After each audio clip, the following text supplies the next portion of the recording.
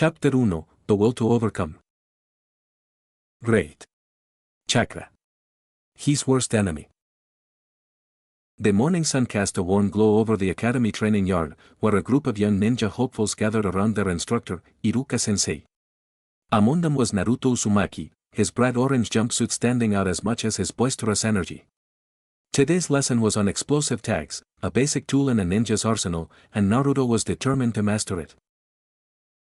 Iruka held up a small paper tag, the characters for explosion scribbled across it in bold ink.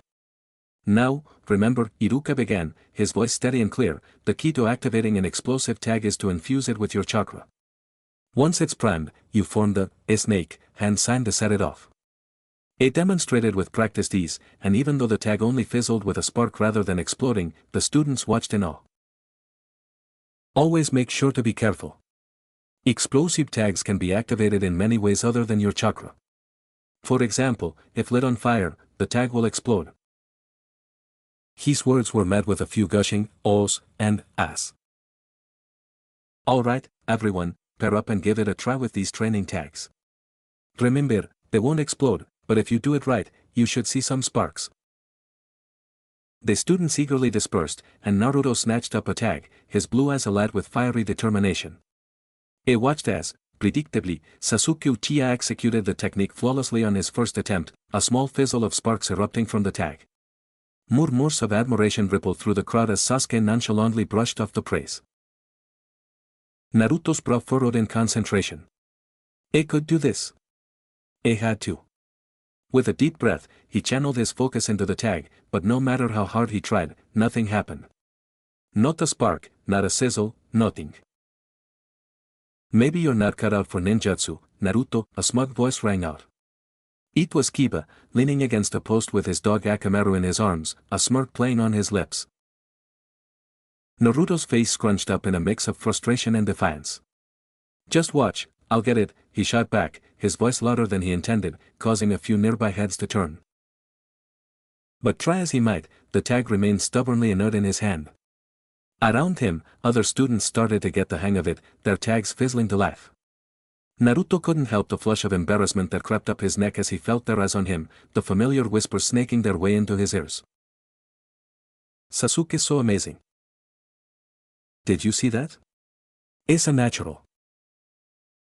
Is Naruto still trying? That's just sad.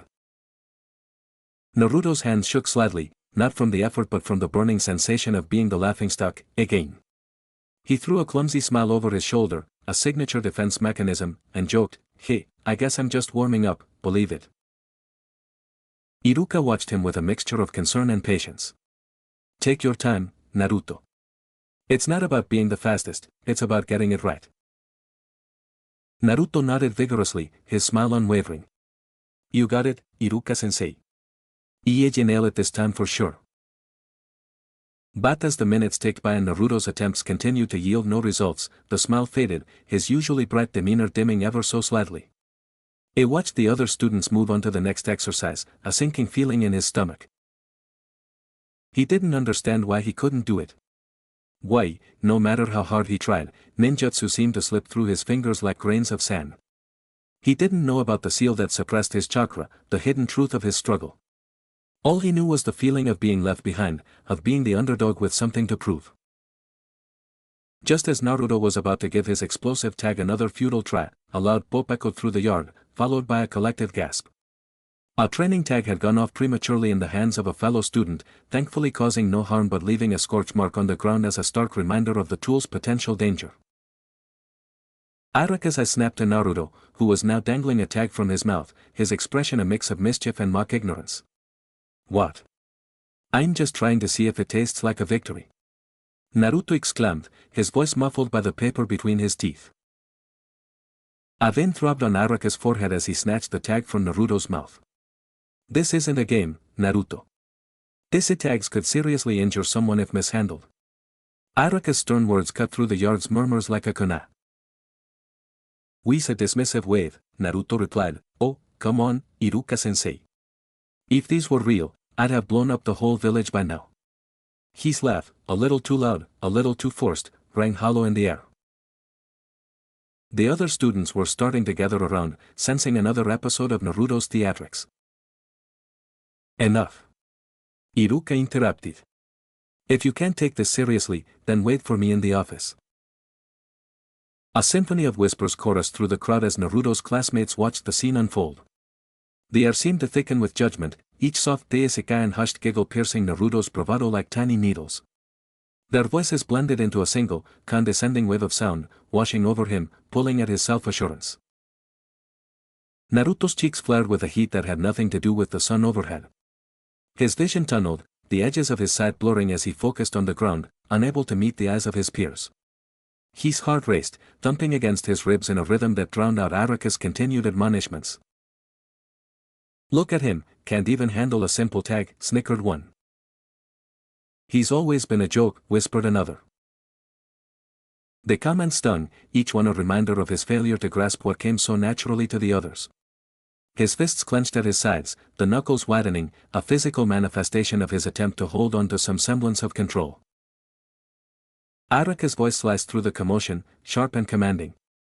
That's enough, all of you. Focus on your own training. His gaze lingered on Naruto, softening just a bit. Go on, Naruto. The boy shrugged, an exaggerated swagger in his step as he started to walk away. Sure thing, sensei. The office could use some of my awesome vibe anyway. Naruto called out, throwing a mock salute as he went. Yet, the weight of everyone's eyes felt heavy. His face burned. His vision blurred. Why was it him? It was always him. He didn't understand the nature of his struggle, the unseen forces that held him back, but he knew the weight of ridicule, the burden of being the one who couldn't keep up. As he disappeared into the building, the laughter and murmurs of the yard behind him, Naruto's steps slowed. The clown's mask slipped, if only for a moment, and the ghost of a whisper escaped his lips, a promise to himself, a hope against hope. I'll show them all, Samba. Naruto's hand fumbled with the keys outside his apartment, the metal clinking softly as he finally managed to unlock the door. Pushing it open, he was met with the familiar chaos of his own making, scrolls piled haphazardly, each one a testament to his relentless pursuit to master even the simplest jutsu. The scent of stale air and desperation mingled together, making the small apartment feel even more claustrophobic. Dragging himself to the tiny kitchenette, he flung a pot onto the stove, filling it with water for his ritualistic cup of instant ramen. The comfort food, his go-to pick-me-up after a day filled with setbacks. As the water began its slow journey to a boil, Naruto's mind drifted back to the day's events. Araka-sensei had kept him back after the failed explosive tag exercise. The man's words were stern but not unkind. Naruto, you need to focus more. This isn't just about passing or failing, it's about being able to rely on your own strength as a ninja. Naruto had nodded, his hands knotted tightly in the fabric of his orange jumpsuit. I know, Iruka-sensei. I'm trying, really I am. His voice had been a mere whisper, stripped of its usual bravado. Araka placed a stack of training tags on the desk, sliding them across to Naruto. Take these. Practice. I know you can do this, you just have to believe it, though. The words were meant to be encouraging, but they hung heavy in the air as Naruto left the office, the weight of expectation pressing down on him. Now, back in his apartment with the ramen finally ready, Naruto slurped the noodles with less gusto than usual. His gaze kept shifting to the scrolls and the training tags lying innocently on the floor. With a sigh, he set the empty cup aside and picked up a scroll, Transformation Jutsu. Okay, here goes nothing, he muttered to himself, trying to mimic the hand signs he had seen so many times. He focused, trying to pull at whatever chakra he might have had within him. But when he called out, transform, there was nothing. No puff of smoke, no change in appearance, just the echo of his own voice in the cramped room. He tried the replacement and clone jutsu next, but the results were the same, absolute failure. His frustration mounted, each failed attempt a bitter pill to swallow. Why can't I do this? What's wrong with me? He shouted, his voice cracking under the strain. Defeated, Naruto let his body slump onto the bed, the scrolls and tags becoming blurred shapes as his eyes filled with unshed tears.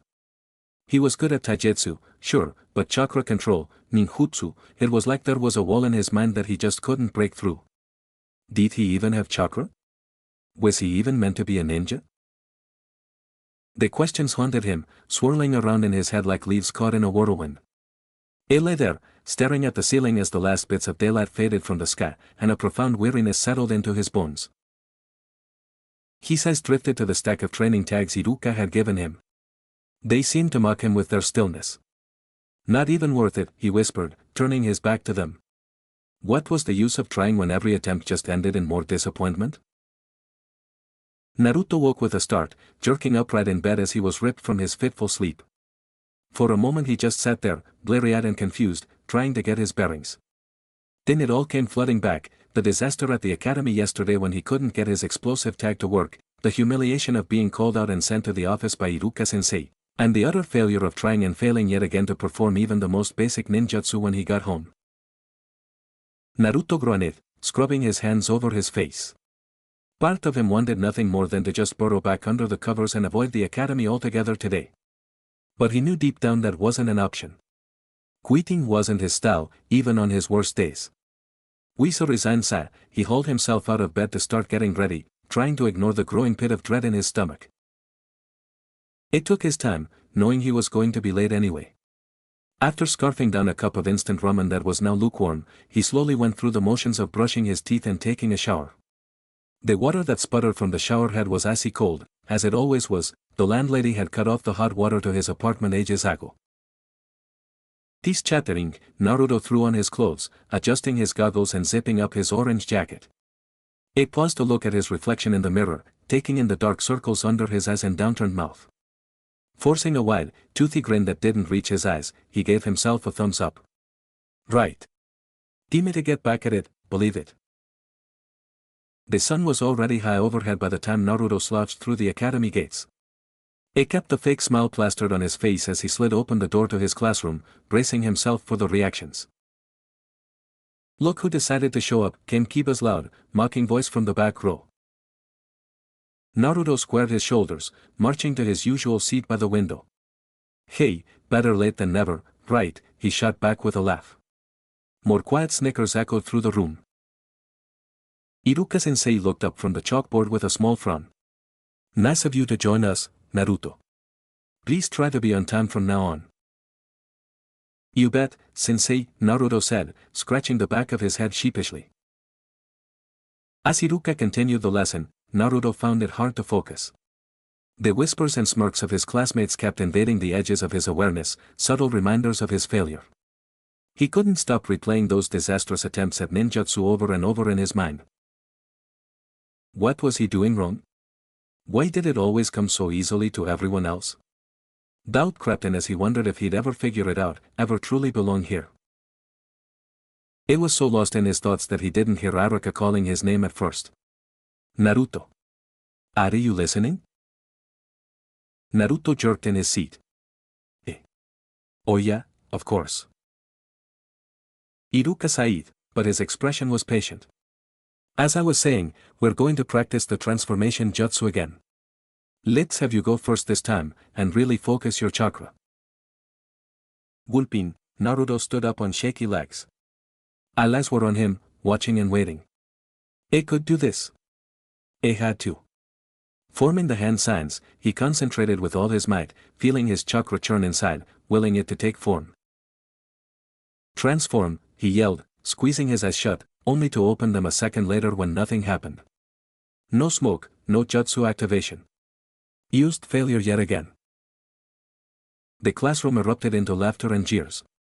Naruto's cheeks burned with humiliation as Aruka tried to restore order. That's enough. Everyone settle down, Iruka said firmly. His gaze softened as it returned to Naruto. It's all right, we'll keep practicing. Why don't you take your seat for now? Joe clinched, Naruto nodded and sat back down. The rest of the class flew by in a blur after that. He couldn't bring himself to look up from his desk, even as everyone else took their turns, their triumphant cries of transform, like daggers in his chest. When there were 5 minutes left of class, Iruka cleared his throat and made an announcement. Next week, we'll be having a school fair to showcase everything you've learned this year. Each of you will create a presentation and run your own booth, where you can demonstrate your skills for the whole village. Excited murmurs rippled through the students. Iruka raised his hand for quiet before continuing. This is a great opportunity to engage with the community while reinforcing your lessons. For the presentation, you'll partner up in teams of 2. Naruto's shoulders sagged. He already knew where this was going. There was always an odd number of students. And at the end of the day, he'd be the one left solo. No one ever wanted to partner with the class clown, the dead last. As expected, hands shot up to eagerly claim partners. Naruto kept his gaze fixed out the window, watching a bird flit between the trees outside. Looks like we've got an odd number, Iruka said. Is there anyone who wants to volunteer to work solo? Silence hung in the air. Naruto considered raising his hand, just to get it over with. But he stayed still, knowing Aruka would assign him anyway. Very well. Naruto, you'll be presenting on your own this time. I'm sure you'll do great. Iruka gave him an encouraging smile that didn't quite reach his eyes. The other students had already gone back to chatting excitedly about the fair, their interest in Naruto's assignment fading fast. Said, chin propped in his hand as he watched the teams form. Sasuke and Sakura, Ino and Choji, Shikamaru and Kiba. Even the quiet, weird kids like Shino and Hinata had been paired up. Soon it would be just him, facing the crowds alone. But that was nothing new. Naruto was used to having to prove himself on his own merit, without relying on teammates or friends. After all, he'd gotten this far through sheer stubbornness and determination. As the final bell rang and everyone gathered their things to leave, Naruto slowly packed up his notebook and pencils. Iruka called out reminders about preparing for the fair as the students shuffled out. Only Naruto lingered, taking his time to zip his bag. Iruka glanced his way. You know, Naruto, if you're struggling with ideas for your solo presentation, I'm here to help. My door is always open if you need guidance. Naruto managed a small, close-lipped smile. Thanks, Iruka-sensei. Ieji figure something out, believe it. As Naruto turned to leave, he hesitated at the door. He opened his mouth as if to say something, then closed it again. Right as he was about to step out, he heard Aruka's voice behind him. Hey, Naruto. Want to grab some ramen at Ichiraku? My treat. At that, Naruto instantly perked up. His eyes lit up and a wide grin split across his face. You bet. Ieji race you there, he shouted, immediately taking off at a full sprint. W8. Naruto. Iruka called out, but the boy was already gone in an orange blur. We so resigned sa, Iruka quickly locked up the classroom and chased after his hyperactive student. By the time Aruka arrived at the ramen stand, Naruto was already seated and shouting out a string of orders. 1 miso ramen, 1 tonkatsu, 1 shoyu, and a side of gyoza too. Aruka slid onto the stool next to him, wiping sweat from his brow. I didn't mean order the whole menu, you know, he said, giving Naruto a wry look.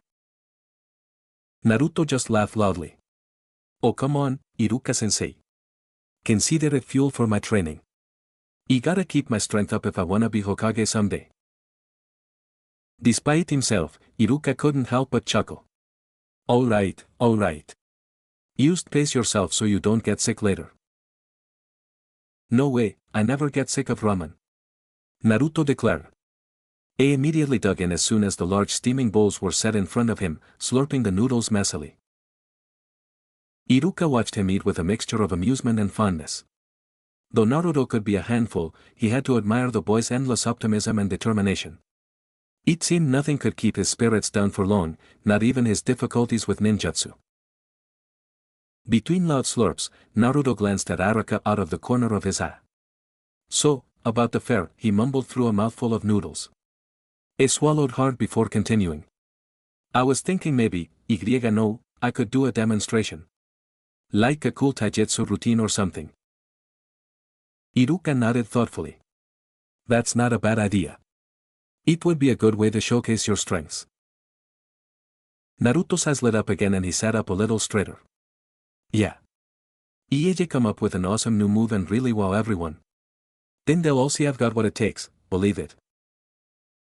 I'm sure you'll do great. Just remember to practice and stay focused, Iruka advised. Seeing Naruto motivated again brought a smile to his face. As they continued to eat, Naruto made jokes about Sasuke between slurps of noodles. I bet Sasuke's gonna do some boring fire jutsu for his presentation. His face always looks so serious and grumpy when he does it, Naruto said, making an exaggerated brooding expression. It went on, I should prank him during the fair. Like put itching powder in his outfit or something. That they wiped the smug look off his face for sure. Naruto chuckled at the thought while Araka just shook his head. Now Naruto, the fair is meant to be a learning experience for everyone. No pranks or disruptions, Araka chided lightly. I know, it was just a joke, Naruto said with a foxy grin. But the mischievous glint in his eye suggested otherwise. Sondo, Naruto quieted down, focusing more on poking at the remnants of noodles floating in his bowl than devouring them. Iruka noticed the change and asked gently, everything okay, Naruto? You seem a little down. Naruto's head jerked up and he flashed Araka a wide, toothy grin. Oh yeah, everything's great. Just savon, room for dessert, no. But the smile didn't quite reach his eyes. Iruka studied him for a moment, but decided not to push. He knew if something was really bothering Naruto, he'd open up when he was ready. Sure enough, after a few minutes of uncharacteristic silence, Naruto spoke up again, his voice lacking its usual boisterousness. Hey, sensei, can I ask you something? Of course, what is it? Say, Iruka-sensei, the graduation exam is coming up pretty soon. That's right. Used 2 more months until the final. Naruto fidgeted with his chopsticks. It's just, is there really no other way to pass except using ninjutsu? Iruka-said. I had a feeling this was coming. Well, demonstrating competency in ninjutsu is a key requirement since it's one of the core shinobi arts, he began gently. But it's not the only factor we evaluate. Naruto's face fell at that, his shoulders slumping dejectedly. Iruka thought for a moment before continuing. Actually, now that you mention it, there was a student last year who managed to pass with only taijutsu. At this, Naruto perked up instantly. His blue eyes widened with interest. Really? Who was it? His name is Rock Lee. Is a year ahead of you, Iruka explained. Lee wasn't able to mold chakra properly, so ninjutsu was impossible for him. But he more than made up for it with his taijutsu skills and sheer determination. It really impressed us during the exam. Naruto leaned forward, hanging on Araka's every word. For the first time that evening, there was a spark of real hope behind his eyes. So you're saying if my taijutsu kicks enough butt, I might still have a chance even without ninjutsu? Naruto asked eagerly. Araka smiled and put a hand on Naruto's shoulder. I'm saying it's possible if you work hard and play to your strengths. I know you have great potential, Naruto.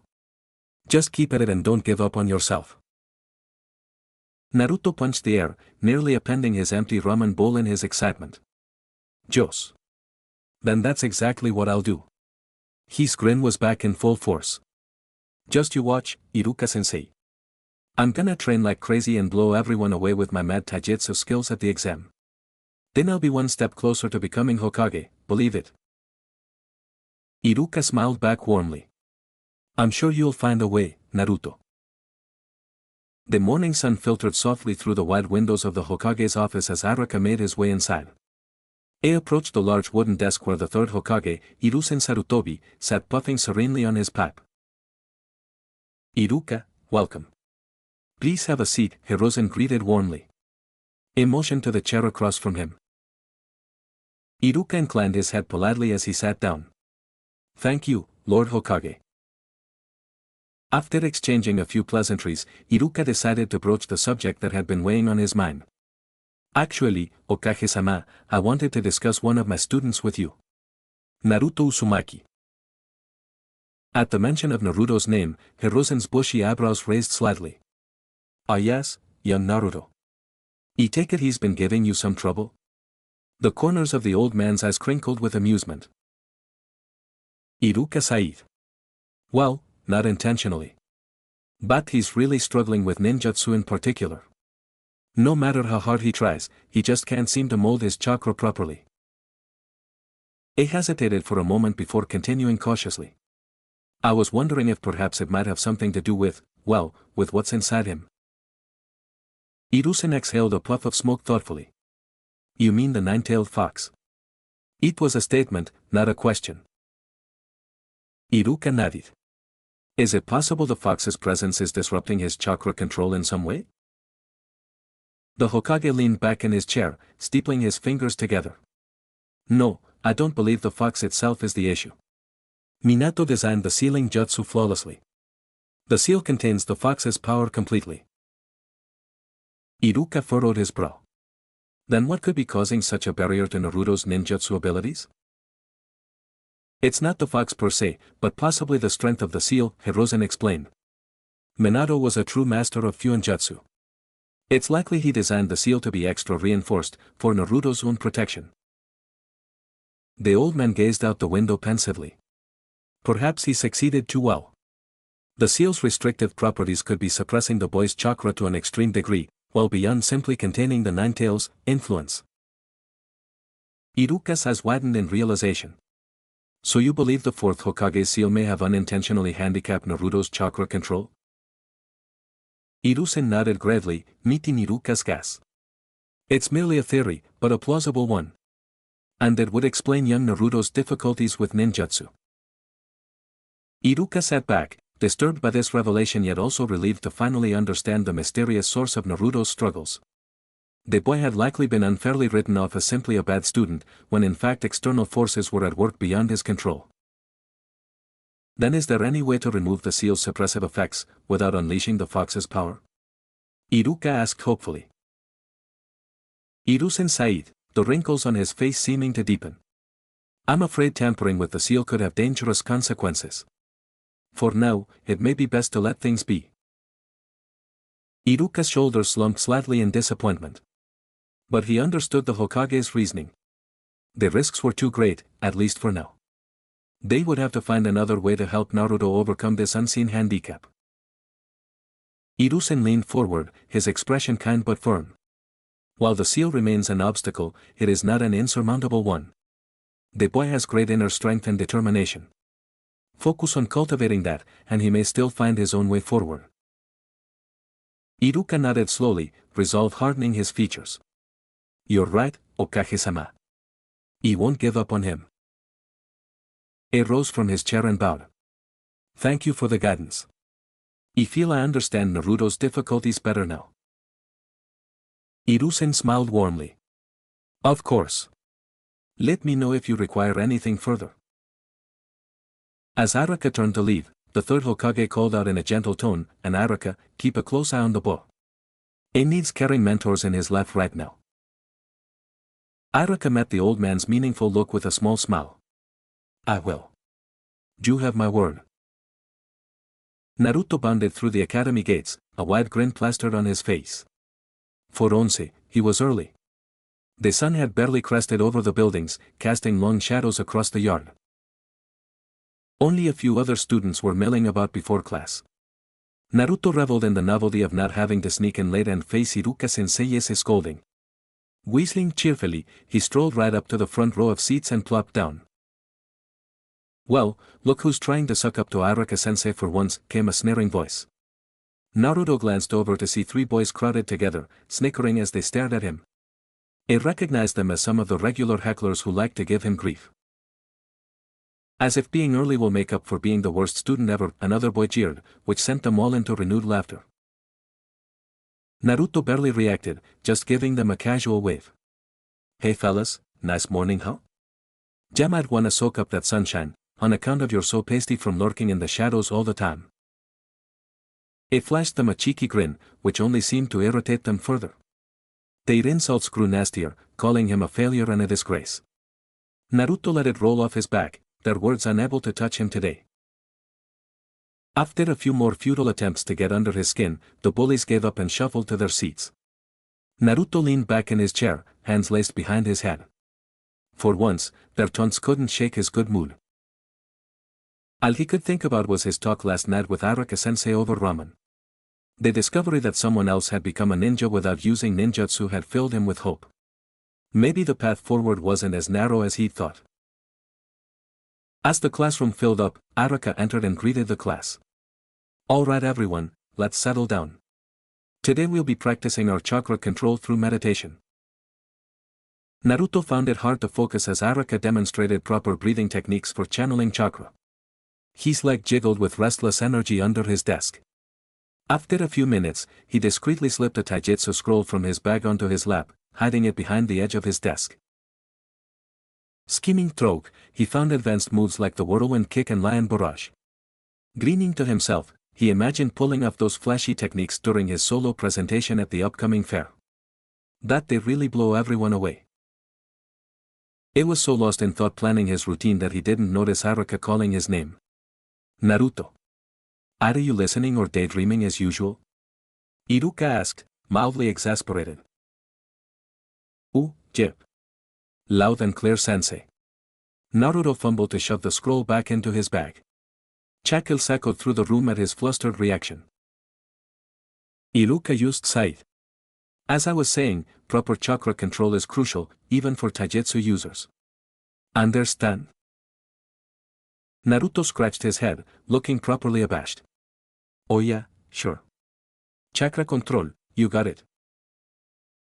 Truthfully, he was itching to get back to planning his show-stopping taijutsu act. He bounced his leg faster, staring out the window and willing class to end. The moment the bell for lunch rang, Naruto shot up from his seat and bolted for the door ahead of everyone else. Most of his classmates headed outside to eat and chat, but Naruto had a different plan in mind. As they filtered out to enjoy the sunshine, he made his way straight for the training area behind the academy. There stood a weathered wooden post, scarred from countless strikes over the years. Naruto rolled his shoulders, loosening up as he faced his silent opponent. No time to waste on small talk or socializing, he was here to train. Taking a deep breath, Naruto fell into a fighting stance. He started with basic punches and kicks, his moves crisp and focused. But it wasn't long before boredom set in. Naruto found his mind wandering, imagining the awe on his classmates' faces when he busted out some totally awesome new taijutsu moves during his presentation. Grinning to himself, he decided to get creative. He launched into a series of flashy spin kicks, picturing each one having a cool name like Whirlwind Hurricane Kick or Years of Death Spin. Sweat dripped down his temples as he put his all into each strike, the afternoon sun beating down on him. From the corner of his eye, Naruto noticed a few classmates had wandered over to watch. No doubt amazed by his intense solo training session, he thought proudly. But as he paused to wipe his brow, the murmurs he overheard were less than impressed. Does he really think he can pass with just taijutsu? He's not even doing real stances, just goofing around as usual. Naruto's cheeks burned as he caught the disdainful looks thrown his way. Clenching his fists, he called out loudly, "Hey, a real ninja comes up with his own badass moves, believe it." The small crowd just laughed and shook their heads before moving on, leaving him alone with the training post once more. Naruto's shoulders slumped. Why did they always have to mock him for thinking outside the box? Someday he'd prove them all wrong, no matter what it took. Before he could wallow too long in frustration, a new voice spoke up from behind him. "Interesting technique you've devised there. Not sure it's entirely correct, though." Naruto whirled around to see Mizuki, one of the academy instructors, watching him with an unreadable expression. The silver-haired teacher stepped closer, arms folded across his chest. "The stances you're using won't generate enough power, and your form is sloppy," Mizuki continued bluntly. "That nonsense won't fly during your exam." Naruto bristled, immediately on the defensive. Who was this guy to criticize his self-taught style? But before he could spit out a retort, Mizuki held up a hand. "However, I may be able to help refine your skills, if you're willing to learn," he said, an odd glint in his pale eyes. Naruto eyed him warily for a moment. But his desire to improve won out over his skepticism. "Yeah. What did you have in mind?" A faint smirk played at Mizuki's lips. "I happen to know an advanced Chunin-level taijutsu form. Very complex, but also extremely effective. He can teach you the katas." Naruto's eyes lit up. An elite taijutsu style only hire ninja nu? Count him in. You bet. Lie it on me, sensei. Over the next half hour, Mizuki carefully demonstrated a series of intricate moves: crescent kick to back fist, reverse punch with front sweep, spinning elbow strike. Naruto watched closely, struggling to keep up as the combinations grew more dizzying. By the end, his head was spinning worse than some of the kicks. Okay, now you try it slowly, Mizuki instructed. Brow furrowed in concentration, Naruto attempted to mimic the foreign movements. But his body resisted, his muscles tense and awkward as he tried to contort them into the strange postures. After the 10th stumbling repetition, Naruto shook out his stiff limbs. Man, this style feels super weird and tricky, he complained. Are you sure this is legit? Of course, it's a highly advanced form, Mizuki insisted smoothly. It's meant to be difficult. Just keep practicing. Despite his misgivings, Naruto persisted. He was determined to get these katas down, advanced or not. The lunch bell rang, signaling the end of their impromptu training session. That's enough for today. If you keep practicing, you might have it passable for the fair next week, and if you really try, you could master it for your graduation exam, Mizuki said. As he walked off, Naruto thought he saw a smirk cross the man's face. Alone again, Naruto glanced down at his sore, shaking muscles. Well, no pain no gain, right? With a shrug, he grabbed his backpack and headed inside for afternoon classes, trying to ignore his growing unease. If this fancy new style was his ticket to standing out, he had to master it, even if it went against all his instincts as a scrappy, unorthodox fighter. The rest of the school day passed by at an agonizingly slow pace for Naruto. He fidgeted restlessly in his seat, eager for the final bell to ring so he could get back to training. His stomach rumbled loudly in protest during the last few lessons, and he realized now that skipping lunch had been a dumb idea. No way was he making that mistake again, he needed to keep his energy up. When the final bell rang, Naruto sprang from his chair and bolted for the door ahead of the other students. He grabbed his backpack on the way out, fishing around inside frantically until his fingers closed around the crinkling shape of a ramen cup. Perfect. Wolfing it down as he walked, Naruto made his way back to the private training area behind the academy. The familiar wooden post stood waiting silently to receive the punishment he was about to dish out. Tossing the empty ramen cup aside, Naruto rubbed his hands together eagerly before sinking into a basic fighting stance. Alright, let's do this, he declared loudly to no one in particular. Shutting his eyes, he visualized the intricate kata routine Mizuki had demonstrated earlier. Crescent kick, back fist, sweep, how did it go again? The movements were starting to blur together in his mind. Gritting his teeth, Naruto attempted the first sequence. His muscles protested as he forced them into the rigid, unnatural positions dictated by the kata. The stances felt all wrong for his flexible, brawling style of taijutsu. But he persevered, jamming his limbs stubbornly through each contortion. By the 20th repetition, pain was shooting through his overworked muscles and his normally limitless energy was flagging. Panting, Naruto squinted up at the darkening sky. The sun had begun to slip below the rooftops, streaking the clouds with bursts of orange and pink. Man, maybe I should call it a day, he muttered, rolling his aching shoulders with a wince. But Mizuki's voice echoed in his mind, pushing him to keep at this advanced style if he wanted to stand out. With a grunt of effort, Naruto launched back into the tedious kata routine. He visualized himself flawlessly executing these moves in front of all his impressed classmates during the upcoming presentation. Their shocked expressions and loud cheers fueled him to keep struggling through the uncomfortable stances. By the time the last light had fully faded from the sky, Naruto could barely lift his arms. His legs shook with the effort of holding up his exhausted body. But still, the intricate kata sequence remained just beyond his grasp. Letting out a frustrated growl, he aimed one last half-hearted kick at the post before sinking to the ground in defeat. He sat there staring up at the emerging stars as his labored breathing slowly returned to normal. This fancy taijutsu style went against all his instincts. But Naruto had chosen his path, he was going to master these techniques no matter what it took. He didn't care if he had to train all night. Failure was not an option. With a determined grunt, he hauled himself to his feet once more. As long as he kept getting back up, he hadn't really lost. And Uzumaki Naruto was not a loser. The day of the academy fair had come quick. Naruto bounced on the balls of his feet as he made his way to the academy, unable to contain his nervous energy. The past few days had been a whirlwind of intense preparation. Ever since his training session with Mizuki, he had practiced the complex taijutsu katas relentlessly until the movements were seared into his muscle memory. Though the advanced forms still felt unnatural to him, he persisted diligently. After all, any discomfort was a small price to pay for the power these elite techniques would give him. The chance of executing the graceful moves flawlessly at the fair fueled him through late nights of solo training. It would prove to everyone his skills were nothing to scoff at. In addition to training, Naruto had spent hours brainstorming ideas to really make his booth stand out. Streamers in bright orange, bowls of free ramen samples, colorful signs proclaiming him as the next Hokage. He wanted his presentation to be loud, fun, and impossible to ignore, just like him. As he neared the academy gates, Naruto could see the fair was already in full swing. Booths lined the perimeter of the exercise yard, each showcasing a different set of skills. The air rang out with delighted shouts and explosions as students demonstrated everything from target practice to fire jutsu. Naruto's palms grew sweaty, his heart hammering against his ribs. This was his chance to really shine.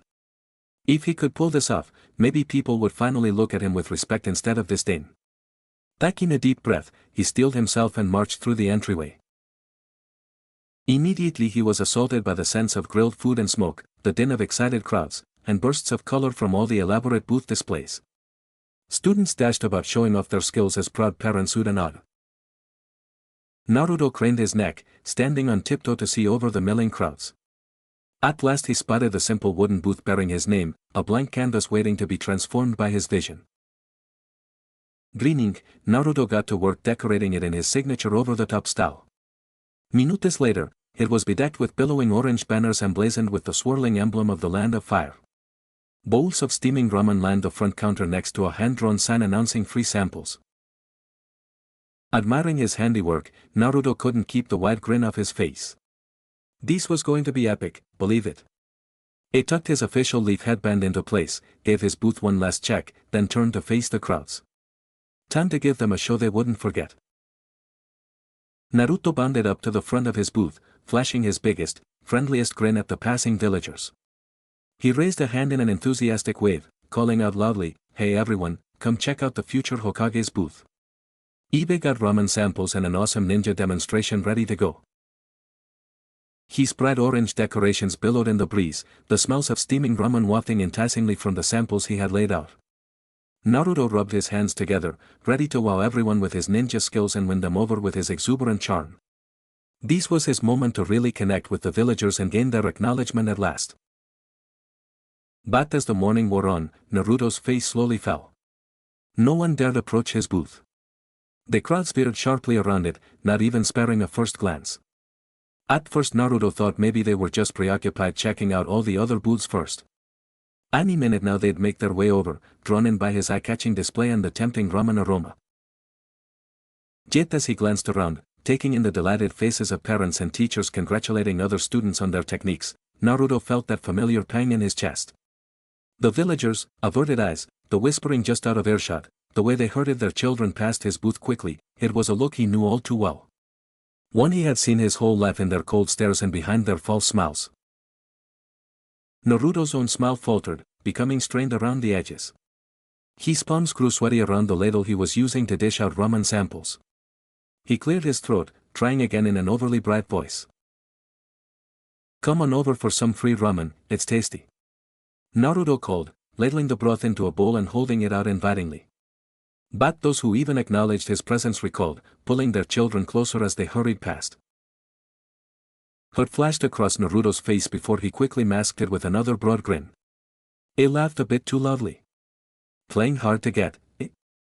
Don't worry, I've got plenty of ramen here waiting for ya." Still, a bitter taste rose in Naruto's mouth, more sour than the ramen broth. He watched enviously as the other students demonstrated their skills to applauding onlookers, their eyes shining with pride. It wasn't fair. He had trained so hard, decorated so enthusiastically. But none of it mattered in the eyes of the villagers. For what seemed like forever, the day continued like this. Naruto sat slumped in the chair behind his booth, the midday sun beating down on him relentlessly. Sweat dripped from his hairline, plastering his bangs to his forehead in sticky clumps.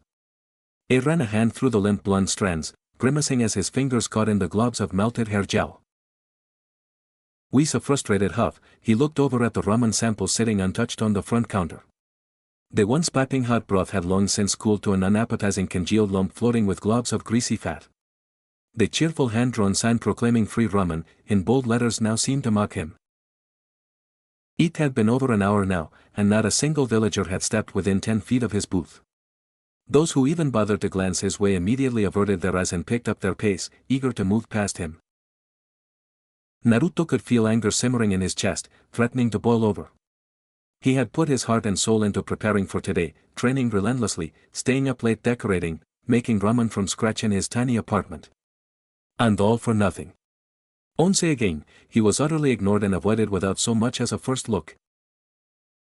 Clenching his fists until his knuckles turned white, Naruto rose from his seat, the wooden legs of the chair scraping harshly against the dirt. Fine, guess I'll go check out the competition if you're all too good for the future Hokage's booth, he called loudly to no one in particular. A few passers-by shot him disapproving looks before scurrying away quicker. Hands shoved in his pockets, Naruto began wandering between the rows of booths lining the yard, weaving his way through the lively crowds. All around him, classmates were proudly showcasing their skills to animated onlookers. Did you see how high my shuriken jutsu score was, ma'am? One boy boasted as his mother clapped delightedly. Nearby, an older girl was effortlessly producing 3 perfect clones to the admiration of her father. Simply wonderful technique, darling. You make me so proud, he exclaimed, patting her shoulder.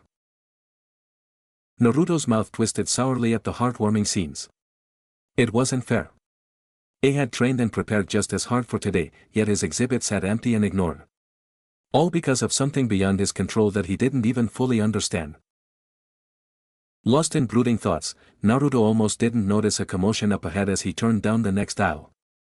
A small crowd had gathered around one booth in particular, everyone jostling eagerly for a better view of whatever impressive display was happening inside. Out of the way, loser, a gruff voice barked out. Naruto jumped back just in time as Kiba Inuzuka shoved past him roughly, carving a path through onlookers toward the booth. His Ninja Nakamaru bounded along at his heels, yipping excitedly. Grabbing his now bruised shoulder, Naruto craned his head to try and see what was so interesting.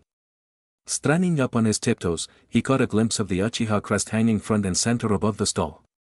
Of course, he should have known, it was the always amazing, much adored Sasuke Uchiha's presentation. Sasuke stood calmly in the middle of the booth emanating an attitude of bored sophistication as usual. Whis practiced ease, he formed quick hand signs then took a deep breath. Fire style, fireball jutsu, he called out evenly. Onkwe, a swirling orb of flames erupted from his mouth, blossoming into a blazing fireball before dissipating in the air.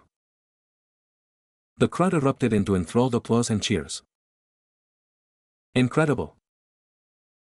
So powerful for one so young. Uchiha prodigy indeed. Sasuke accepted their praise with his signature aloofness, giving a slight nod of acknowledgement. Naruto rolled his eyes dramatically, making loud retching noises. But annoyance still prickled at him as he watched everyone fawn over the Uchiha. It wasn't like producing a basic fireball was anything special. Naruto grit his teeth. Once again, Sasuke was the center of attention without even trying. Meanwhile, Naruto had put his blood, sweat and tears into planning an exciting presentation, only to be utterly ignored and avoided. It just wasn't fair. As he watched Sasuke accept the endless praise as indifferently as ever, an idea began to form in Naruto's mind. A prank that would turn the tide of attention his way in an instant. A mischievous grin crossed his face. Maybe today wouldn't turn out to be a total waste after all. Naruto's eyes gleamed as he spotted a coil of rope left behind near one of the training posts. Quick as a fox, he darted over and scooped it up, mind already racing with ideas. This was perfect. It could rig up a tripwire to send Sasuke faceplanting right in the middle of his fancy fire jutsu demonstration. Chuckling under his breath, Naruto snuck around the back of Sasuke's crowded booth, crouching low to avoid being seen. With nimble fingers, he fastened one end of the rope to the base of the booth's sturdy wooden frame. Checking that no one had noticed him yet, Naruto scurried across the width of the aisle, securing the other end of the rope to an adjacent post. The tripwire now spanned tautly across the open walkway, hidden from view by milling feet. Naruto clapped his hands together gleefully, unable to suppress a snicker. This was gonna be epic. He could already picture the look on arrogant Sasuke's face when his feet got tangled mid-jutsu, sending him toppling ungracefully into the dirt. The mental image sent Naruto into renewed fits of muffled laughter as he ducked back into the shadows. Now to watch his scheme unfold. Naruto squeezed his way closer to the dense crowd encircling Sasuke's booth. He peered between a woman's elbow and a man's puffy sleeves, squinting to catch a glimpse of the dark-haired prodigy within. Right on cue, Sasuke stepped forward to perform another demonstration of his fireball technique, eliciting excited murmurs from the onlookers. Naruto rubbed his hands together eagerly. Any second now. Sasuke stepped over the tripwire gracefully, not even sparing a glance down. As he walked past Naruto's poorly concealed hiding spot, he shot the blonde a condescending smirk. Nice try, loser, he said coolly before continuing on his way. Naruto clenched his fists, face burning with embarrassment and frustration.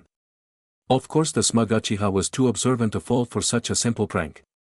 Once again, Naruto's plans to upstage his rival had failed spectacularly.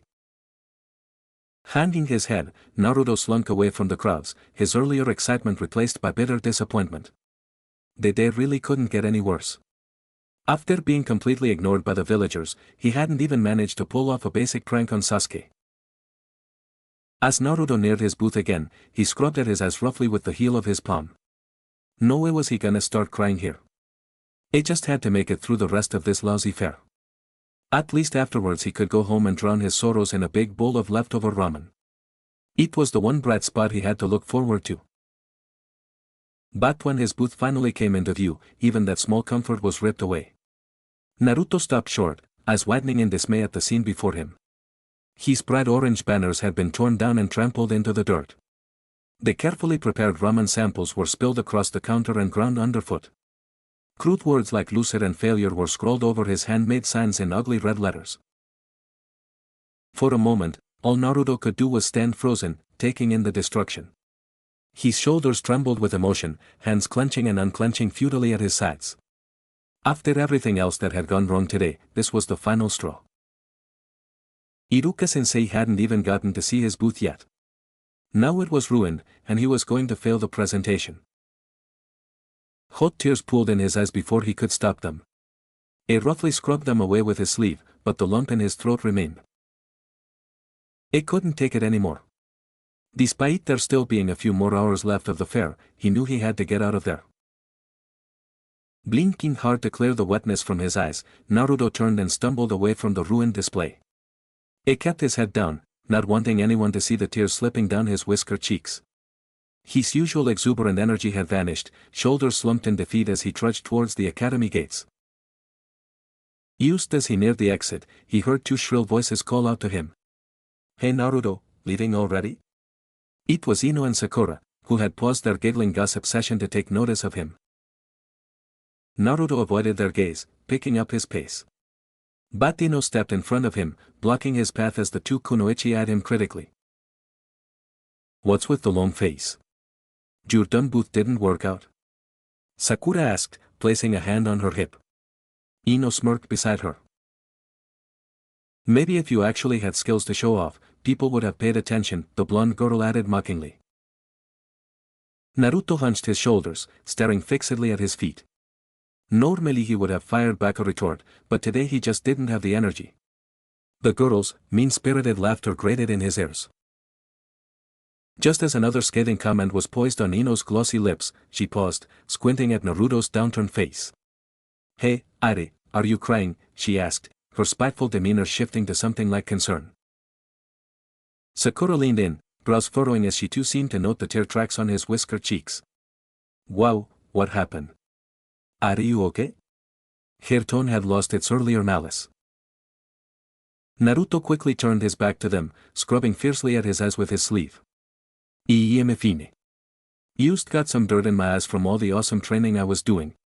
His bravado sounded weak even to his own ears.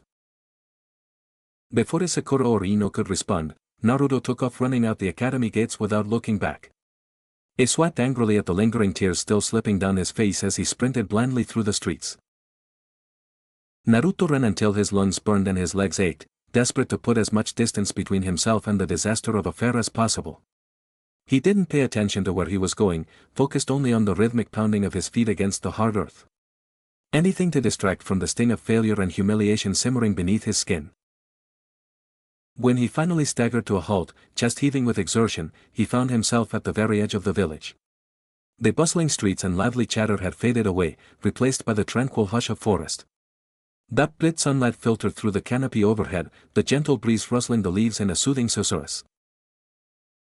Naruto bent over, bracing his palms on his knees as he caught his breath.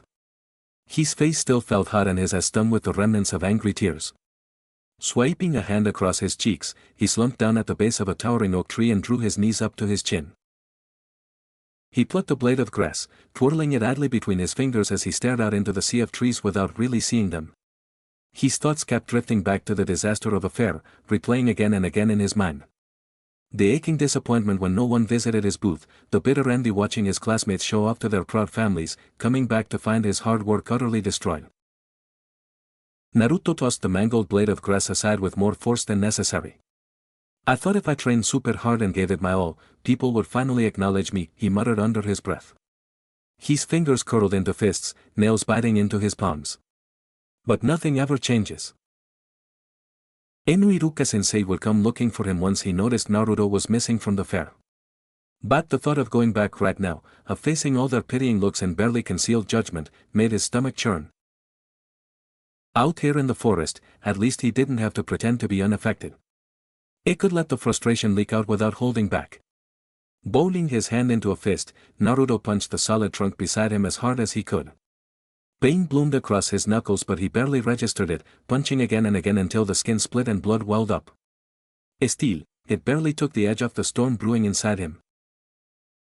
With an enraged shout, Naruto leapt to his feet and launched a barrage of kicks at the defenseless tree. Why? Can't. Get. Tese. Stupid. Jutsu, he yelled, punctuating each word with a blow. Even with taijutsu, what he was supposed to be good at, he thought of the complex taijutsu katas Mizuki had shown him, so unlike his own self-taught brawling style. Pushing himself to the brink of exhaustion each night, he still couldn't seem to master those. Chest heaving, Naruto finally stepped back from the tree, which now bore an imprint of his frustrations in its dented and gouged bark. He grimaced down at his torn, bleeding knuckles. But the physical pain was nothing compared to the constant torment of being looked down on, being invisible, being powerless to change how the villagers saw him. Naruto wasn't sure how long he sat there, back against the rough tree trunk as he watched the shadows lengthen across the forest floor. The pain in his torn knuckles had faded to a dull throb, but the tight feeling in his chest remained. He knew he should head back soon. No doubt Iruka-sensei and the others had noticed his disappearance from the academy fair by now. But the thought of facing them all after storming off still made his stomach twist. Naruto picked half-heartedly at the grass beside him. Maybe I'll just become a forest hermit or something, he mumbled. At least out here there were no judging eyes or whispered insults. He was so lost in his brooding that he didn't hear the approaching footsteps until a sudden voice exclaimed loudly, "Ah, what do we have here?" A young ninja burning with the fires of youth, no doubt. Naruto jerked in surprise, head snapping up to see a tall man with a shiny bowl cut and even shinier grin beaming down at him.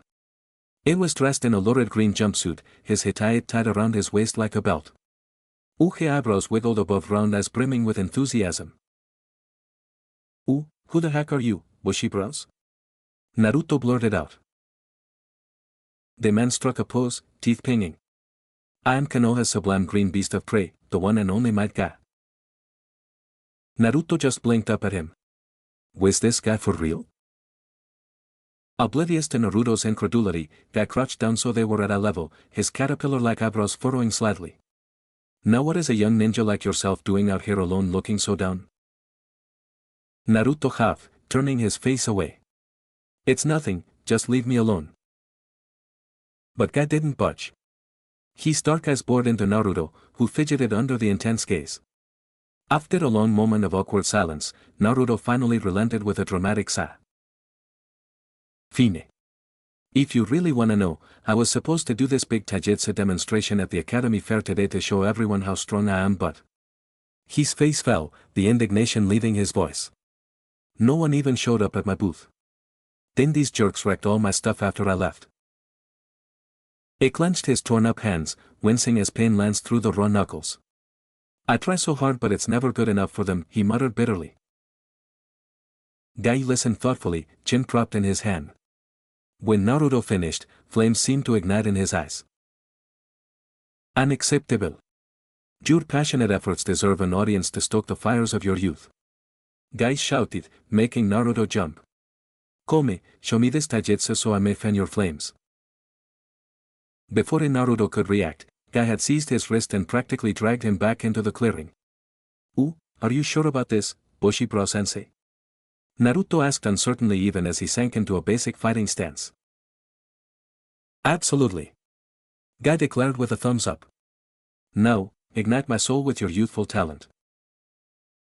Spurred on by Guy's enthusiasm, Naruto launched into the intricate kata routine he had practiced relentlessly for the past week.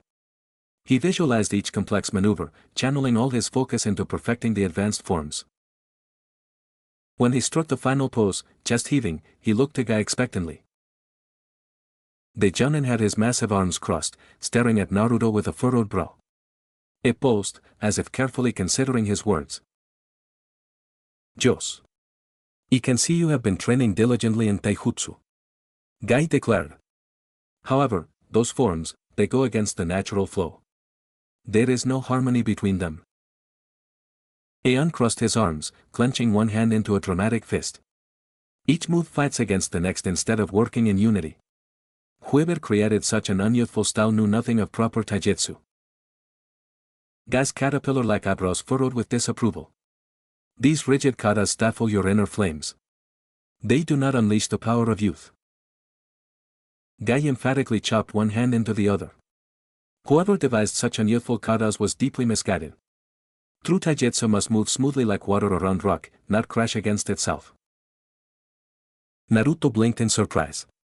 That wasn't the glowing praise he had expected. Wait, so you're saying it was bad? Guy shook his head vigorously. No, not bad. Used misguided and disjointed.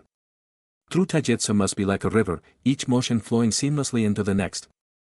Yours is more like rocks clashing together with no continuity. He struck a sudden pose, one hand pointing skyward.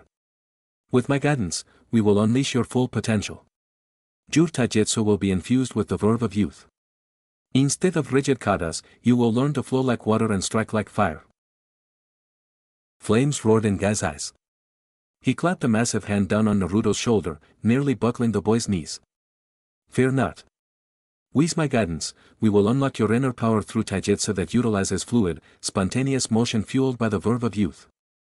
Your spirit shall remain untamed as the wildest beast. Guy struck a pose, teeth pinging. Yes. Your passionate spirit has been suppressed for too long. Together, we will unleash your full potential and let your vigorous youth run free. Naruto blinked up at him, stunned by the dramatic critique. But Guy's fiery enthusiasm and promise to properly train him sparked a growing excitement in his chest. A wide grin spread across his face. You bet, Bushibro-sensei. I'm all fired up now too, believe it. Naruto shouted, punching the air. Let's get started right away on some seriously awesome taijutsu. Yes, I can see it now. The wall of fire burns brightly in you, Naruto Uzumaki. Together, we will. There you are. A sudden voice interrupted Guy's passionate speech. Naruto turned to see Araka jogging up to them, looking relieved. Sorry to interrupt, Guy-sensei, but I've been looking everywhere for this one. Iruka fixed Naruto with a stern but caring look. You had us all worried when you took off like that. Are you okay? Naruto scuffed his toe in the dirt, unable to meet Araka's eye. Now that his anger had dissipated, he just felt tired and wrung out. I'm fine, Iruka-sensei, he mumbled. Just got kinda overwhelmed and had to get away for a bit. I'm really sorry for ditching the fair. He raised his head, smiling weakly. I'll clean up the mess at my booth right away, believe it. Iruka's expression softened. He placed a hand on Naruto's shoulder. It's alright, we already took care of it. I'm just glad you're okay.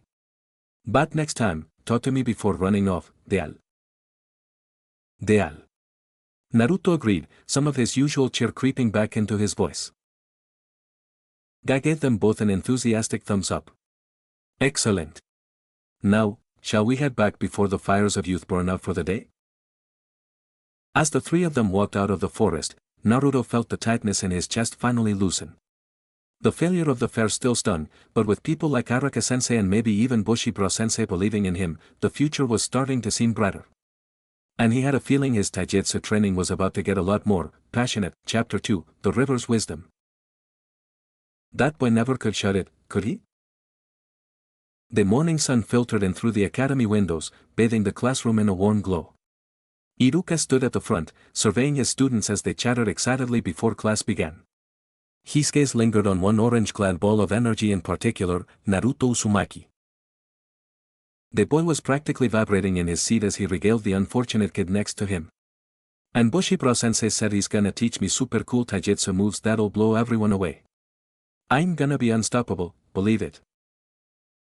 Araka smiled to himself, unable to tamp down the swell of pride and hope in his chest. After the disaster at the school fair last week, he had worried about Naruto's spirit being dashed. But it seemed meeting Might Guy had reignited the boy's fiery passion for taijutsu. According to Guy, they were set to begin training first thing tomorrow morning. Still, unease lingered in Iruka's mind. The graduation exam was only 2 months away now. He knew Naruto's only real shot was to absolutely excel at the taijutsu portion, considering his ongoing difficulties with ninjutsu and genjutsu. But could he really refine his skills in time? With a small sigh, Araka pushed down his doubts. If anyone could pull it off with sheer determination, it was Naruto. Iruka clapped his hands loudly. Alright everyone, settle down. I have an important announcement. The chatter died down as all eyes turned to him attentively, all except one blonde knucklehead still prattling on. Naruto. Araka snapped, a hint of warning in his tone. That got the boy's attention. He swiveled around with a sheepish grin. Oops, sorry sensei. I was just telling Shikamaru here about my super special training. Beside him, Shikamaru sighed loudly. So troublesome. He muttered, putting his head down on the desk. Araka cleared his throat, regaining the class's attention. As I was saying, this afternoon after lunch you'll all participate in a surprise taijutsu evaluation. A ripple of nervous excitement went through the students. Naruto practically vibrated right out of his seat.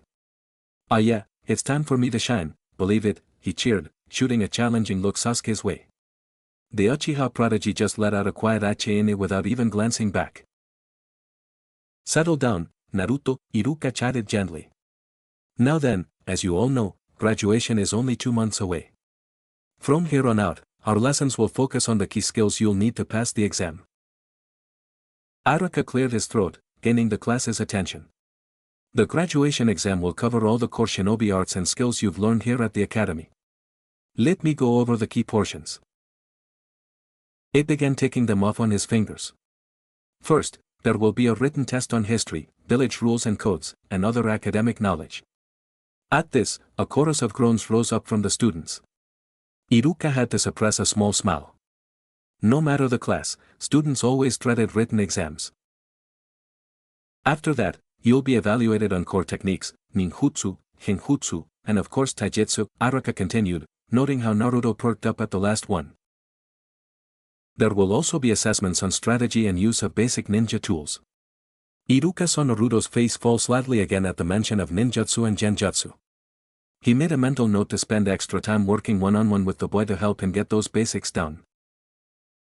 For tools, be sure to brush up on your use of wire strings, smoke bombs, shuriken, explosive tags. Iruka trailed off as he noticed Naruto's cheeks flush red at the mention of explosive tags. No doubt remembering the chaos that had ensued when Naruto tried using them. Iruka had to resist the urge to sigh. The boy's antics could be exasperating, but his heart was always in the right place. And of course, you'll be showcasing your skills in front of multiple proctors, Iruka finished. Murmurs rippled through the classroom as students chattered nervously or excitedly about the exam portions. Naruto was practically vibrating in his seat again, no doubt eager to show off his taijutsu. Iruka hoped the boy's passionate efforts would be enough to overcome his difficulties with ninjutsu. He hated to imagine Naruto's crestfallen face if he failed the final exam. "Make sure you're practicing and reviewing everything," Iruka said, lifting his voice over the groans about the written test. "The exam will be here before you know it. I expect you all to take it seriously." His gaze lingered on Naruto. The boy met his eyes and puffed out his chest confidently. "You bet, Iruka-sensei. I'm gonna rock that exam, believe it." Iruka hoped his confidence wasn't misplaced. The exam would challenge all of their skills, but especially the problem areas for struggling students like Naruto. He made a mental note to check in with Guy about the boy's taijutsu progress. That could be the key to turning things around. Clapping his hands together, Iruka raised his voice again. "Alright, let's get started reviewing some key history and concepts that will be on the written portion." Another collective groan rose up, but Iruka simply smiled. It was going to make sure these students were as prepared as possible, no matter how much they complained. They will have fire burned brightly in the next generation, he could feel it. Sometime later, the lunch bell rang, jolting Iruka from his thoughts. Around him, students leapt from their seats, chatting excitedly as they hurried to stuff textbooks into their bags.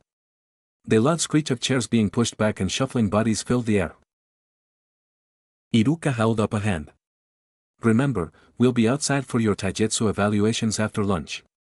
His reminder was met with a chorus of "yeah, yeah" and "got it, sensei," as the students made a beeline for the door. Soon the classroom was empty, save for Iruka gathering up his lesson notes at the front podium. He let out a small sigh, shoulders loosening now that the constant hum of restless energy had departed alone with his students. As much as he cared for them, even Iruka needed a reprieve from time to time. Tucking his papers under one arm, Iruka made his way outside into the bright midday sun. Students dotted the academy yard, breaking into their usual cliques as they ate and chatted. Iruka spotted Naruto's blonde head right away, holding court as he loudly regaled Shikamaru, Kiba and Choji with some wild story, complete with exaggerated hand gestures. Iruka's lips quirked in a faint smile. The boy's vibrant energy was exhausting, but also oddly endearing. Still, unease lingered beneath Iruka's amusement. He knew Naruto had his heart set on passing the upcoming graduation exam, but the requirements were really going to test the boy's weak spots. With a shake of his head, Iruka continued observing his other students. Several girls, including Sakura and Ino, were fawning over Sasuke under the shade of a large tree. The Uchiha prodigy sat apart from them looking utterly disinterested, per usual. Iruka felt a small twinge in his chest. The boy had suffered terribly, but completely walled himself off from connecting with others. Sino sat alone, intensely focused on a beetle crawling up his finger. Hinata shyly picked at her rice ball, sneaking glances at Naruto when she thought no one was looking. And Shikamaru had already fallen asleep sprawled on his back beside Choji, who was happily munching on a bag of chips. As much as they rattled his nerves, Iruka was going to miss this bunch. Iruka watched as Ino and Sakura took their starting stances across from each other in the academy training yard. Though they were best friends, the two kunoichi always got fiercely competitive when pitted against one another. "I won't go easy on you, billboard bro," Ino taunted, tossing her long ponytail. Iruka watched as Ino and Sakura sparred half-heartedly, more focused on glancing at Sasuke than actually honing their skills. He jotted down notes about their sloppy stances and lack of power behind their strikes. When the timer rang, he called them over. "Ino, your kicks need more drive from your hips. And Sakura, keep your guard up higher to protect your core. You both have good foundations, but need to keep practicing." The girls nodded, though Iruka doubted his advice had really sunk in. Their attention was already drifting back to the dark-haired boy leaning against a nearby tree. With an internal sigh, Iruka checked his list. Next up, Naruto and Sasuke. At the sound of his name, Naruto let out a whoop of excitement and charged into the ring, nearly barreling into Shikamaru, who was exiting after his lackluster match against Choji. "Watch it," Shikamaru grumbled, sidestepping the exuberant blur of orange at the last second. "Hey, sorry about that," Naruto said with a wide grin, not looking very apologetic. It was practically vibrating with anticipation, rolling his shoulders as he waited for Sasuke to join him. Sasuke meandered over casually, the hints of a smug smirk playing about his lips. Iruka had a feeling the Uchiha prodigy was looking forward to flaunting his superior skills against the exuberant class clown. "Hurry it up, scaredy cat." Naruto taunted, though his blue eyes glinted with determination. This was his chance to finally show up his cocky rival in front of everyone. Sasuke's smirk only widened a fraction as he took his position across from Naruto. "HN, let's get this over with, loser." Iruka lowered his hand in the signal to begin. Immediately, Naruto shot forward, unleashing a barrage of punches and kicks. His form was wild and unpredictable, fueled by raw energy rather than skill. But Iruka noticed with pride that the boy's strikes were more controlled than in previous spars. His time training was already paying off. In contrast, Sasuke remained cool and calculating, conserving his energy as he efficiently blocked or redirected each of Naruto's enthusiastic blows. His posture was perfectly balanced, movement smooth and practiced. Back and forth they went, a study in opposites, Naruto's passionate yet unpredictable strikes against Sasuke's clinical precision. For a moment, it seemed they were evenly matched. Then suddenly, Sasuke struck like a viper. It dodged a wide hook from Naruto and aimed a sweeping kick at the back of the boy's knees. Naruto let out a yelp as his legs buckled, sending him sprawling on his back in a puff of dust. Before he could react, Sasuke pinned him in place with a knee to the chest, peering down at him impassively. "I win, loser," he intoned in his infuriatingly bored monotone. Araka called the match, noting on his clipboard how easily Sasuke had taken advantage of Naruto's sloppy footing. The Uchiha prodigy withdrew with one last smirk at his sputtering rival. Naruto bounded back to his feet, face scrunched in indignation. "Hey, no fair. You want a rematch, believe it." Araka placed a hand on the fuming boy's shoulder. "That's enough, Naruto. I know you don't like losing, but use it as motivation to keep honing your skills." At his words, some of the fire faded from Naruto's eyes. His shoulders slumped dejectedly. "But I've been training super hard," he mumbled, disappointment creeping into his tone. Iruka knelt down to meet Naruto's downturned gaze. The boy was trying to mask his disappointment behind a show of bravado, but Araka could see the frustration simmering beneath the surface. "Naruto, I know you've been working hard on your taijutsu. But even the greatest skills have weaknesses," Iruka said gently. "You're very strong and your offense is great, but your attacks always leave yourself vulnerable." Naruto scuffed at the ground with his toe, still avoiding Araka's eyes. "Yeah, I guess so," he mumbled half-heartedly. Iruka suppressed a sigh. It could tell his advice wasn't really sinking in. Naruto was too focused on always charging forward at full throttle. Subtleties like defensive strategy rarely crossed the boy's mind. "Come on, let's go observe some of the other matches," Araka said, steering Naruto over to the sidelines. "Pay attention to how they guard their weak spots. See if you can pick up any useful tactics." As they watched the remaining spars, Iruka continued pointing out examples of strong defenses, like Hinata Hyuga and how she always protected her blind spots while attacking. But Naruto grew restless, squirming and fidgeting beside him. "Ue, got it sensei," the boy interrupted with obviously feigned interest. "I'm gonna grab a snack." And before Araka could stop him, Naruto scampered off towards his locker. Iruka sighed and ran a hand down his face. Getting through to Naruto could be an exercise in frustration. The boy's attention span was limited at best when he wasn't interested in the subject matter. Not that Araka could really blame him, lengthy lectures on defensive strategy probably weren't very engaging. It would have to find another way to make these lessons stick. Maybe a hands-on demonstration. Iruka's thoughts were interrupted by the approach of his fellow instructor, Mitsuki. "So, how are the taijutsu evaluations going?" the silver-haired Chunin asked. "Oh, well enough," Iruka replied. "Though some still have a long way to go." He says involuntarily drifted to where Naruto was now loudly slurping down a cup of ramen, chatting happily with Kiba and Choji. Mitsuki followed his gaze, scowling slightly as it landed on Naruto. "Let me guess, that kid is as hopeless as ever." Iruka stiffened, instantly on the defensive. "His name is Naruto." And he's not hopeless, used, a work in progress. Even to his own ears, the excuse sounded flimsy. The exam is right around the corner, Mizuki said bluntly. You know as well as I do he'll never pass with just taijutsu. The boy is dead last for a reason. Iruka frowned. Mizuki had never made an effort to hide his dislike of Naruto. Even now, there was an unsettling gleam in the man's pale eyes as he watched the boy laughing across the yard, unaware of the contempt aimed his way. He finds a way when it matters most, Iruka countered, an edge creeping into his tone. I have faith Naruto will pull through, especially once his special training begins. Mizuki raised an eyebrow. Special training? With Might Guy, Iruka explained. He's taken a personal interest in developing Naruto's taijutsu skills. I'm sure you've heard of his unusual yet effective training methods. At this, Mizuki let out a derisive snort. You're really counting on that weirdo to get the Nine Tails ready for graduation? Now I've heard it all. He shook his head in disbelief.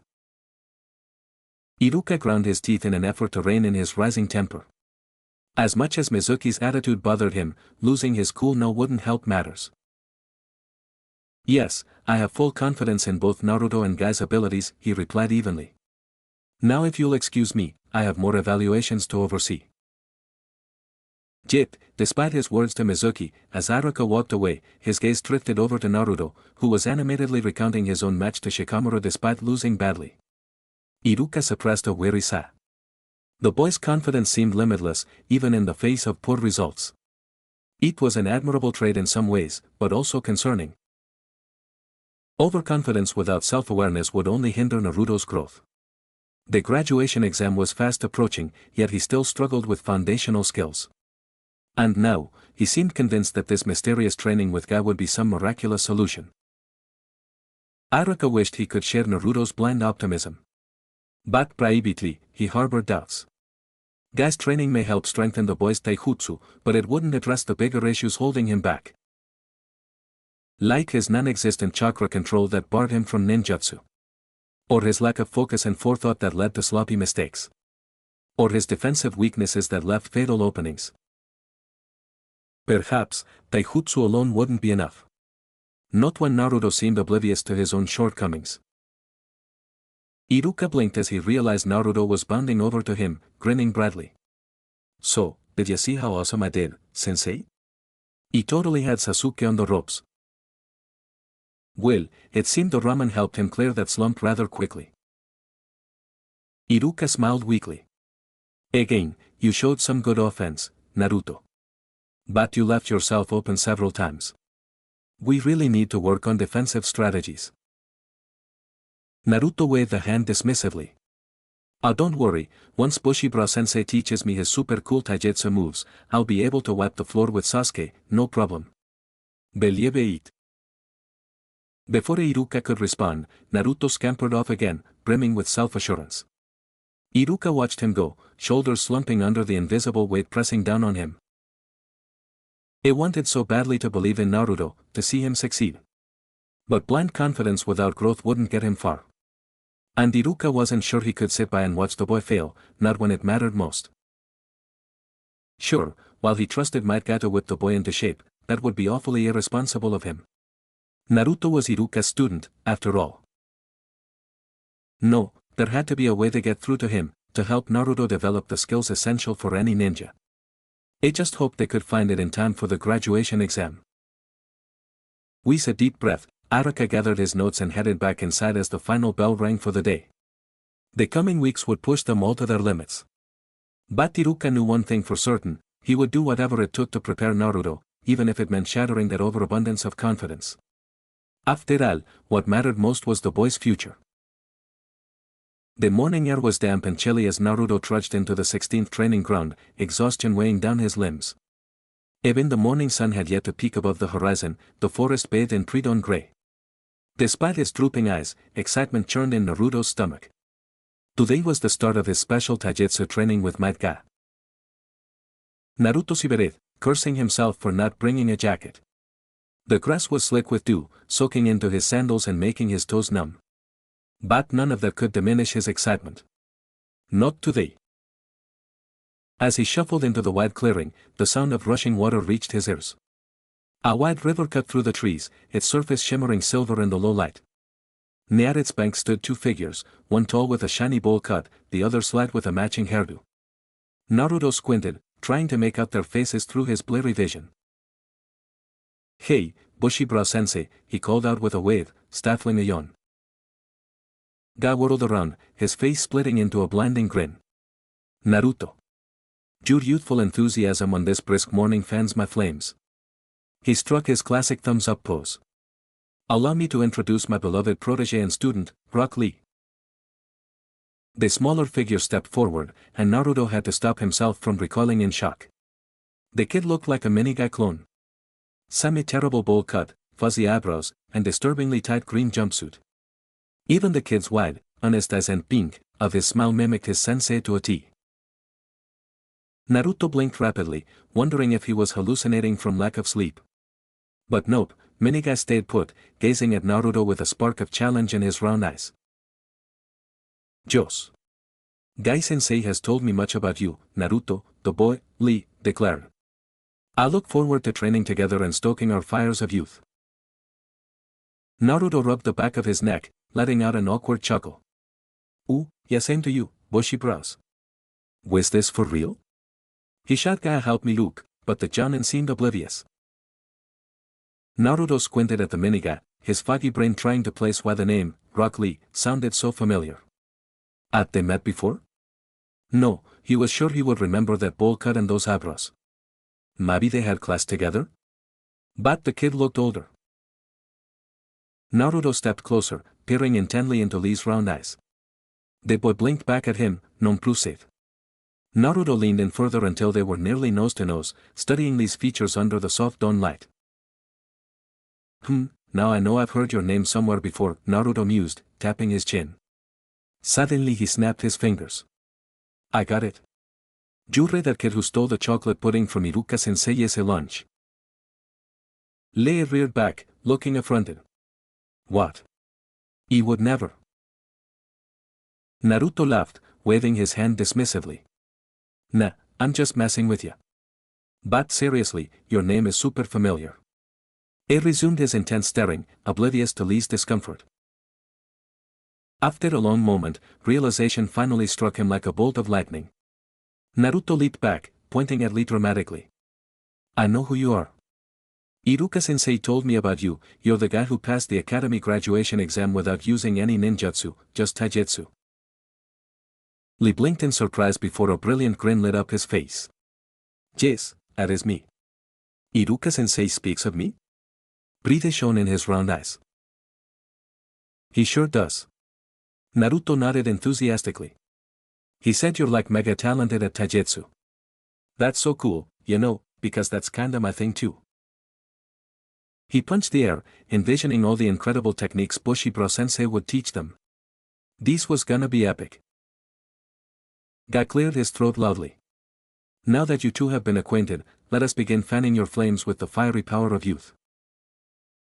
Naruto and Lee immediately snapped to attention, quivering with anticipation. "We are ready, Gai-sensei," they declared in unison. Gui's teeth pinged as he gave them a dazzling thumbs up. "Excellent. We just start by stoking your inner fires with the rapid river taijutsu drill." It pointed dramatically at the rushing water behind them. Naruto and Lee turned to look, eyes widening as they took in the strong current churning through the wide river. Foamy white waves crashed against jagged boulders emerging sporadically from the depths. It looked less like a tranquil river and more like churning death trap. Naruto gulped audibly. Surely Gai-sensei didn't expect them to actually go in that, right? "Jos."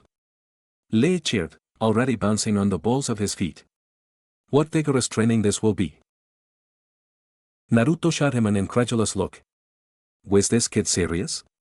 But Lee seemed utterly unbothered, eyes shining with enthusiasm as he gazed at the treacherous waters.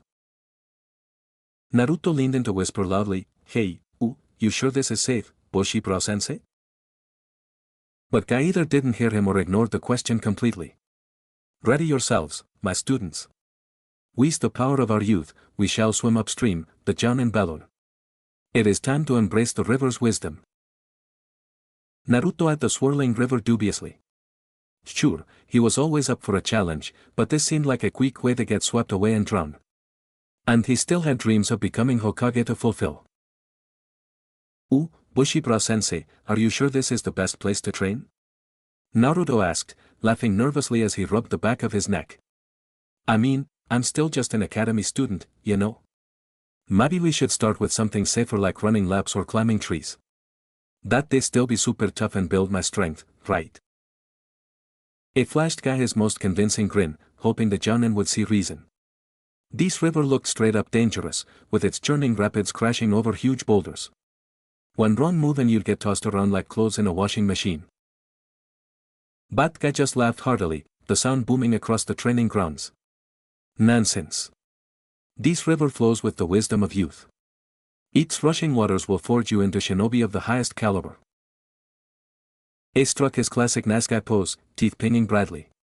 "Fear not. He will be right by your side to guide you through the currents of adversity." Naruto gritted his teeth. Great, there was no talking Bushibra out of this crazy training. Beside him, Lee was practically vibrating with excitement, babbling about fan the flames of youth. With a defeated sigh, Naruto began shrugging off his jacket when a thought struck him.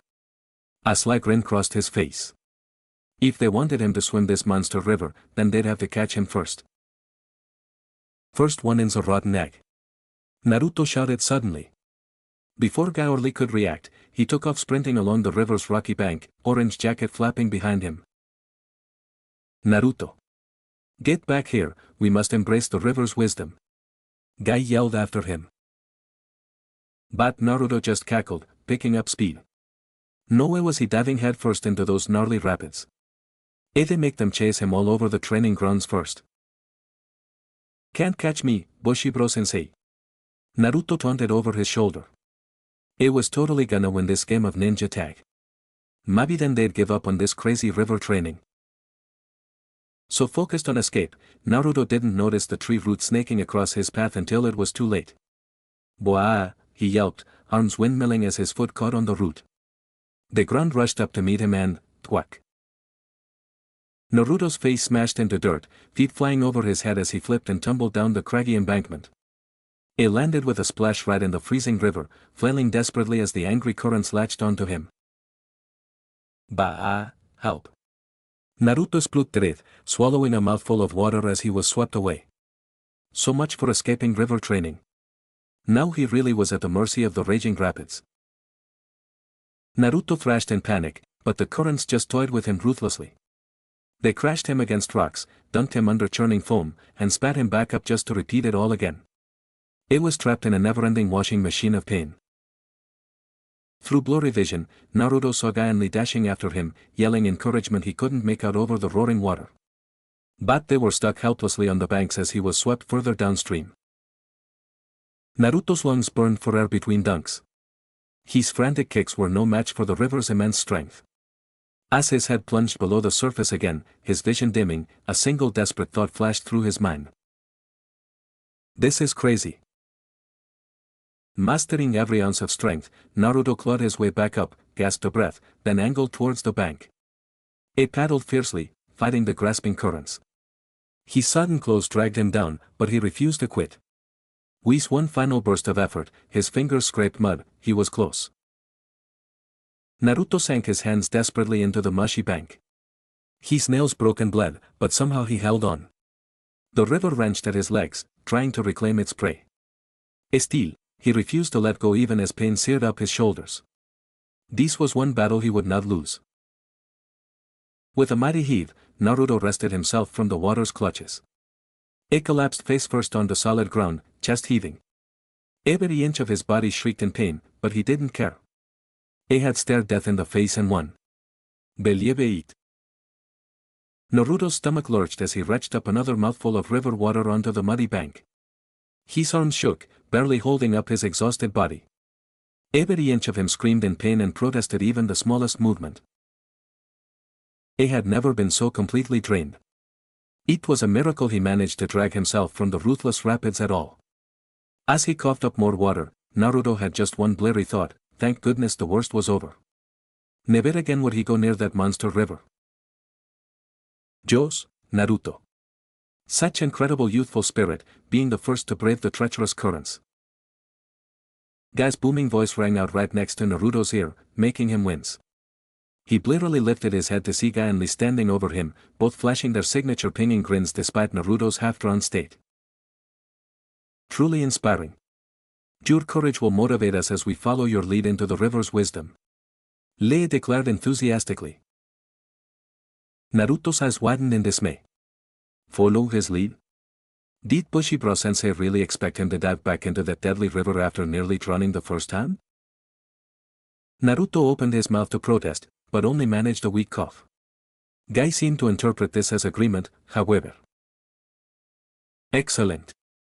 Your youthful energy knows no bounds. Guy cheered.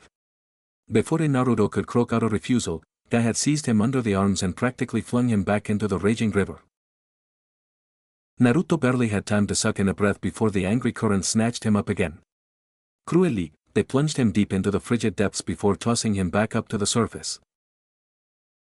Naruto fought with all his remaining strength, but his fatigued limbs were no match for the relentless rapids. As he was plunged below again, he heard Guy's muffled voice through the churning water. Marvelous. Keep fighting, Naruto. Only 99 more upstream swims to go on this first day. Naruto wanted to scream in disbelief, but only ended up inhaling more water as the river gripped him tightly. 99 more. Was Bushido-sensei serious? There was no way Naruto would survive that insane training.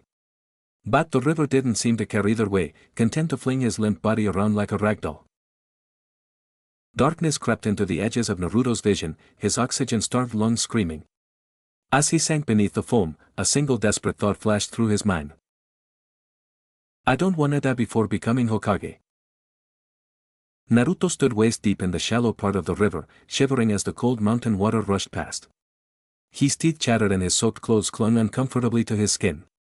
But he barely registered the chill anymore, numb to everything but the burning in his exhausted limbs.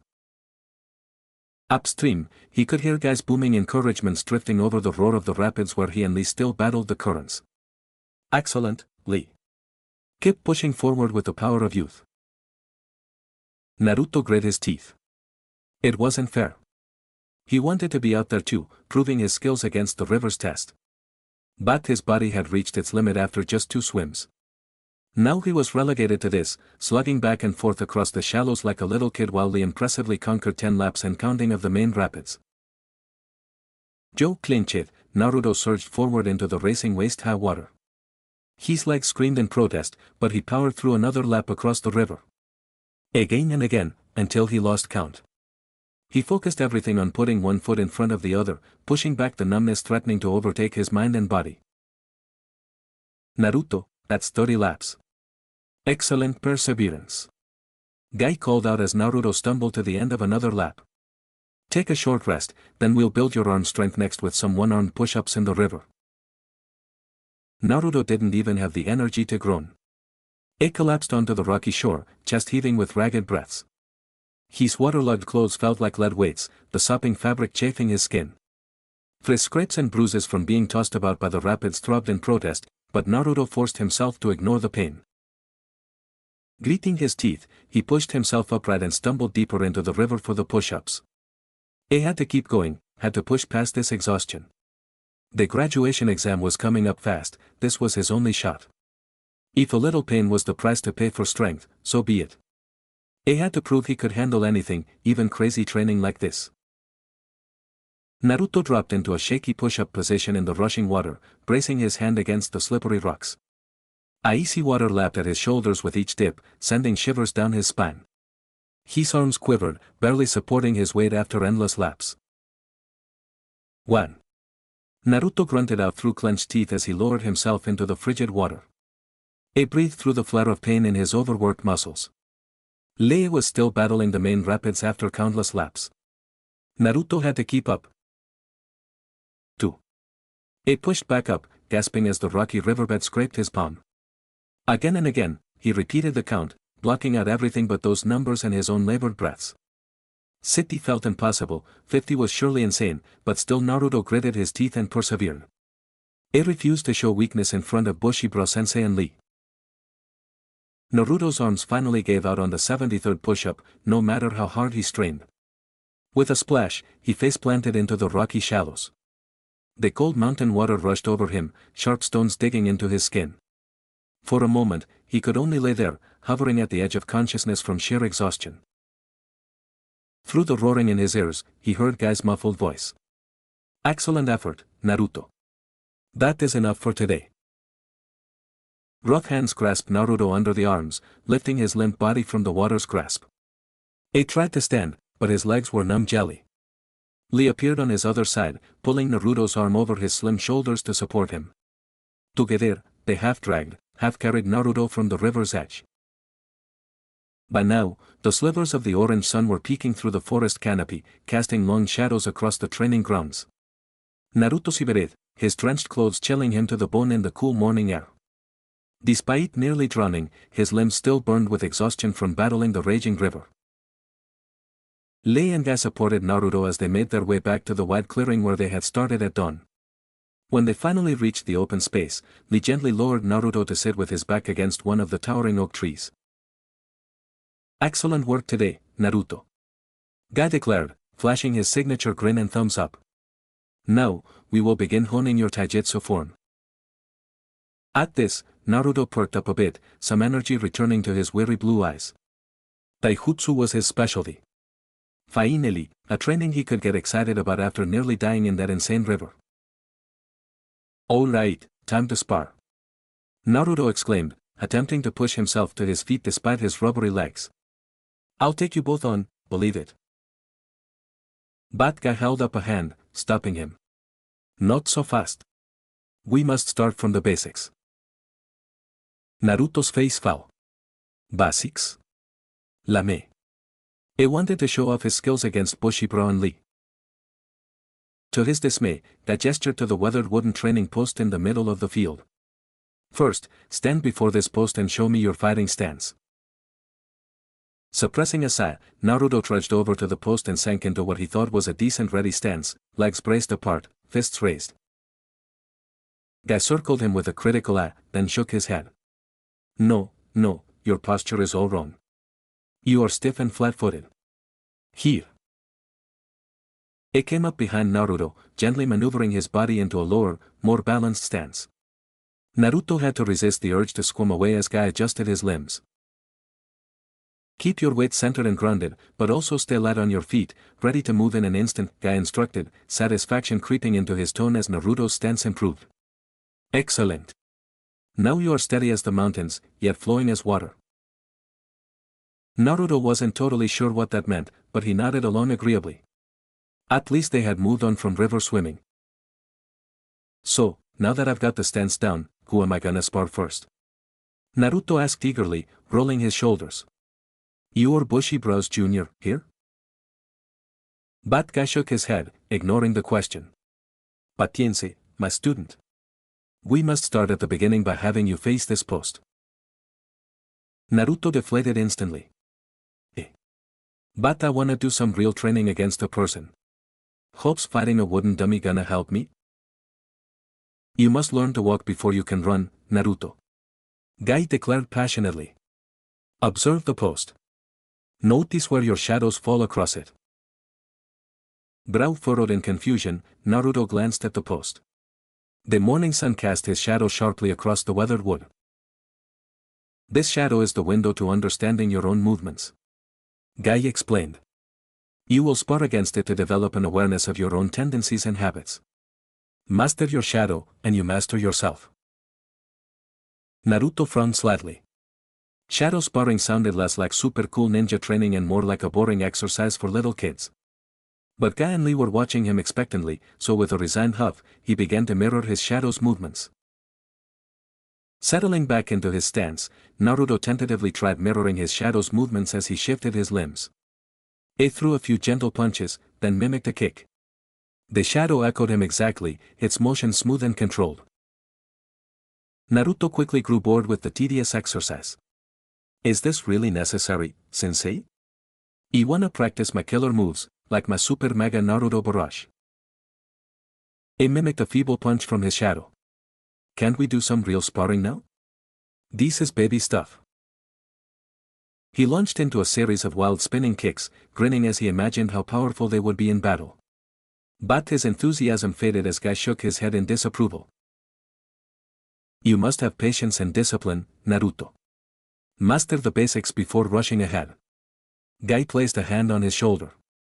I know your fiery spirit yearns to run free. But trust in this training, and your skills will grow beyond what you can imagine. Naruto sighed, shoulders slumping. Maybe Bushido was right. If this boring shadow stuff could somehow make him a better fighter, he could endure it. Fine, I'll keep practicing, Naruto conceded. He turned back to the post, falling into his stance. The shadow mimicked him perfectly once more. Naruto took a breath, keeping his gaze fixed on its silent, steady movements. Then, slowly, he began again. Chapter 3, The Perfect Shadow. He should have been a taijutsu master by now. Over the next few weeks, Naruto continued to train with Bushido-sensei and Bushido early in the mornings. To his horror, they continued to river train. It wasn't as bad as the first time, though. Yesterday, Naruto had even made it 3 or 4 yards upstream before he was swept away, a far cry from when the river would immediately overtake him. But to his disappointment, he hadn't learned any cool taijutsu moves. Each morning, after narrowly escaping a water death, Bushido-sensei would force him to spar with his shadow for the rest of the session. Naruto didn't understand the big deal with punching his shadow, but it certainly hadn't made him a taijutsu master yet. Naruto jolted in his seat as Kiba's loud voice broke through his thoughts. Yo, Naruto. What's up with you today? The brash boy asked, glancing over from his spot a few rows back. I thought that Jonin instructor was gonna turn you into some super awesome taijutsu master, but from the looks of it, your special training must have been a total bust. Kiba let out a bark of laughter at his own joke, while Akamaru yipped along gleefully on top of his head. Nearby, Shikamaru just sighed and muttered travels him. Under his breath. Naruto felt his cheeks flush, annoyance bubbling up in his chest. What would Dog Breath know about his training with Bushido-sensei? Just because he wasn't babbling non-stop today didn't mean the training was bad. Naruto crossed his arms over his chest defensively. Shows what you know, mudface, he shot back. My training has been super intense, believe it. Bushido-sensei makes me swim in these crazy fast rapids every morning to build my strength and endurance. I'm pretty much a taijutsu master already. He puffed out his chest confidently, hoping his bluff sounded convincing. In truth, the rigorous training had been exhausting and at times terrifying, but he still struggled with the basics. Not that he would ever admit that out loud, especially not to Kiba. Kiba just smirked, clearly not buying Naruto's boast. Oh yeah? Then how come I haven't seen any sweet new moves during sparring practice? All you do is flail around with no style, same as always. Laughter rippled through the nearby students who had overheard their conversation. Naruto felt his face grow hotter. He opened his mouth to spit out a retort, but Araka's stern voice cut him off. Alright you two, that's enough, the instructor chided sharply. Let's get back to reviewing for the exam. Grumbling under his breath, Naruto slumped low in his seat and went back to staring sullenly out the window. Araka's droning voice faded into background noise as he brooded. It wasn't fair, he had been training so hard with Bushido-sensei, pushing himself to the limit day after day. Yet he still had nothing cool to show for it, while prodigies like Sasuke mastered advanced techniques with ease. All his hard work felt futile when he could barely perform the basics. Why wouldn't Guy-sensei teach him anything other than that stupid shadow sparring? At lunch, Naruto sat alone under the shade of a large oak tree, slurping down a cup of instant ramen. It was his favorite comfort food, but today the salty noodles didn't quite hit the spot. His appetite had been soured by Kiba's mocking words back in class. Did his training really look that ineffective from the outside? Doubt gnawed at him as he stared into the swirling ramen broth. He knew he should be stronger after all these weeks with Bushido-sensei. Yet he had nothing to show for it except his same wild, unrefined style. Lost in thought, Naruto didn't notice the group of boys approaching until a shadow fell over him. He glanced up to see 3 smug faces sneering down at him, a trio of bullies who liked to give him grief. The biggest one, Daisuke, shook his shaggy head in mock disappointment. Well, if it isn't the class clown. What's this I heard about you training with some elite Jounin sensei? Must not be going too great from the looks of you. Naruto bristled, straightening up defensively. Shows what you know. My training has been super intense. Even getting way stronger. The other two boys, Hiro and Soda, laughed derisively. Oh yeah? Then how come you still fight like a wild animal during spars? Ito challenged. Maybe his new sensei is holding back, afraid Naruto's too delicate to handle real training, Soda snickered. Naruto clenched his fists, anger simmering beneath the surface. Who were these jerks to question Bushido-sensei's methods? You got it all wrong, he shot back. I've been doing the most advanced training ever. Bushido-sensei makes me swim in these huge crazy rapids every morning to build my strength. And then I spar with this super strong genin named Lee. He totally beat him last time, believe it. The lies spilled out before he could stop them. Naruto knew he should keep his mouth shut, but his wounded pride just couldn't take their ridicule. He had to defend his training somehow, even if it meant exaggerating the truth. Unfortunately, his boasts only made the bullies laugh harder. Yeah right.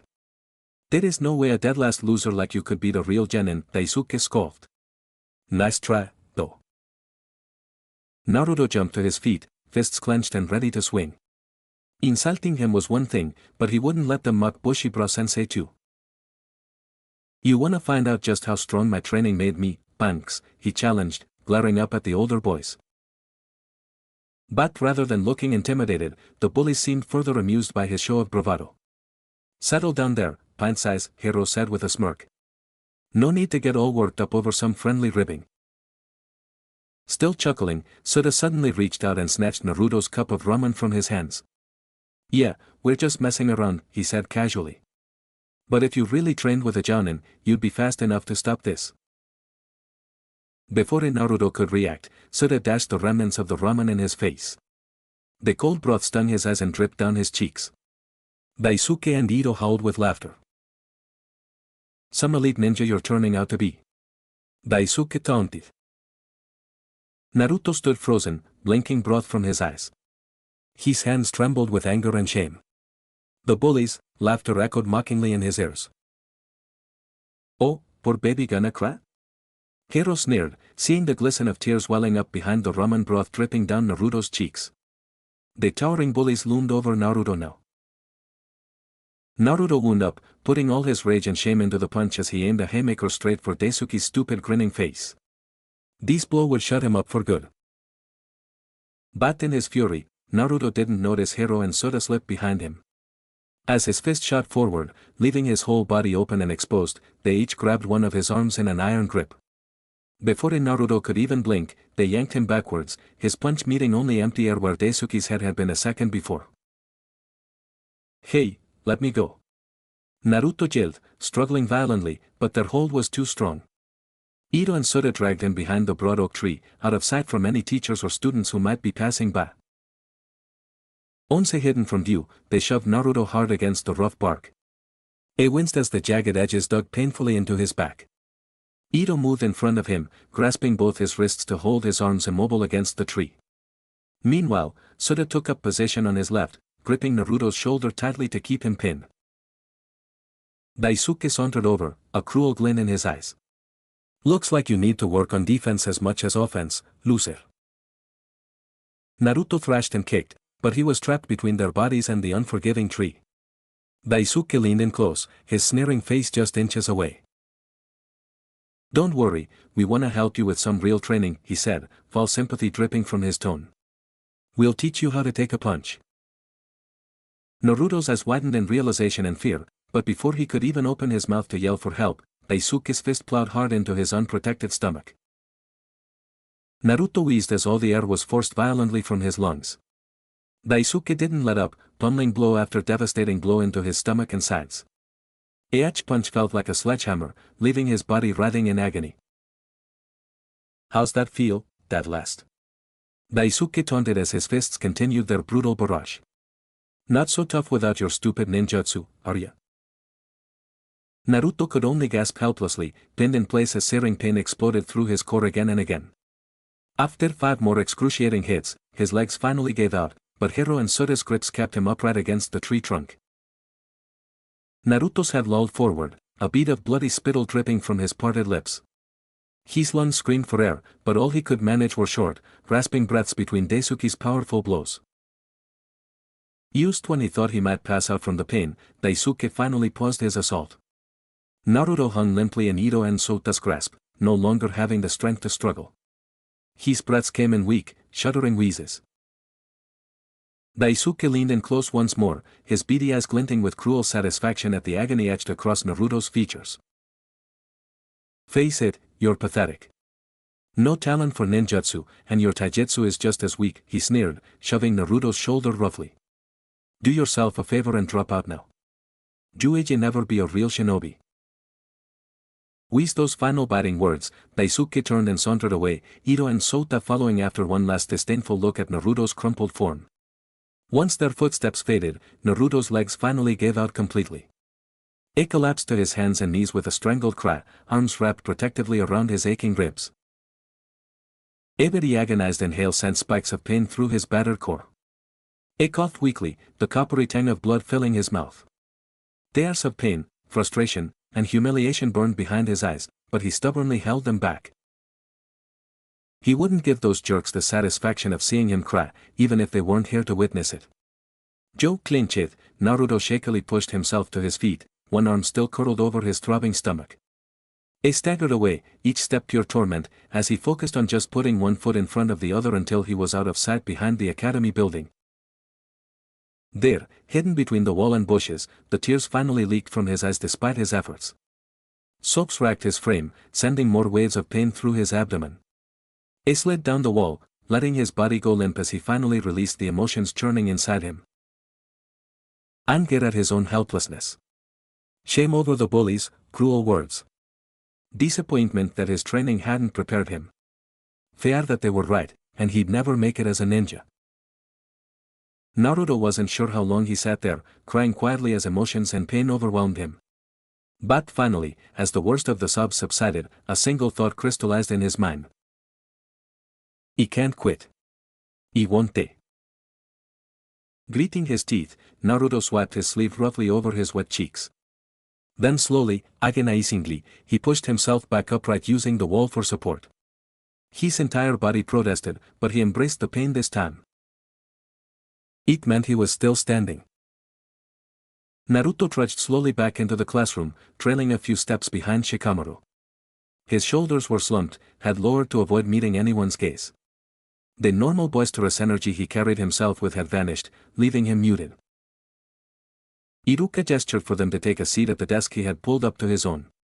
Naruto slid silently into the chair, staring blankly at the scratched surface of the wooden desk.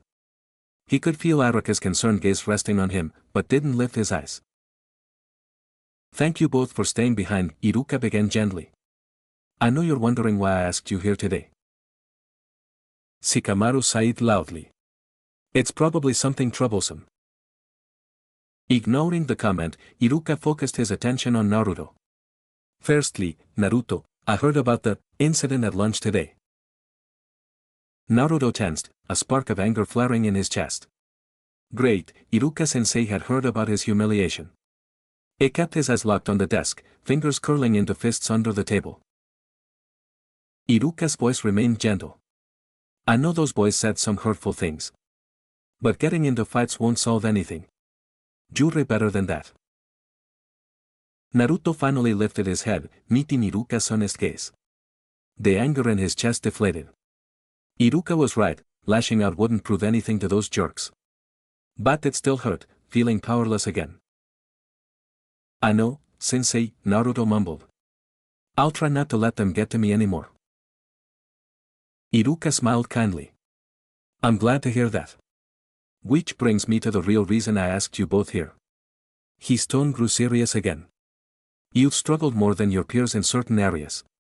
For you, Naruto, it's book smarts and strategy. And Shikamaru, it's motivation and effort.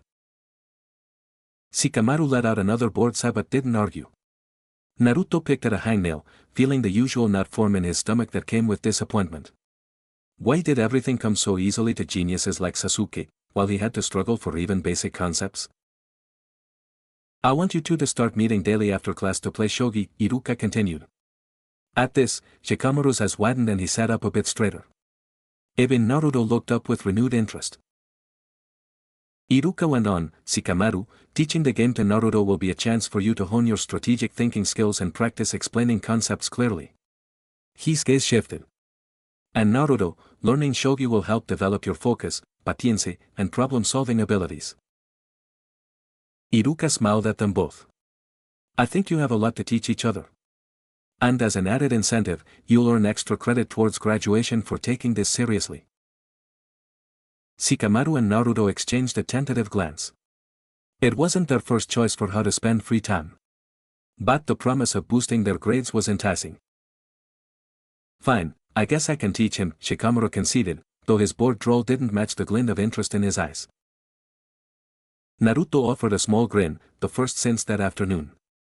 And I'll try not to smash the board when I lose. Iruka chuckled. That's the spirit. I know you both can benefit greatly from this. Now let's begin. Naruto watched as Araka pulled out a worn wooden shogi board and set up playing pieces from his desk drawer. The instructor handled them gently, almost reverently, as he placed the board on the desk between Naruto and Shikamaru. This was my first shogi set, a gift from my father, Araka explained, a touch of nostalgia in his voice. It began arranging the tokens on the checker game board. Shikamaru nodded appreciatively as he studied the vintage set. Naruto just squinted at the unfamiliar symbols engraved on the playing pieces. They all looked the same to him. Once the board was set up, Iruka gestured for them to begin. Alright, I'll leave you two to play. Remember, focus on thinking strategically, not just reacting. With an encouraging smile, he headed back to his desk to grade papers. Shikamaru immediately launched into an explanation of the rules, demonstrating how certain pieces could move and capture others. Naruto tried his best to pay attention, but his gaze kept being drawn to the open window and freedom beyond. This was so boring. He didn't care about old board games. All he wanted to do was get back out to the training yard and practice his taijutsu skills. Got all that? Shikamaru asked in his usual lazy drawl. Naruto's attention snapped back to his unmotivated classmate. Ooh, sure. No problem. He flashed a big grin and thumbs up, hoping it disguised the fact he'd missed half of the explanation, daydreaming about training. With a dubious quirk of his eyebrow, Shikamaru made the first move, sliding a piece forward. The game had begun. Naruto pored over the board, brow furrowed in concentration as he tried to recall the rules he'd just been told. Cautiously, he nudged one of his own pieces ahead, earning an exasperated sigh from Shikamaru. You're not even thinking strategically. He can take that piece easily.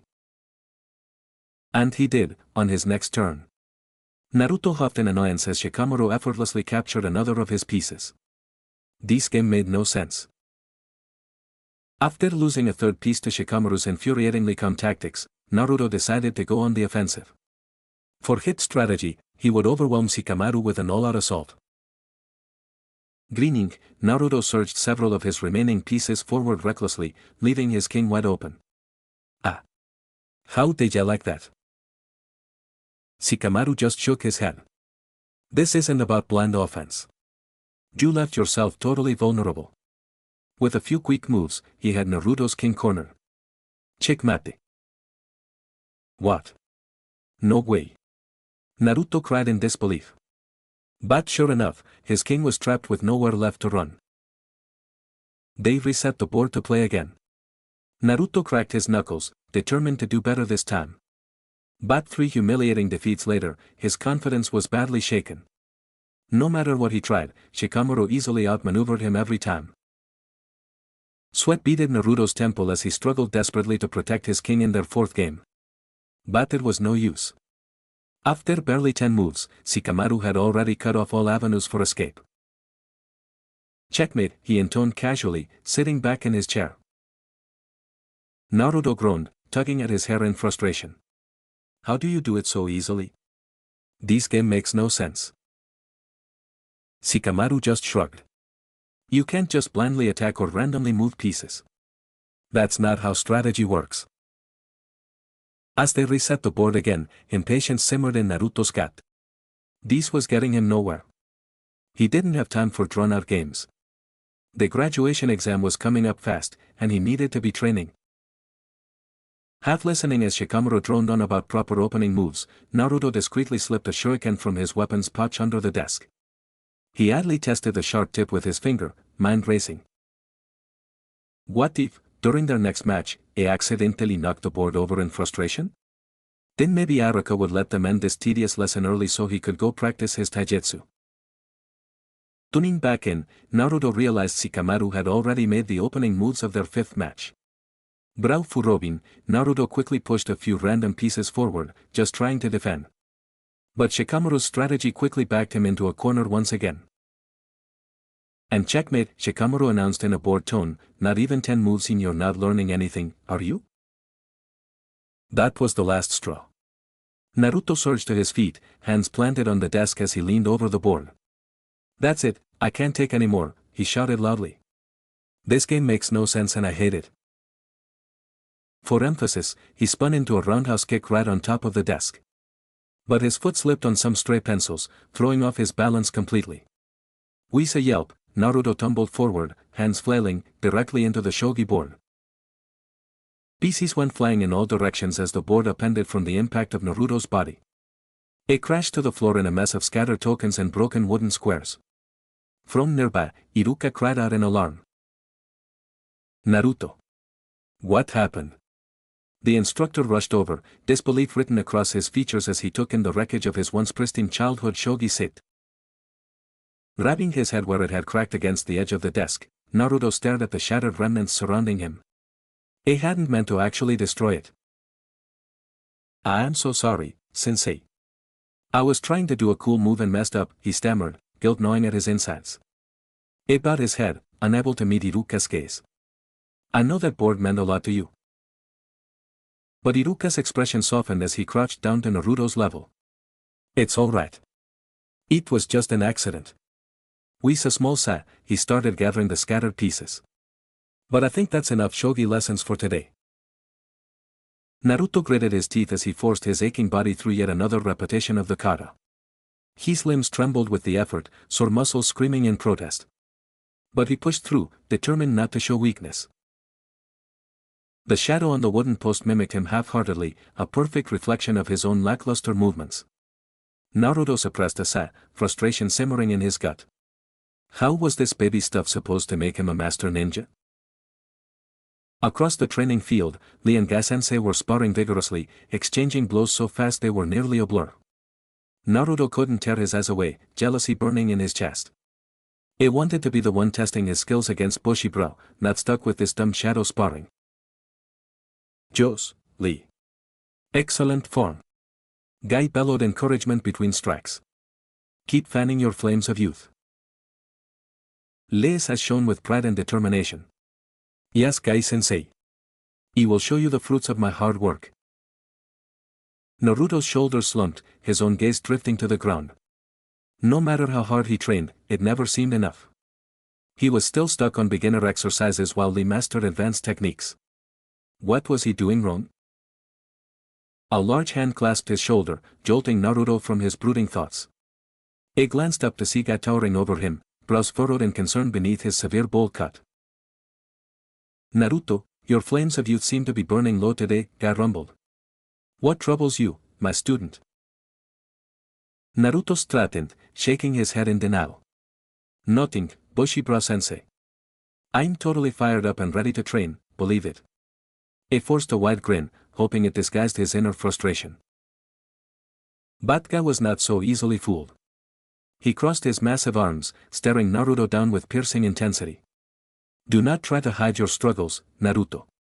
Share them so I may guide you back to the path of youth.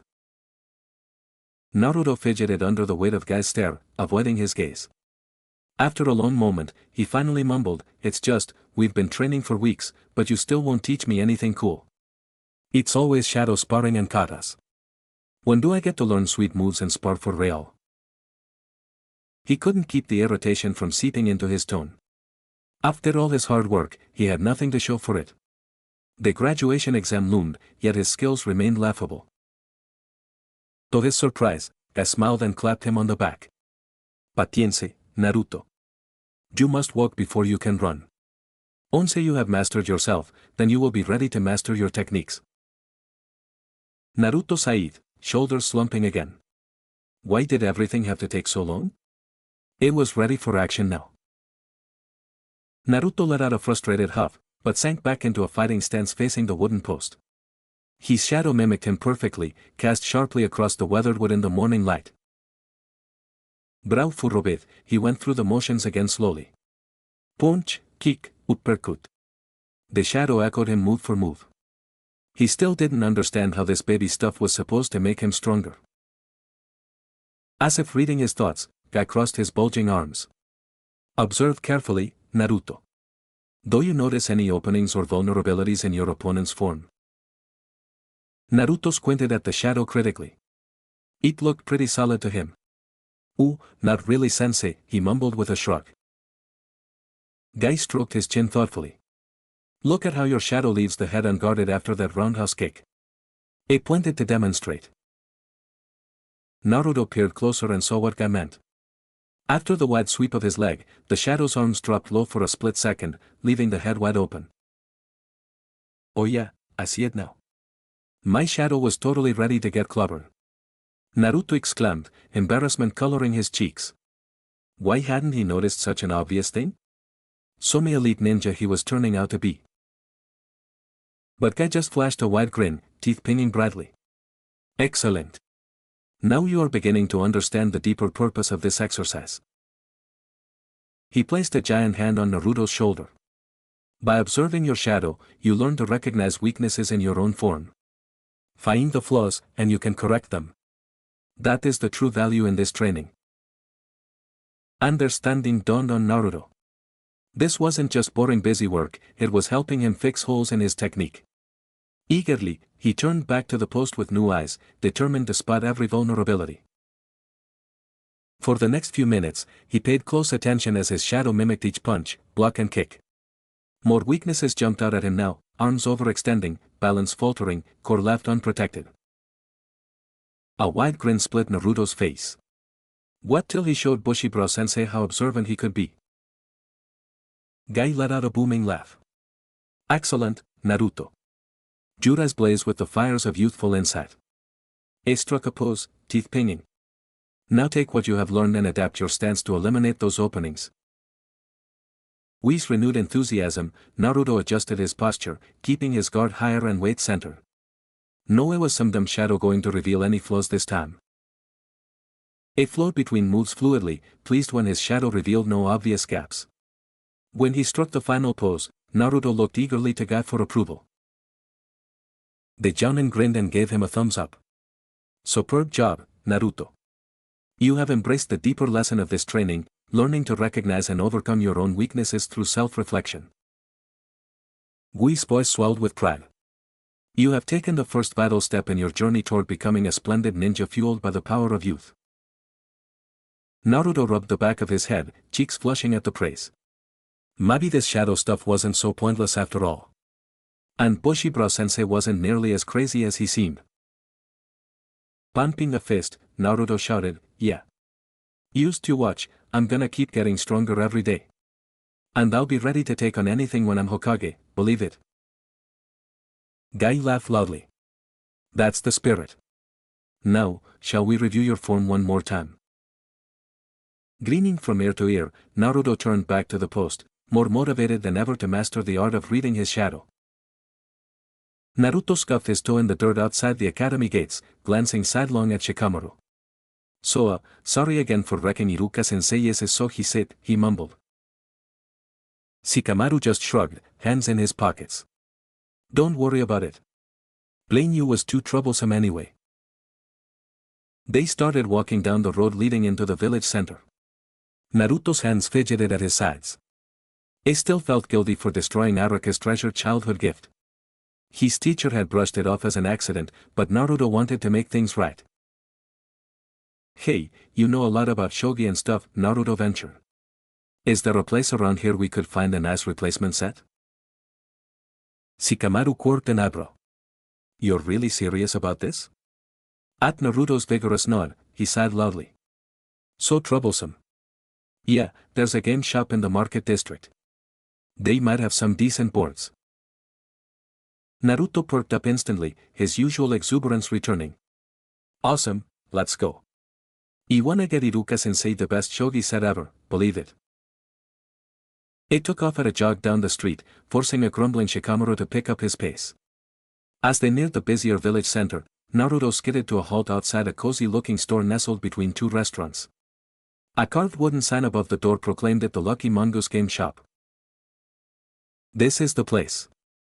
Shikamaru declared as he caught up to Naruto, slightly out of breath. Before Naruto could dash inside, Shikamaru grabbed his jacket collar. Hold on. Remember, look around quietly and don't knock anything over.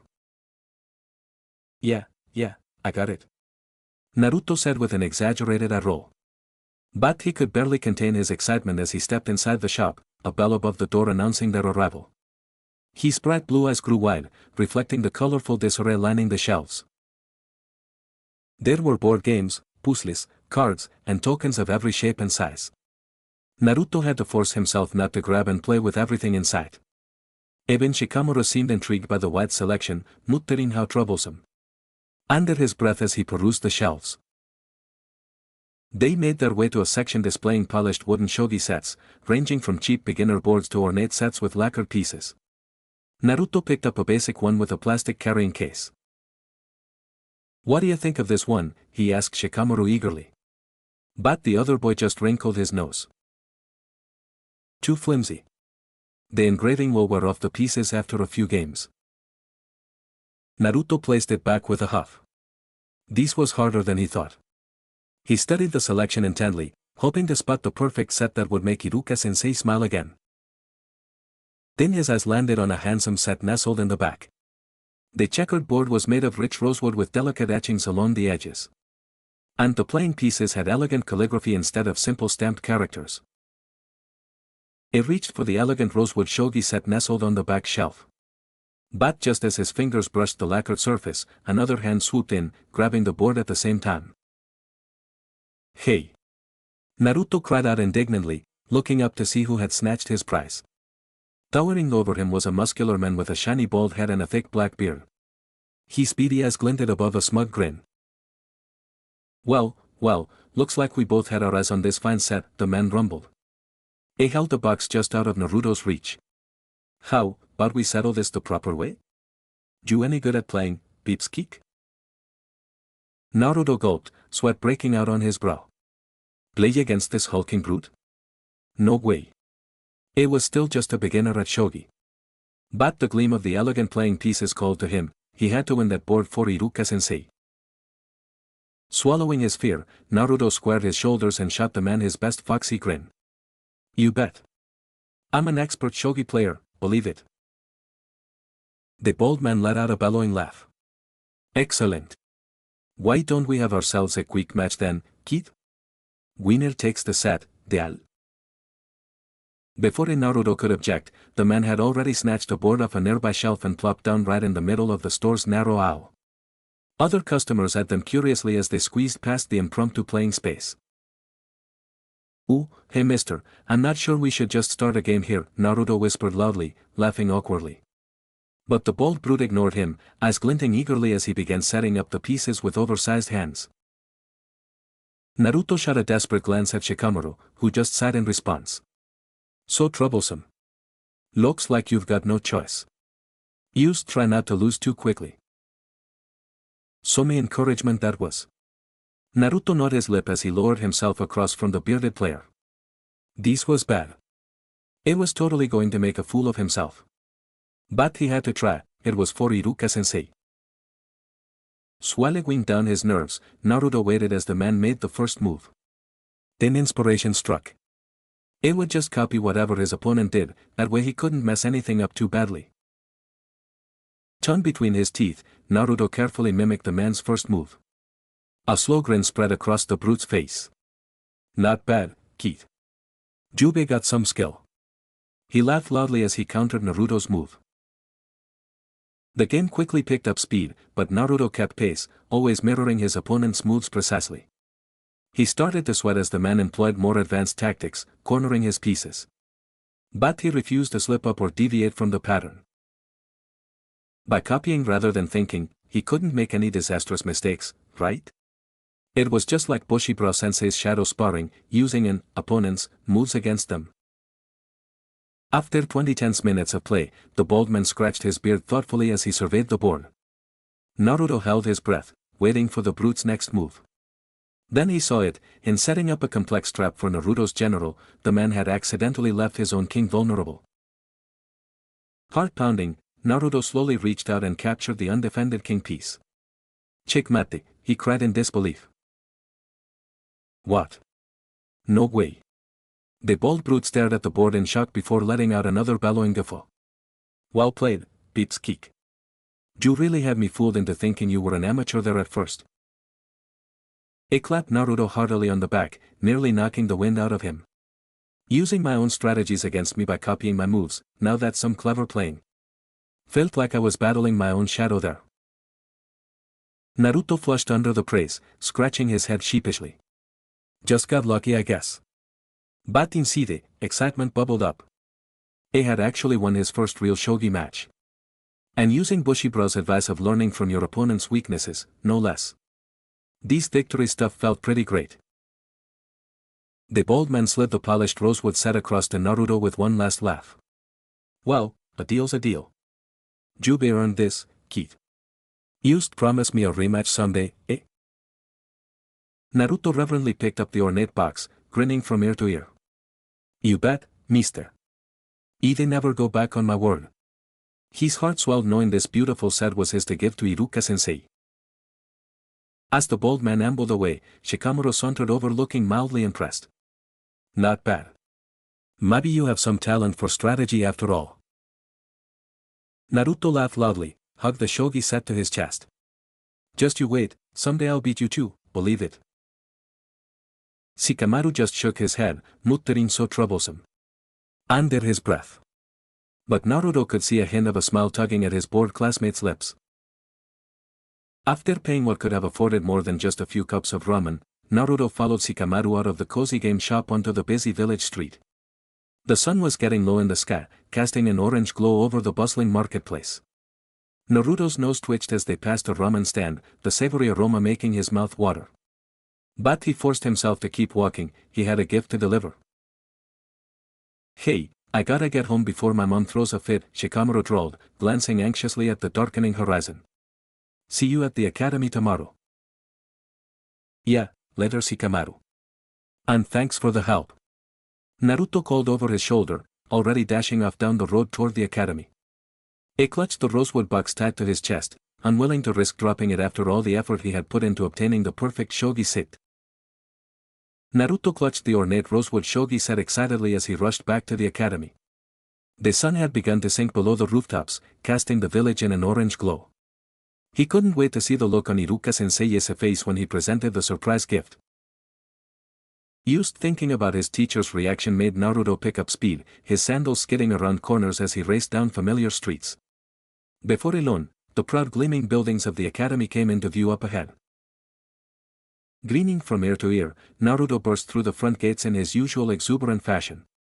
At this hour, the training yards were empty, most students and teachers already home for dinner. Everything was still and quiet on the surface, but Naruto could sense Iruka-sensei's chakra emanating from his classroom up ahead, the man's warmth and patience so familiar after years under his guidance. Clutching his gift, Naruto made for the classroom entrance, only to skid to a halt as hushed voices reached his ears from within the room. He immediately recognized Iruka-sensei's calm baritone, followed by the brash challenging tone of none other than Kiba Inusuka. Curious despite himself, Naruto crept toward the doorway as stealthily as he could, which wasn't very. Bracing himself flat against the wall, Naruto caught snippets of conversation floating out from the cracked door. Failing most of the written exams, and his practical skills are barely average, came Kiba's loud complaint. He's gonna flunk out for sure with dead last scores like that. A soft growl rumbled as Akamaru seemed to agree from atop Kiba's head. Naruto's fists clenched, indignation rising in his chest. Was that jerk Kiba trash-talking him to Iruka-sensei? Now, Kiba, I know you're upset about your scores, but insulting classmates won't help, Araka chided gently. If you dedicate yourself, I'm confident you can improve. Naruto had to stifle a snicker. Hearing Iruka admonish loudmouth Kiba was always satisfying. But his amusement quickly turned back to irritation. Used who did Dog Breath think he was, complaining about Naruto behind his back? Not so funny when the insults were aimed your way, Kiba? Bristling with righteous anger on behalf of his teacher, Naruto was ready to burst in there and give Kiba a piece of his mind, and maybe his fist too. But at the last second, he hesitated. Eavesdropping left a sour taste in his mouth, reminding him too much of years spent on the outside looking in, and most importantly, he didn't want to disappoint Araka-sensei by barging in and causing a scene. This was between teacher and student. With great effort, Naruto peeled himself away from the wall and slunk back toward the front gates. It would wait for Kiba to leave before presenting the gift. In the meantime, maybe some solo training in the yard would help him blow off steam. The sun had just dipped below the rooftops as Naruto slipped into the training yard, casting everything in hazy twilight. One benefit of the poor lighting was it created crisp shadows across the ground and walls. Recalling Gai-sensei's advice, Naruto plopped down in front of the blank academy wall and assumed a fighting stance. His shadow dutifully mimicked him, spread large across the wooden planks. Narrowing his eyes, Naruto flowed between practiced punches and kicks. His shadow moved in perfect sync, betraying no openings or flaws. He had come a long way from that first embarrassing session. But Naruto knew he couldn't get cocky. Shadow sparring was all about vigilance, staying sharp to spot vulnerabilities. Keeping Gai's advice in mind, he pushed himself to find new angles, imperfections in his form. There, after his spinning hook kick, he overcommitted his weight too far forward. Naruto adjusted his balance accordingly, keeping his center of gravity back this time. Again the shadow copied him precisely. Naruto couldn't stop a wide foxy grin spreading across his face. He was getting good at this. Now if only he could wipe the smirk off Jerk Sasuke's face this easily. Naruto sank into the familiar footwork drills Gai-sensei had drilled into him. Step, pivot, kick. Step, pivot, punch. His shadow slid smoothly across the wooden wall as he flowed between movements. To the casual observer, his form likely appeared sloppy, bordering on spastic. He could imagine the whispers of no style or fights like a wild animal. Those voices from his past echoed faintly in his mind, criticisms he once took as truth. But now, as his body twisted and struck invisible opponents, Naruto felt only the harmony in each motion. The clumsy boy who tripped over his own feet was gone. In his place was a dancer who could predict his partner's every move. That partner was the darkness itself. Step, pivot, kick. Sleep. Punch. Naruto began to pick up speed, challenging himself to spot any openings as his shadow struggled to keep up. But his form remained sealed tight, posture low and grounded in the angled light. It can't even throw a proper kick. The air rattled as Naruto's foot sliced through. It calls that a punch? With a slip and twist, he rocketed his fist forward. Look at him pretend he can fight. Naruto twisted in a roundhouse kick, stopping inches before slamming the wall. Naruto lost himself in the drills, by now, dancing around his shadow faster than ever before. His footfalls were silent, his movements graceful. The chain flowed seamlessly like water pouring over river stones. No hesitation, no doubt. Suddenly, a few more lights switched on, casting a total of 3 shadows on the wall. For a moment, Naruto saw the looming silhouettes of Daisuke, Ito, and Sora, the 3 academy bullies who had cornered him behind the oak tree at lunch. Naruto froze mid-kick, sweat breaking out on his brow. His muscles tensed as adrenaline flooded his system, instinct screaming at him to run. Shadows couldn't hurt him, right? Clenching his jaw, Naruto shook his head sharply. No way was he backing down, imaginary bullies or not. With a defiant yell, he launched back into his drills, attacking the shadows with a fierce barrage of strikes. In his mind's eye, Daisuke's sneering face taunted him as the shadow dodged Naruto's blows. Ito and Sora's shadows flanked him, trapping him between their larger bodies. Naruto could almost smell the earthy aroma of crushed grass and feel the unforgiving bite of the oak's rough bark behind him, just like that day. Hold still, peeps kick. Daisuke's shadow jeered as Naruto evaded a lumbering punch. The words sent hot anger lancing through Naruto's veins. He twisted and slammed his heel into Hiro's midsection, imagining the satisfying wheeze of air forced from the bully's lungs. Not so tough when it's a fair fight, eh? Naruto panted, wiping sweat from his brow. He ducked under a blow from Soda, returning a sharp jab to the taller boy's solar plexus. But the shadows kept coming, mimicking that awful day no matter how fiercely Naruto fought back. Still, he refused to give in with a primal shout. Naruto struck Daisuke's shadow with a crushing roundhouse kick. It collided with the wooden wall in a shower of splinters. Breathing hard, Naruto finally stopped, fists still clenched tightly at his sides. Naruto stepped back from the splintered dent in the wooden wall. His shoulders heaved. His lungs burned. Sweat dripped down his temples, heart still hammering from the imagined battle. When he finally lifted his head, the three looming shadows of the bullies were gone. Only his own remained, slightly distorted after the impact with the wall but otherwise mirroring him perfectly. But as his shadow mimicked him across the pitted wood, an outside made Naruto freeze mid-punch.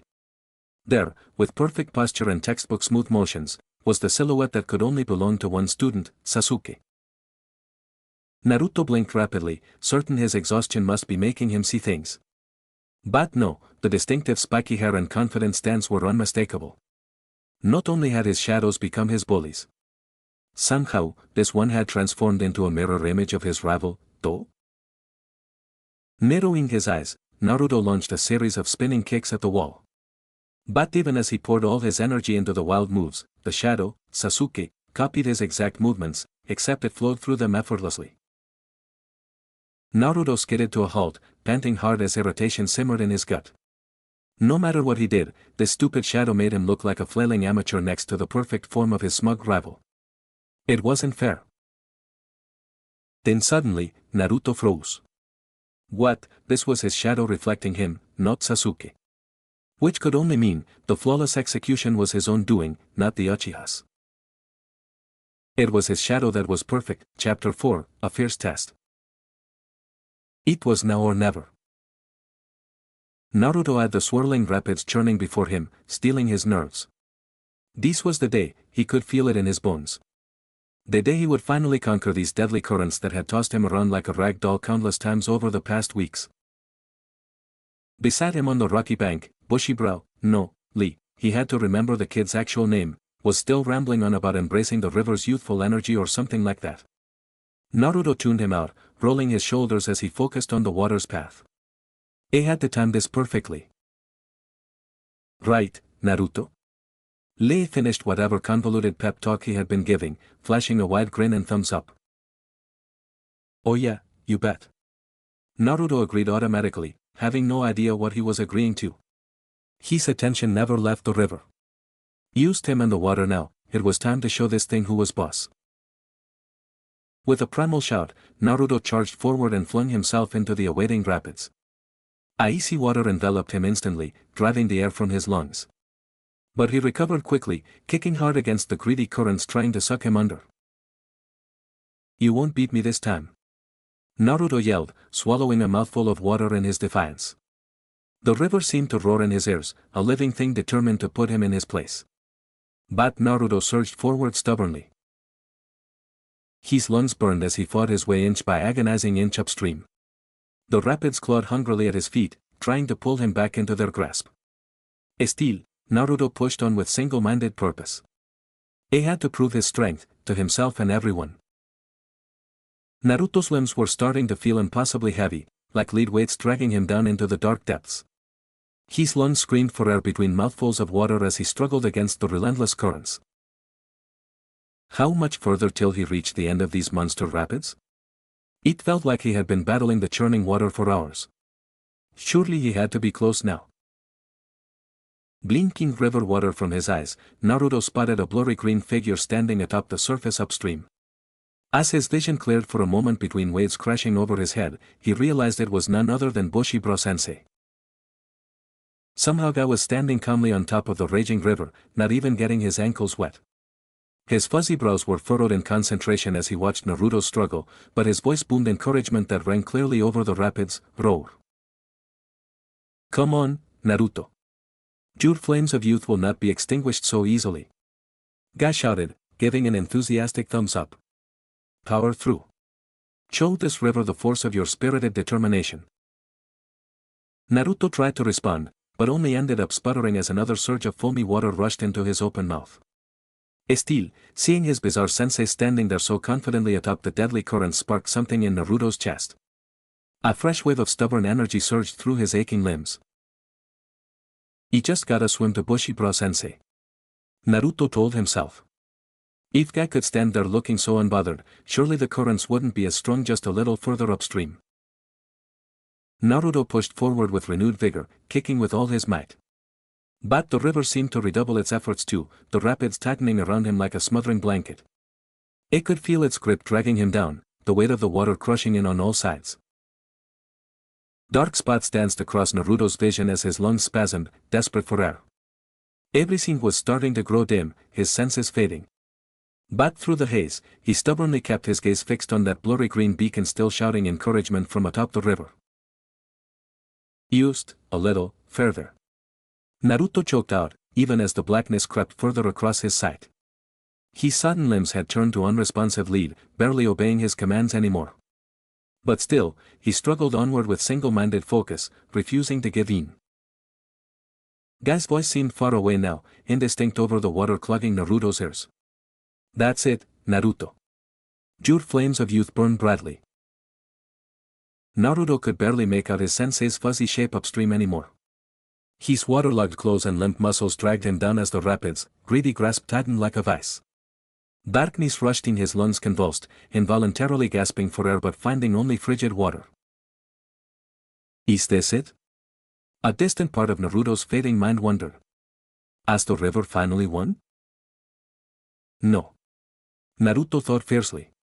He refused to let the rapids beat him, not when Bushido-sensei was right there waiting for him to reach the calmer waters. If I can't do it, I'll just have to do 100 push-ups in the water. Naruto told himself, feeling a surge of stubborn energy. Bushido was really rubbing off on him if he was willing to take on such a crazy self-challenge. With a determined yell, Naruto pumped his aching arms furiously, clawing his way through the churning currents. His muscles screamed in protest, threatening to give out at any moment. But he gritted his teeth and pushed forward. Just a little more. Through blurry vision, Naruto could see Guy-sensei leaning over the water surface, hand outstretched toward him. Come on, Naruto. Seize hold of your spirited youth, his sensei bellowed. Naruto reached with all his might, waterlogged clothes and limp muscles dragging him down. He was so close now, he could see Guy extending a hand toward him, ready to pull him from the rapids, clutches. Naruto sputtered as he took in another mouthful of water, nearly choking in his desperation. With a final heroic kick, Naruto surged forward, fingers outstretched toward his sensei's waiting grasp. Only for his leg to seize up completely in a painful cramp, the overexerted muscles finally giving out. Bah! Naruto yelped as the loss of forward momentum allowed the rapids to surge up and swallow him once more. No matter how he thrashed, the river wouldn't release its ruthless hold this time. Just when he was certain this would be his watery grave, a giant green hand closed around Naruto's arm in an iron grip. With a mighty heave, Guy hauled him from the rapids, clutches and onto the solid surface atop the water, where Naruto collapsed on hands and knees. He retched up what felt like gallons of river water as his chest heaved, sucking in desperate lungfuls of sweet air. Jos, Naruto. What an epic display of youthful tenacity. Guy cheered, paying no mind to the sopping, bedraggled state of his student. While your body may have reached its limit, your spirit blazes ever brighter. Naruto could only wheeze in response, too exhausted to even lift his head. But somewhere deep down, a tiny ember of pride flickered in his chest. He hadn't reached Guy under his own power as he desperately wanted. But he had battled right up until the crushing darkness took him, refusing to yield. As the roaring in his ears faded, Naruto became aware of Lee's voice cheering loudly from the riverbank. Truly amazing, Naruto. Your youthful drive is an inspiration. Naruto managed to lift his head enough to shoot Lee a weak grin. But when he tried to rise on still wobbly legs, Guy placed a giant hand on his back, halting him. Rest now, my student, Guy rumbled, his usually booming voice oddly gentle. You have more than proven the strength of your spirit today. Further testing is unnecessary. Though frustration gnawed at him, Naruto didn't try to stand again. As much as he hated accepting defeat, he knew when he was utterly spent. With a resigned sigh, he allowed Guy to support him as they slowly made their way across the river surface back towards shore. Naruto placed one shaky leg on the solid ground, the feeling of stability foreign after being tossed about ruthlessly by the rapids day after day. He almost fell flat on his face just from standing on unmoving earth. Who knew dry land could be so tricky? Hey, I must be getting too used to battling those crazy currents if just walking is throwing me off. Naruto joked. He tried to laugh but it came out as more of a wheeze. Guy let out a booming chuckle, clapping Naruto firmly on the back. Your perseverance against the treacherous waters has honed both your body and spirit admirably. Which was certainly true. While he hadn't noticed until last week, every time he flexed in the mirror now, he could make out bumps of what he thought might be his muscles coming in. It wasn't like he was huge or anything, but it still brought a smile to his face knowing his hard work was paying off. That wasn't to mention, after nearly drowning, nothing scared him anymore. As they made their way from the river's edge to the training field, Naruto's sodden clothes squelched loudly with each step.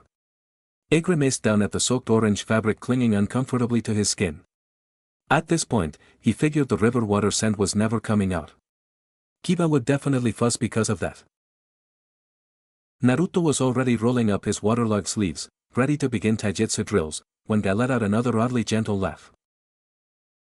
Eager as ever, but remember, even the brightest flames of youth need rest to burn stronger. Guy declared. After your valiant efforts today, I insist you take the rest of the week off from training to recover your strength. Naruto's eyes bugged out. What?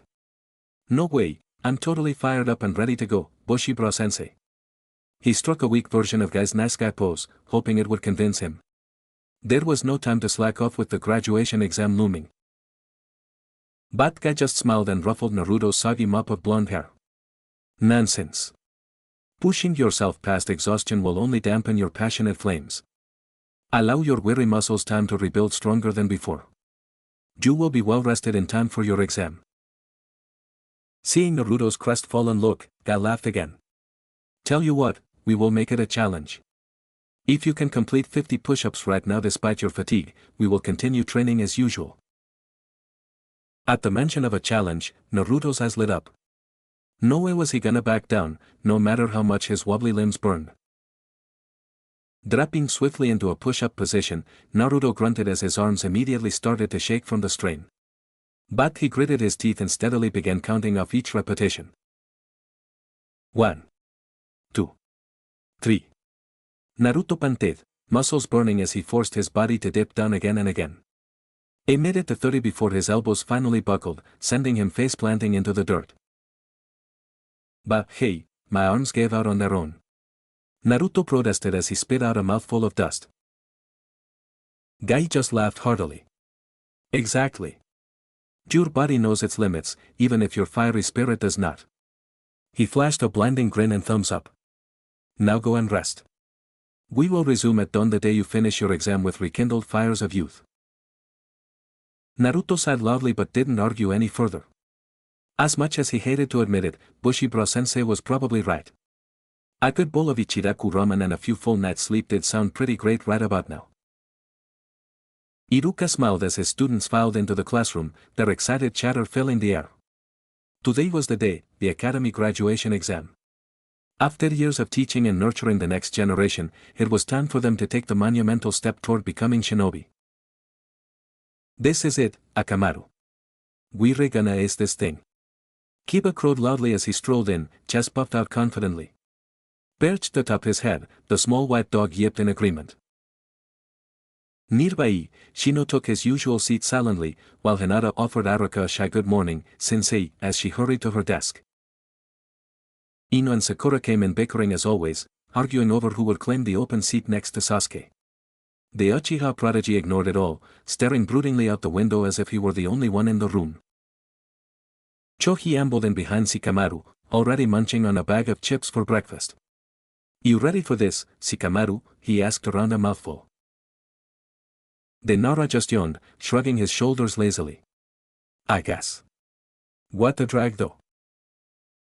Their voices all blended together into a symphony of excitement and anxiety.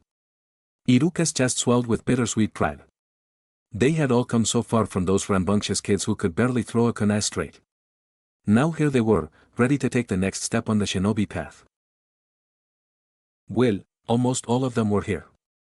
One orange-clad rascal had yet to make his usual loud entrance. Iruka suppressed a weary sigh. Naruto Uzumaki was no doubt running late again. So many things never changed. Still, Iruka wished the boy would hurry up. Naruto couldn't afford to miss any part of today's exam. Not with his difficulties. Iruka knew Naruto's utter lack of proficiency with ninjutsu or genjutsu would make passing a challenge. His only real shot was acing the taijutsu portion. Even after the endless days of one-on-one ninjutsu lessons with Araka, or even training rigorously with Madara these last few months, Naruto still struggled to mold chakra properly. Iruka suspected the powerful seal suppressing the nine-tailed fox also severely limited the boy's own chakra access. But they could only work within the confines of what was possible. And for Naruto, excelling at taijutsu was his best hope of graduating. Araka just prayed the boy's hard work and determination would see him through. Failure today would crush his fiery spirit. The chatter died down as Araka cleared his throat, drawing the class's attention. Alright everyone, the written exam will begin shortly. I know you're all eager to get out there and show me your skills, but remember, patience and focus are the marks of a true shinobi. As Iruka launched into his final inspirational speech before proctoring their exam, the classroom door suddenly banged open. A blur of orange darted inside, accompanied by shouts of "Wait for me, and I'm here, believe it." Iruka suppressed a smile. Right on cue. So many things never changed after all. Iruka took in the disheveled sight of Naruto standing sheepishly in the doorway. The boy's spiky blonde hair stood up even wilder than usual, his goggles were askew on his forehead, and his t-shirt was indeed on backwards. His orange pants didn't match his blue sandals, which were on the wrong feet. "Naruto, so glad you could join us," Araka said, unable to keep the wry amusement from his voice. "Hey, sorry sensei. I guess my alarm clock didn't go off this morning," Naruto blurted out. He flashed his signature foxy grin and scratched the back of his head. Iruka just shook his head indulgently. Only Naruto could show up to the most important exam of his life looking like he rolled straight out of bed. But he had to admire the boy's dedication to training, even if it resulted in his chronically disheveled state. "Just take your seat so we can begin," Iruka said, pointing to Naruto's empty spot next to Shikamaru. "You got it?" Naruto scampered over and nearly upended the desk as he plopped down heavily. Shikamaru muttered "Travelsim" under his breath but didn't otherwise react. Once settled, Naruto began fidgeting excitedly in his seat as he always did. Iruka had to resist the urge to scold him to pay attention. The boy's restless energy could be exhausting, but also oddly endearing in its own way. Clearing his throat, Araka continued the motivational speech he had been giving before Naruto's disruptive entrance. "As I was saying, today we'll test all that you've learned these past years. Stay focused and do your best. I know you will all make me proud." He softened his tone. "And remember, pass or fail, this exam does not define your destiny as shinobi. With hard work and perseverance, you can overcome any obstacle in your path." Iruka's gaze lingered on the orange-clad boy still squirming impatiently in his seat. Naruto met his eyes and flashed a confident thumbs up. Araka hoped the boy's enthusiasm wasn't misplaced. This exam would severely test his problem areas of ninjutsu and genjutsu. But perhaps Naruto's dedication to taijutsu would see him through. "Now then, let's begin with the written test," Araka announced, picking up a stack of exam packets from his desk. A chorus of groans rose up at the mention of a written exam, but Araka just smiled. "Come now, a shinobi needs more than just jutsu. Inteligencia and strategy are key." As Araka passed out the test packets, he noticed Naruto staring at the sheets like they were written in a foreign language. The boy's shoulders were tense, his ever-present grin replaced by a look of apprehension. Iruka felt a pang in his chest. He knew written exams were a source of anxiety for the rambunctious boy. Making his way back to the front, Iruka offered Naruto an encouraging nod. The simple gesture seemed to bolster the boy's spirits. He sat up straighter, determination shining in his blue eyes as he picked up his pencil. Iruka only hoped it would be enough. For all his bluster, he knew Naruto was deeply insecure about his perceived shortcomings as a student. Failure today would wound his self-confidence deeply. But Iruka had faith the boy would pull through somehow. He was too stubborn not to. You have 1 hour to complete the test, Iruka announced. Begin. Naruto slumped over his desk as Iruka called time on the written exam. His hand was cramped from clutching the pencil so tightly and his brain felt like mush after struggling through all those questions. But as he glanced down at the test packet, he was surprised to find he had answered most of it. There was that one about the second Hokage and his specialized powers. Naruto was pretty sure he had scribbled the right answer for that. Oh, and the matching section on village history wasn't so bad either. He might not be a genius like Sasuke, but he had managed to recall a few things from Iruka-sensei's alone lectures over the years. A few guesses here and there, but still, way better than the blank page or frustrated scribbles he was used to. All those long extra study sessions with Iruka-sensei must have paid off after all. Overall, Naruto figured he hadn't completely flunked the written portion. Granted, all those diagrams about chakra networks and stuff had basically looked like chicken scratch to him. But hey, he had tried his best. Naruto stretched his arms over his head, stifling a yawn. Man, he was ready to get this show on the road. Written tests were the worst. He was itching to get outside and finally show off his sweet moves. Alright, we'll take a quick break to go over the test answers and then move on to the weapons assessment, Iruka announced as he collected their papers. Yes. Naruto cheered under his breath. Weapons training was way more his speed. No more boring history facts or calculations, just him and his tools. He patted the bulging holster on his hip, eager to demolish the target range. The class filed outside into the sunny training yard. Naruto inhaled deeply, filling his lungs with fresh air. Much better than the stuffy classroom. He joined the crowd gathering by the targets, tuning out Iruka's review of the written exam answers. Probably all stuff he got wrong anyway. Instead, Naruto closed his eyes, visualizing his perfect throws on the range. With his awesome skills, he'd totally smoke this test. Believe it. Naruto. Are you paying attention? Iruka's sharp voice jolted Naruto from his daydreaming.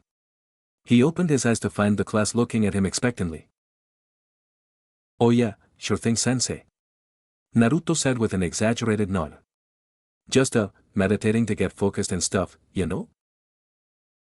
Iruka sighed, clearly not believing his bluff, but decided to move on.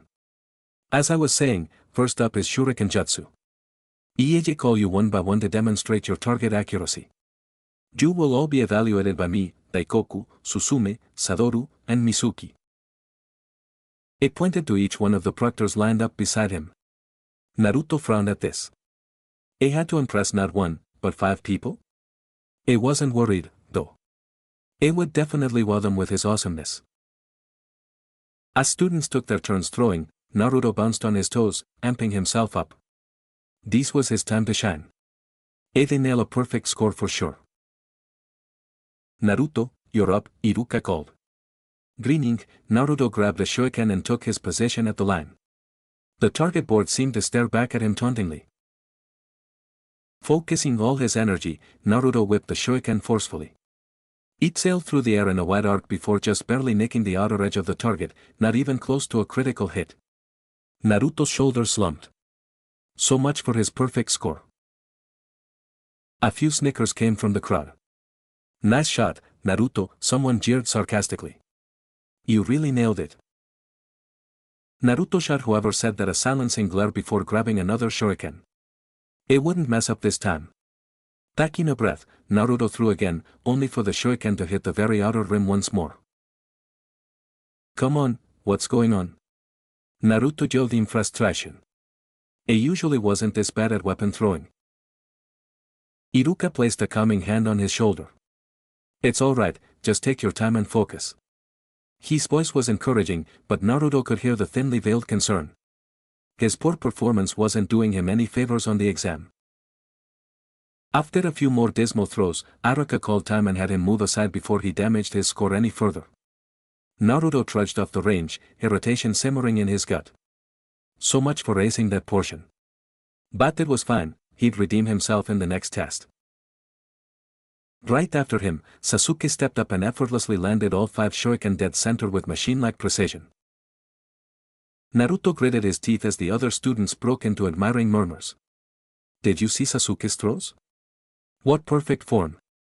He shot the Uchiha a dirty look.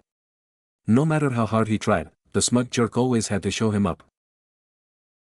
During the next test of accuracy with kunai and senbon needles, it was the same story. Naruto's throws were slightly better, but Sasuke's were dead perfect. That smug jerk just had to show off and make him look bad. Naruto clenched his fists, nails digging into his palms. There was only one test left now, his last chance to finally one-up Sasuke. As the other students cleared the range, Iruka stepped forward holding a bundle of small paper tags. Okay everyone, for the final portion we'll be testing your use of explosive tags. Naruto's heart instantly sank down to his sandals. Explosive tags. Cold sweat beaded Naruto's brow as Iruka demonstrated the hand sign to channel chakra into the tag. Of course they had to finish on the one ninja tool he had no hope of using properly. He had been so focused on acing the physical tests, he'd forgotten all about the explosive tag requirement. Panic gnawed at Naruto's insides, but he forced himself to take a deep breath. Okay, stay calm. Maybe if he just really concentrated, the tag would spark a little. A note to pass, at least. As students took their turns, some tags sparked more impressively than others. But everyone made theirs activate on some level. Naruto gulped, wiping his sweaty palms on his pants. Then it was his turn. Hands shaking slightly, Naruto accepted the tag from Iruka. His teacher gave him an encouraging nod, no doubt sensing his unease.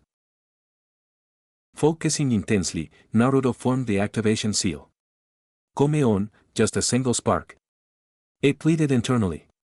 Sweat rolled down his temple from the effort as he tried fruitlessly to summon some ounce of chakra. But as with all his previous attempts, the tag remained lifeless in his grip. Frustration boiled up in Naruto's chest. It wasn't fair. Why was chakra control so impossibly hard for him when others could do it without even thinking? Caught up in his emotions, Naruto found himself yelling, "Come on, work stupid tag." He channeled every scrap of energy into focusing on the paper between his fingers. Nothing. Iruka attempted a weak smile. Let's move you aside for now and wrap up this portion. Naruto could hear the strained note in his teacher's voice. They both knew this finale had been nothing short of disastrous. Shoulders slumped, Naruto trudged away. At this rate, Naruto wasn't sure passing this exam was possible. As Sasuke stepped up next, landing a perfect activation spark on his first try, Naruto felt that familiar ache in his chest. No matter what, Sasuke would always succeed effortlessly where he failed miserably. As the exam wrapped up, Naruto lingered behind the others, anxiety gnawing at his insides. He knew he was absolutely going to fail the ninjutsu and genjutsu portions.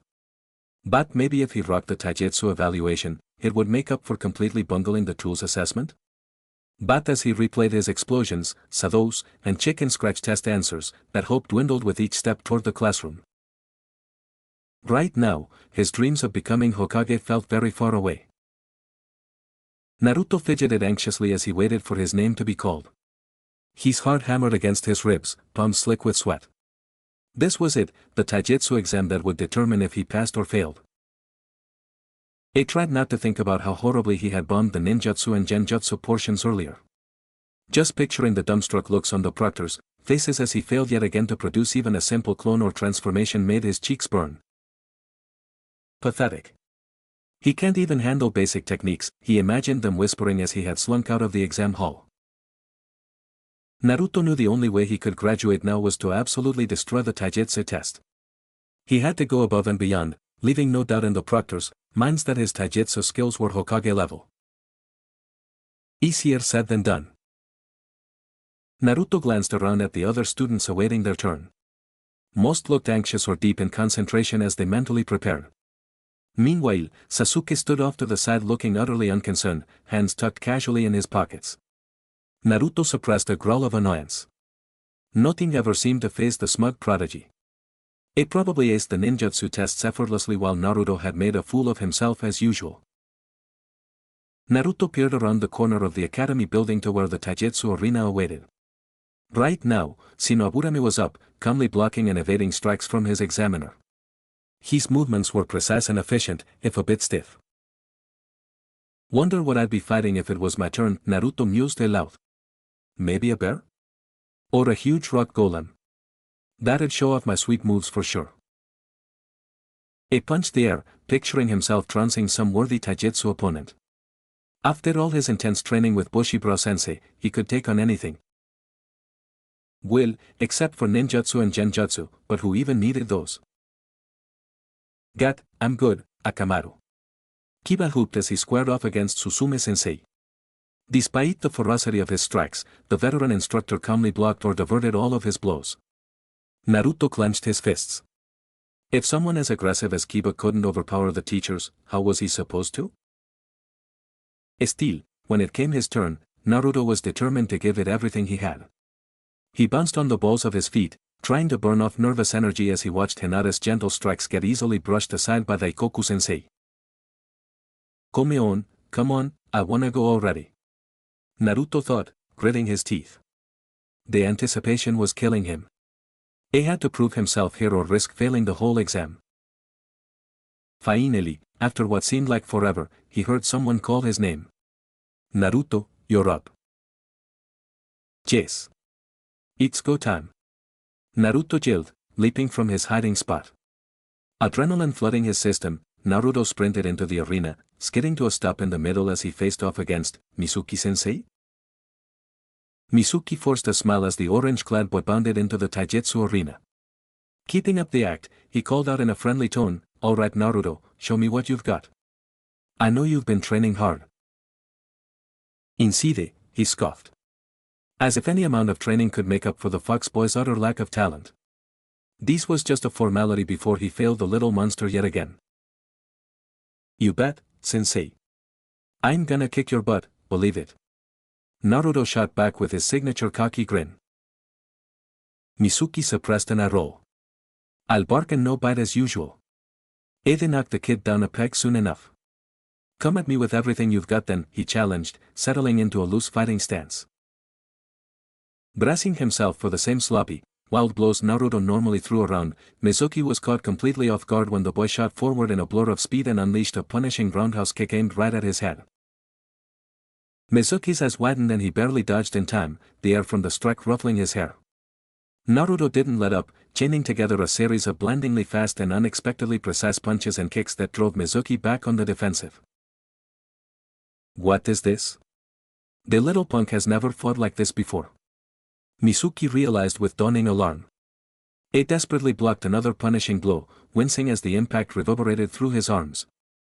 Naruto was like a feral beast unleashed, every strike brimming with raw power and killer intent. This wasn't the sloppy brawler Mizuki was used to subduing easily. Naruto moved with honed instincts, stance balanced, guard up, transition smooth. It reminded Mizuki disturbingly of how that weird Jounin might get fought. A creeping dread settled in Mizuki's gut.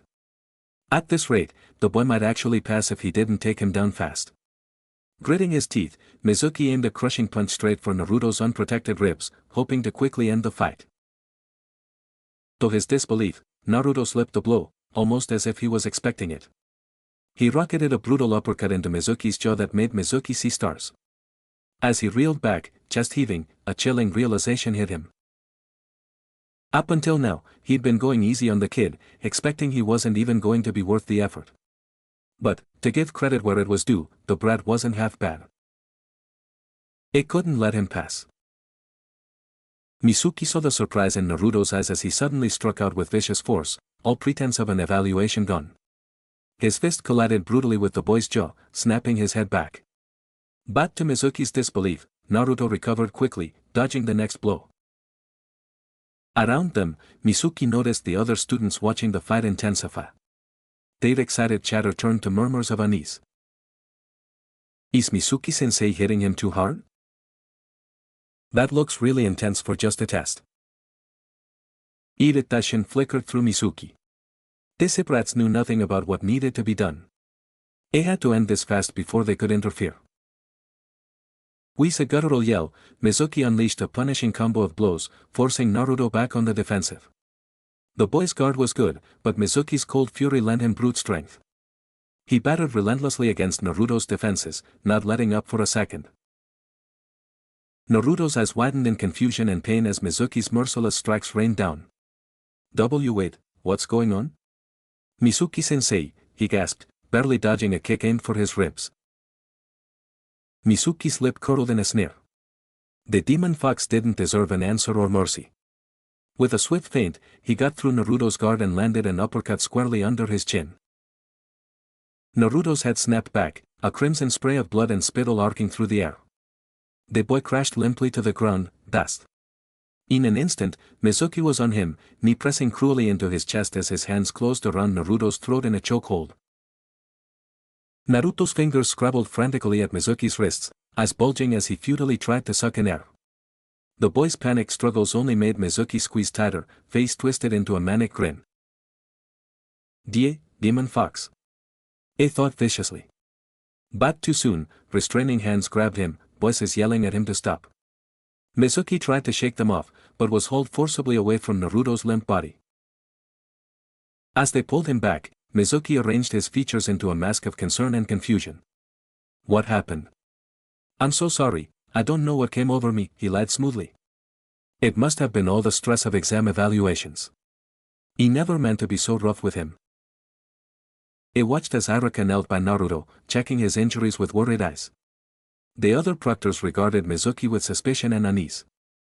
Still, none challenged his excuse. Mizuki suppressed a satisfied smirk. No matter what fancy moves the beast had picked up, he was still just a weak, pathetic child. There was no way he could pass the exam now. He had accomplished what needed to be done. The village would remain safe from the nine-tailed fox menace. Naruto lay staring up at the sterile white ceiling of the academy infirmary, trying to ignore the throbbing pain in his throat and jaw. The awful choking sensation from Mizuki's hands crushing his windpipe lingered, making every swallow razor sharp. Why had his sensei snapped like that during the taijutsu exam? One minute they were sparring normally, the next Mizuki had this scary look in his eyes and started wailing on him relentlessly. Naruto winced as he accidentally put pressure on the tender lump swelling under his chin. Mizuki's final uppercut had come out of nowhere, snapping his head back viciously. It was lucky his neck wasn't broken. Not that it mattered now. Naruto sighed, the sound rasping painfully in his abused throat. There was no way he passed after choking so badly in the final test against Mizuki. Frustration simmered in Naruto's chest. He had trained for months with Bushido-sensei, pushed himself to the brink of collapse day after day. For what? To get trounced without even landing a devastating hit on Mizuki? Naruto thought back to those final terrifying moments pinned under Mizuki's crushing hold, fingers scrabbling desperately at the hands strangling the life from him. Why had his sensei looked at him with such cold hatred in his eyes? He would never forget that murderous rage directed his way. A soft knock at the door jolted Naruto from his dark memories.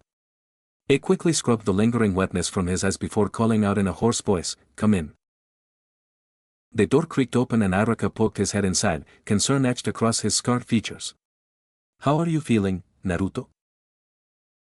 Naruto tried to smile, but it came out as more of a pained grimace. "I'm alright, sensei.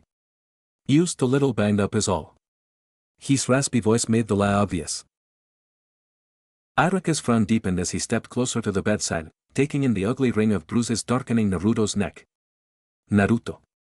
He began softly. Naruto looked away, unable to meet Iruka's piercing yet kind gaze. He didn't want to see pity there. To distract himself, he fiddled with a loose thread on the infirmary blanket. "It's my own fault for messing up," Naruto mumbled, embarrassment coloring his cheeks. "Guess I just freaked out when Mizuki-sensei came at me so hard. He should have been tougher." Iruka's eyes flashed at that. "No, Naruto, how Mizuki acted was inexcusable," he said sharply. Seeing Naruto's surprised look, Iruka softened his tone again. "Taijutsu exams are meant to assess skills, not cause harm." Naruto dropped his gaze again. Maybe Iruka was just trying to make him feel better about choking. Either way, the test was over and he had failed spectacularly. Swallowing thickly, Naruto forced himself to ask the question burning inside him. So, did I at least pass the other portions? He tried to keep the hope from creeping into his hoarse voice. Iruka hesitated, and Naruto felt his heart sink down to his stomach. That pause said it all. After a strained moment, Iruka sighed and shook his head. I'm afraid not, Naruto. Your written test score was barely passing.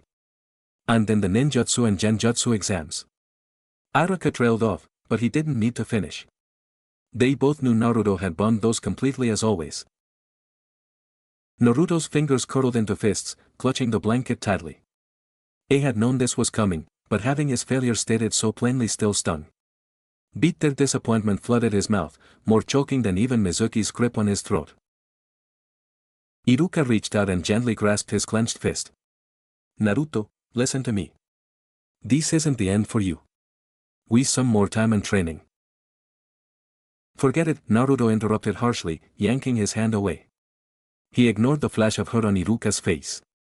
Right now the crushing pain in his own chest demanded all his focus to keep from spilling over. Don't worry about me, sensei, Naruto forced out around the tightness in his throat. I'll be fine. He tried to flash his usual carefree grin, but it felt more like a grimace. Naruto turned away, not wanting Iruka to see the tears welling up in his eyes. He had failed. After all that intense training with Bushibra-sensei, he still hadn't been good enough to pass. It wasn't fair. A gentle hand rested on his shoulder.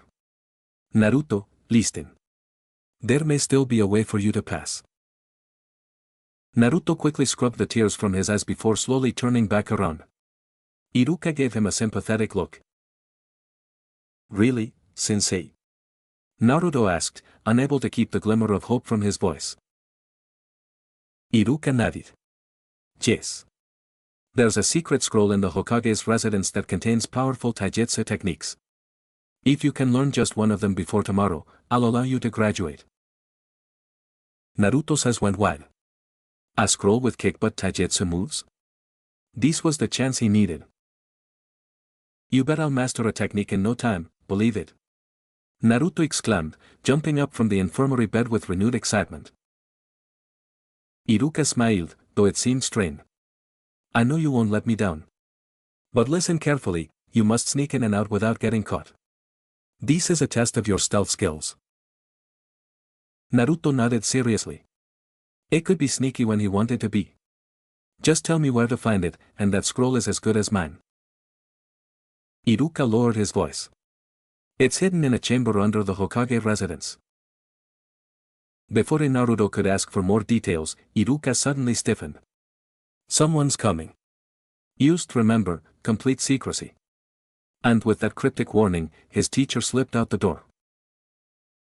Naruto barely had a moment to digest this new information before the infirmary door opened again. One of the academy medics stepped inside, eyeing him critically. Shouldn't you be heading home to rest, Naruto? The woman asked pointedly. Naruto plastered on a wide, innocent grin. Jip, on my way out now. He quickly gathered his things and hurried from the infirmary, nearly bowling the medic over in his haste. He had a top-secret mission to prepare for. And as the boy bolted through the door, he failed to miss Iruka standing beside the entrance with a devilish smirk on his face. Only when the boy flew down the hallway and out of sight, did a puff of smoke engulf Iruka, revealing his true form.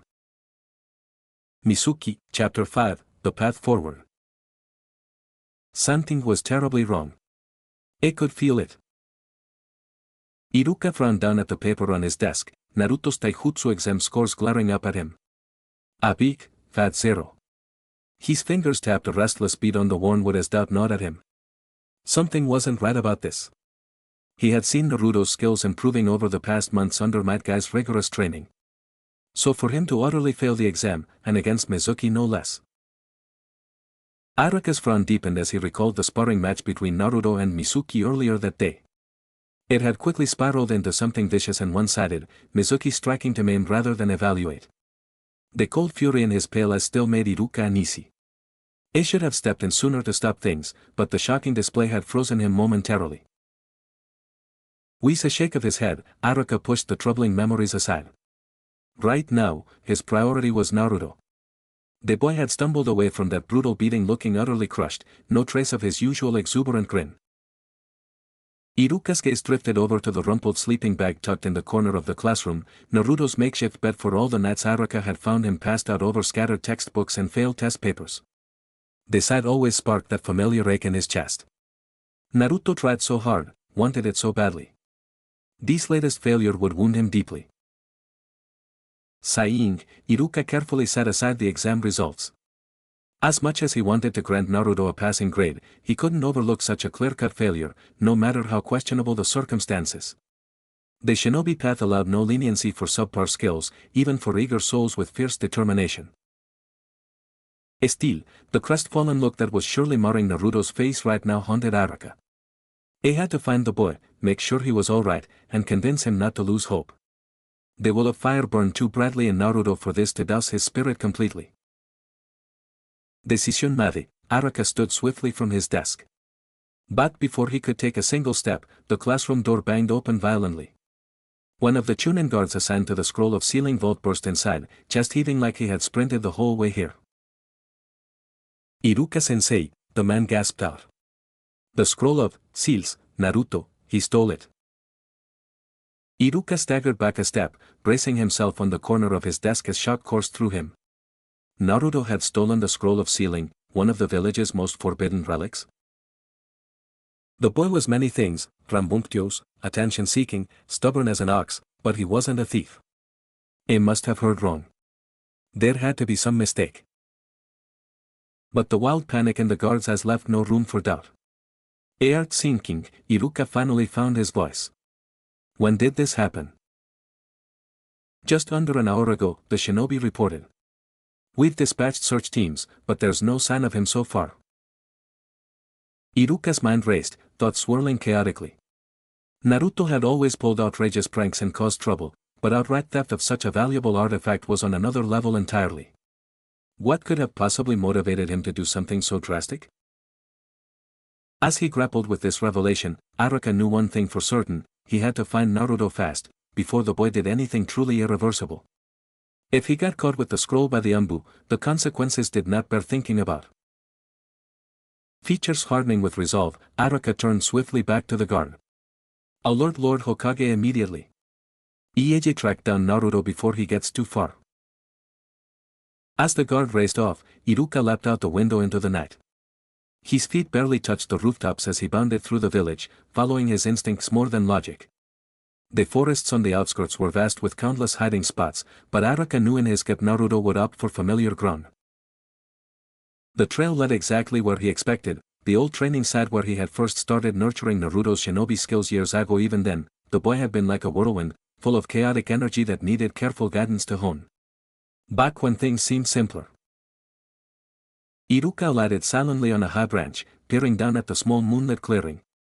And there sat Naruto with the mammoth scroll laid out before him, tongue poking between his lips as he puzzled over the intricate script. Relief and dismay warred within Araka's chest at the sight. While he was glad to find Naruto unharmed, seeing that the theft was no mistake pierced his heart. What darkness had driven his student to such extremes? Steeling himself, Araka called down sharply. Naruto.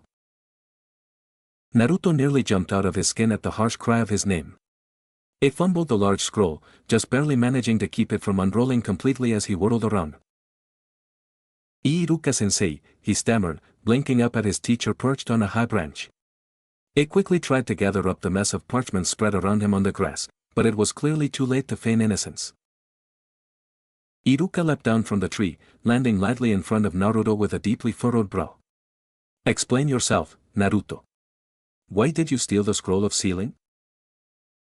But I didn't steal anything. Naruto objected loudly, pointing an accusing finger Araka's way. This was all your idea, sensei. You're the one who told me to sneak in and take this scroll if I wanted to graduate. And by the way, you lied. There are no taijutsu techniques. It's all just jutsu. Confusion flashed across Araka's scarred features. What are you talking about? He gave no such orders. His tone made it clear he wasn't buying Naruto's flimsy excuse. Naruto's mind raced, panic rising in his throat. How could Araka pretend not to know anything when he was the one who sent Naruto on this mission? Unless. Realization struck Naruto like a kick to the gut. Back in the infirmary after the exam, Araka had slipped out moments before that medic arrived. And looking closely now, there was something ever so slightly off about his face. This wasn't Iruka at all. Naruto recalled, dropping into a fighting stance. Alright, who are you really? You probably just disguised yourself as Iruka-sensei to trick me, eh? The imposter's eyes narrowed, but his tone remained calm. Naruto, it's me. Now explain why you took the scroll before the Umbu find you here. Naruto shook his head stubbornly. Nice try, Fake. The real Iruka-sensei would never doubt me. I'm gonna clobber you for pretending to be him. With a loud yell, Naruto charged forward recklessly, aiming a punch at the fake Araka's gut. But faster than he could blink, the imposter seized his outstretched wrist and flipped Naruto cleanly over his shoulder. Naruto hit the ground flat on his back, the impact knocking the wind out of him. Oh whoop, he groaned loudly. No fair, how'd you do that so fast? The man looming over him shook his head in exasperation. Because I'm not an imposter, I'm Iruka. To demonstrate, he formed a quick hand seal. Release. A small puff of smoke briefly obscured the man's features before dissipating, revealing the exact same person as before. Naruto's eyes narrowed in suspicion. This guy was crafty. That doesn't prove anything. Naruto accused, pointing from his position sprawled on the ground. You're probably just doing a full transformation instead of the basic one we learn at the academy. Iruka, or the stranger pretending to be Araka, dragged a hand down his face, muffling a weary sigh. But before he could respond, a new voice cut in from the shadows.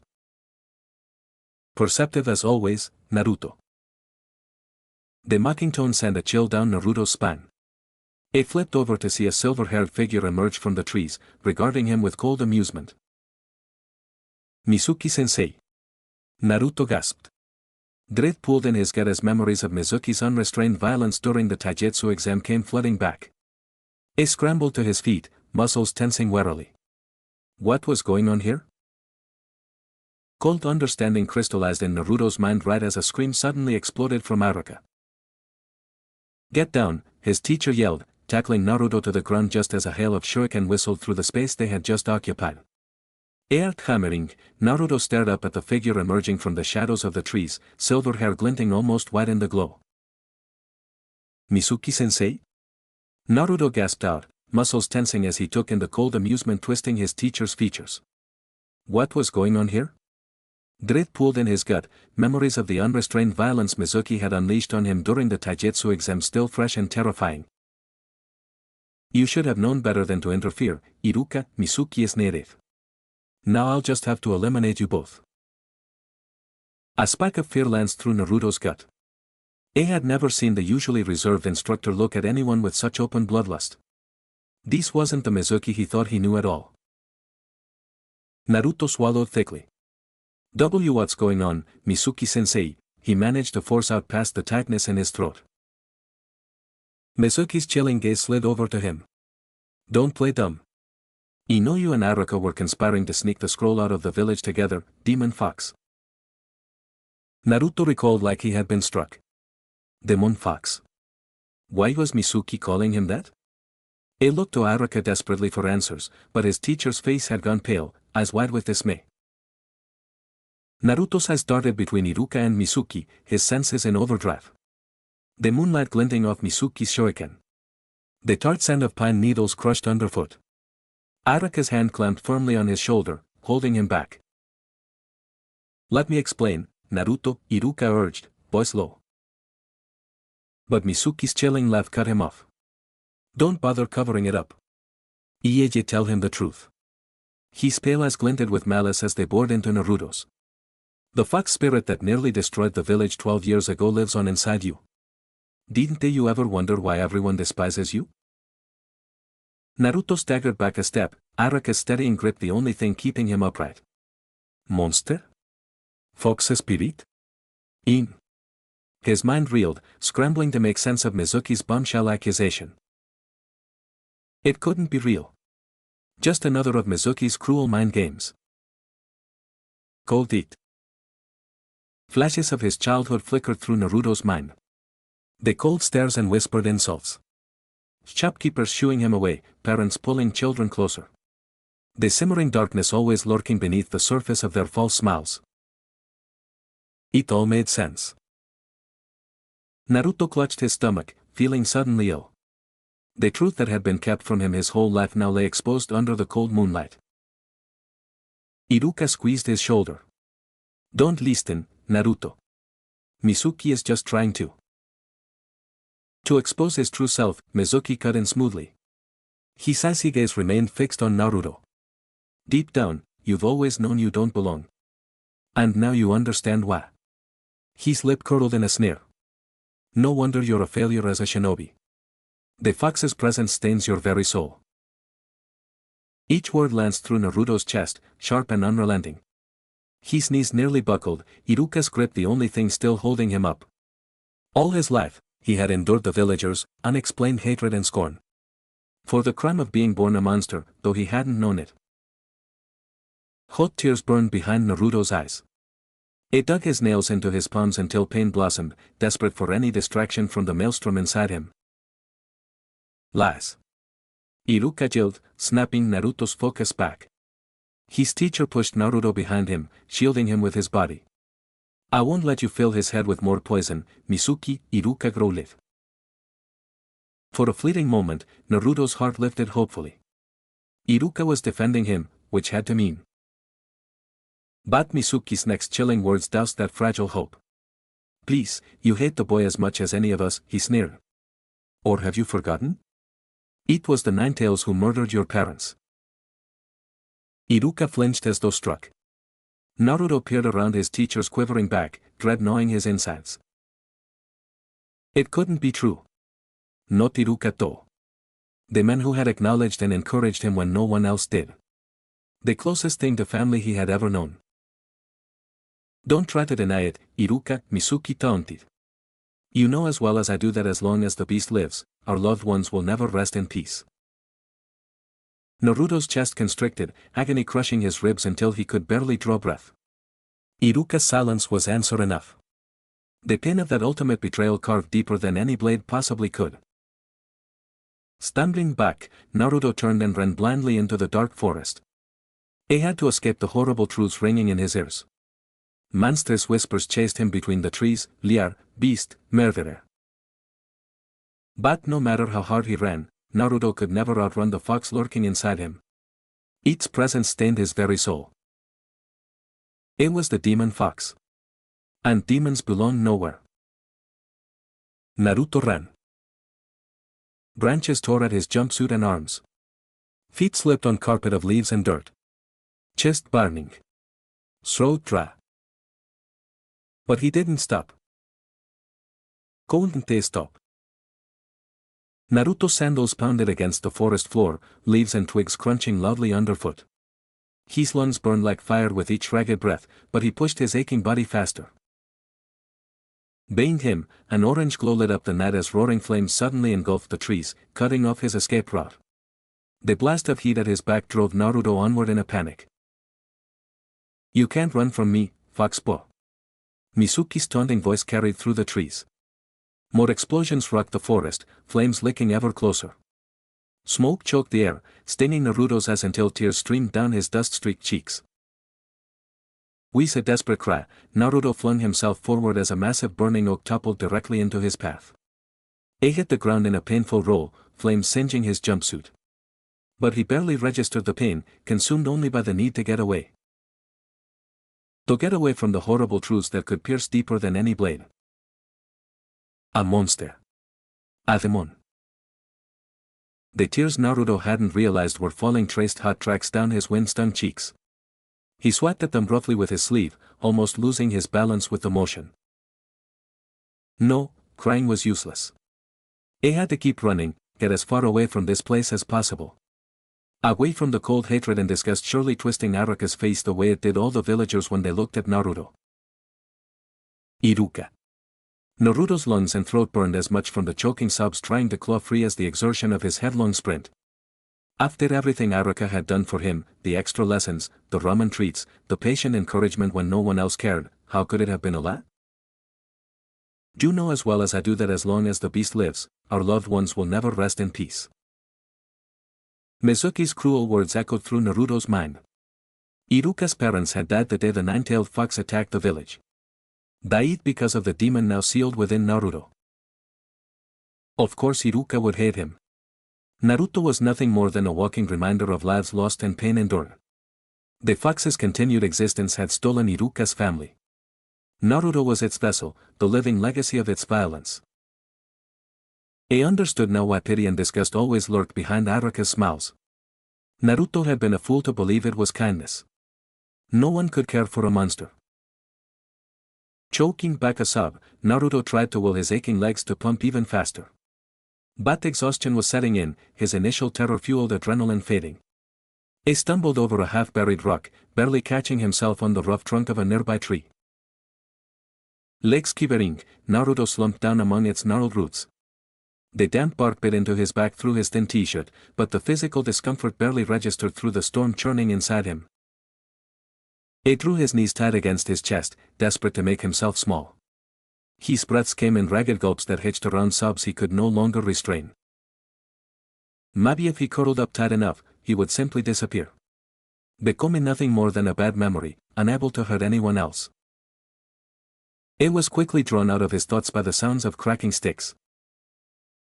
Naruto lay flat on his stomach, barely daring to breathe as footsteps drew closer through the underbrush. He clenched his eyes shut, willing his teacher to pass by without spotting him. The scraping tread halted just feet away, so close Naruto could hear the soft inhale of their voice. Naruto. Iruka's familiar voice was gentle but urgent in the surrounding stillness. Please, I know you're nearby. We need to talk. Naruto tensed, fingers digging into the loamy earth. Talk. After everything Aruka now knew about the monster sealed inside him, what could there be to discuss? The pain of that ultimate betrayal still carved deep, raw and bleeding. Cautiously cracking open one eye, Naruto peered between the ferns to see Aruka standing rigidly, gaze darting around the shadowy trees. Moonlight glinted off the hitai tied across his forehead, glaring in reminder of the truth, Aruka was a loyal shinobi first and foremost. Naruto swallowed past the tightness in his throat, a single word looping endlessly through his mind. Murderer. How long had Aruka secretly seen him that way? Suppressed disgust at his true nature while playing the role of kindly teacher? Those patient lessons to improve his weak ninjutsu. Treating him to ramen and listening to his grand Hokage dreams. Letting him doze off in the corner of the classroom after long nights of fruitless training. Had it all been an act, covering up resentment toward the beast who took his family? Naruto squeezed his eyes shut again, fresh tears leaking from the corners to wet the dusty earth beneath his cheek. A snapping twig rang out like a gunshot, Naruto's heart leaping into his throat. His breath froze in his lungs as Aruka's sandals swiveled on dead leaves. One step, two steps, ever closer. He scrunched impossibly lower, praying the ferns would shield him, by a few precious seconds more.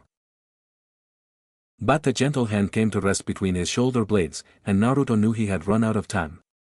Eyes still squeezed closed, he waited stiffly for the strike, the sealing jutsu, the blow that would end his cursed existence at last.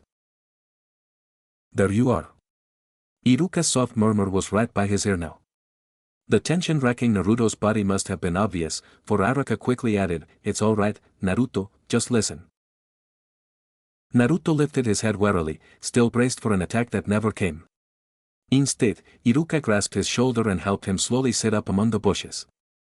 Swiping a hand roughly across his wet cheeks, Naruto kept his eyes averted, unable to meet his teacher's gaze. The silence swelled between them like an oppressive fog until Aruka spoke again at last. "Nothing," Mizuki said back there, "changes how I see you." Naruto's throat tightened painfully.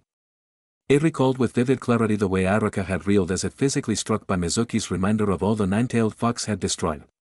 The fox who now dwelt within Naruto, whether he wished it or not. Monster. Demon. Murderer. Naruto flinched away instinctively as Aruka reached for him again. But his teacher persisted, gripping both his shoulders firmly until their eyes finally met. The fierce sincerity burning in Iruka's steadfast gaze pierced Naruto to his core. "You are not the fox," Iruka said vehemently. "Its darkness does not have to be your destiny." Before Naruto could even digest what his teacher had said, Aruka grabbed him and slammed him to the ground.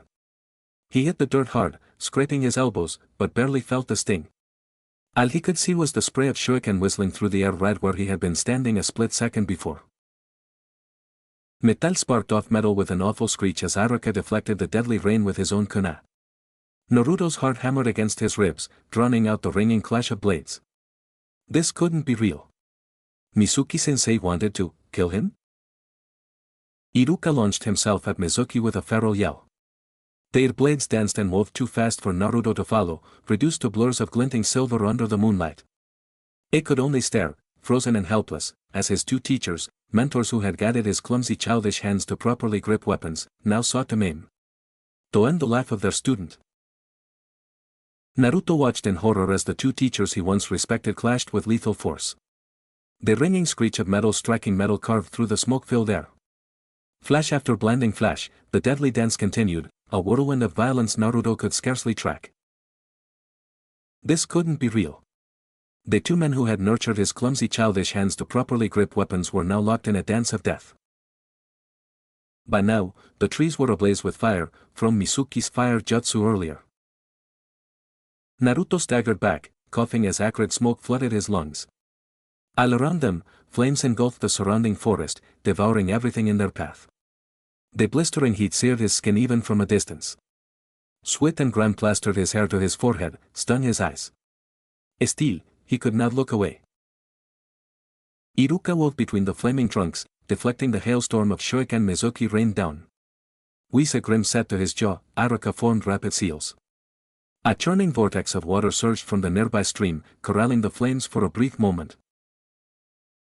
But Mizuki was relentless, hands blurring as he unleashed more devastating fireballs. An ear-splitting crack resounded through the trees before one enormous oak toppled directly toward Iruka. Naruto tried to scream, but only choked on acrid smoke flooding his lungs. No. At the last second, Iruka substituted himself with a log, reappearing just out of reach of the flaming trunk's impact. Mizuki bared his teeth in a savage grin. Clever, but not enough. With a guttural yell, Iruka dashed forward. He slashed out viciously with his kunai, aiming for Mizuki's throat. But the silver-haired traitor dodged with viper-like speed, the blade whistling harmlessly past his ear. In the same fluid motion, Mizuki's knee rocketed up, catching Aruka brutally in the stomach. Naruto's breath hitched, hands curling helplessly into fists at his sides as Aruka doubled over with a pained wheeze. He had never seen his gentle teacher look so feral, consumed by cold rage. Yet even now, Iruka continued to shield Naruto with his own body. Why, protect him?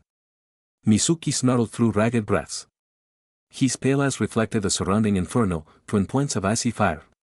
The village fears the monster, as they should. As if in slow motion, Naruto watched as Mizuki stabbed Aruka in the stomach with his kunai. Time grinded to a halt, and for a moment, all was silent except for the crackling of the roaring flames surrounding them. Iruka let out a wet, choking cough, blood bubbling from his lips. Why? Aruka rasped, grasping feebly at Mizuki's sleeve. We were friends.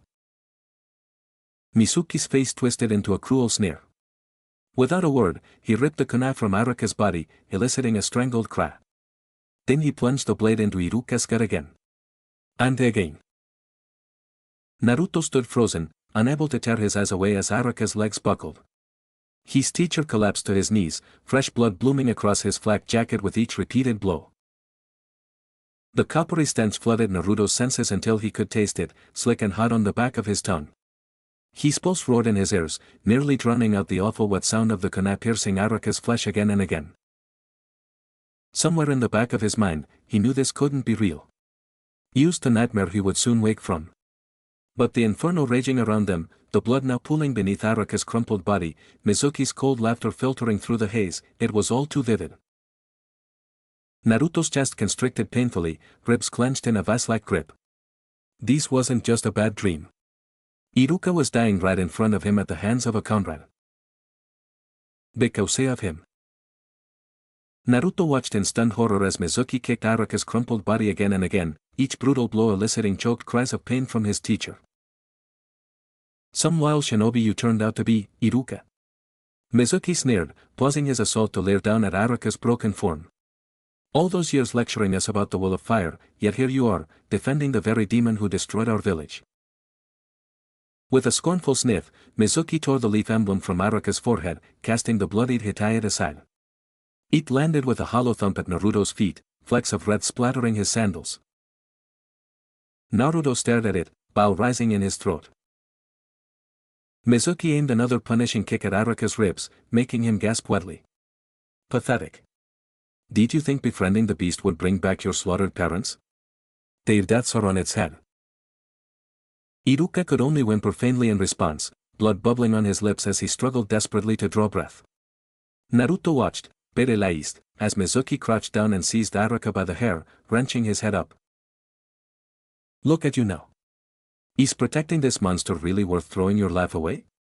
Mizuki pressed his kunai against Iruka's exposed throat. Give me one good reason I shouldn't finish you right now. Naruto's heart hammered wildly in his chest, body tensed like a cold spring. He had to do something, anything. But doubt and fear rooted him in place, icy tendrils spreading through his veins. This was his fault. Mizuki wanted him. If Naruto fled now, maybe his teacher would be spared. But as he glanced down, an unexpected glint of metal caught Naruto's eye, the scratch engraved across Araka's Hitayat from when he had shielded Naruto earlier. The once smooth metal was marred by that single scratch. Something snapped within Naruto. A tidal wave of fiery rage crashed through his veins, washing away the choking fear. His hands curled into fists, nails biting into his palms.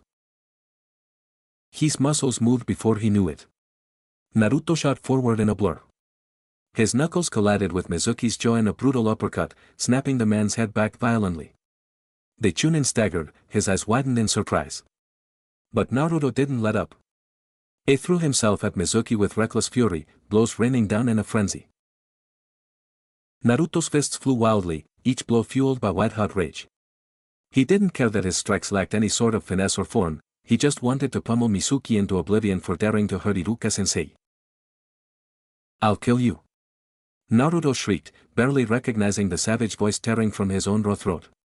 He clawed and pummeled wildly, no finesse or form, just sheer explosive rage. It was as if he had forgotten all the training from the past month. Mizuki staggered back under the boy's frenzied assault, clearly caught off guard by this sudden fury. But he quickly recovered, pivoting out of the way of Naruto's next haymaker punch. Not bad, Foxbo. Sensei struck a nerve, Mizuki taunted as he ducked another wild swing. His infuriatingly smug grin made Naruto see red. This monster didn't get to walk away smiling after what he'd done. With a guttural yell, Naruto launched a spinning heel kick straight at Mizuki's head. But the man casually sidestepped, letting Naruto's momentum carry him stumbling past. Too slow, Mizuki sneered. Before Naruto could regain his footing, a brutal fist plowed into his unprotected side. He wheezed as the blow forced all the air violently from his lungs. But there was no time to recover before the next punishing strike slammed into his jaw. The air whooshed violently from Naruto's lungs. Stars exploded across his vision.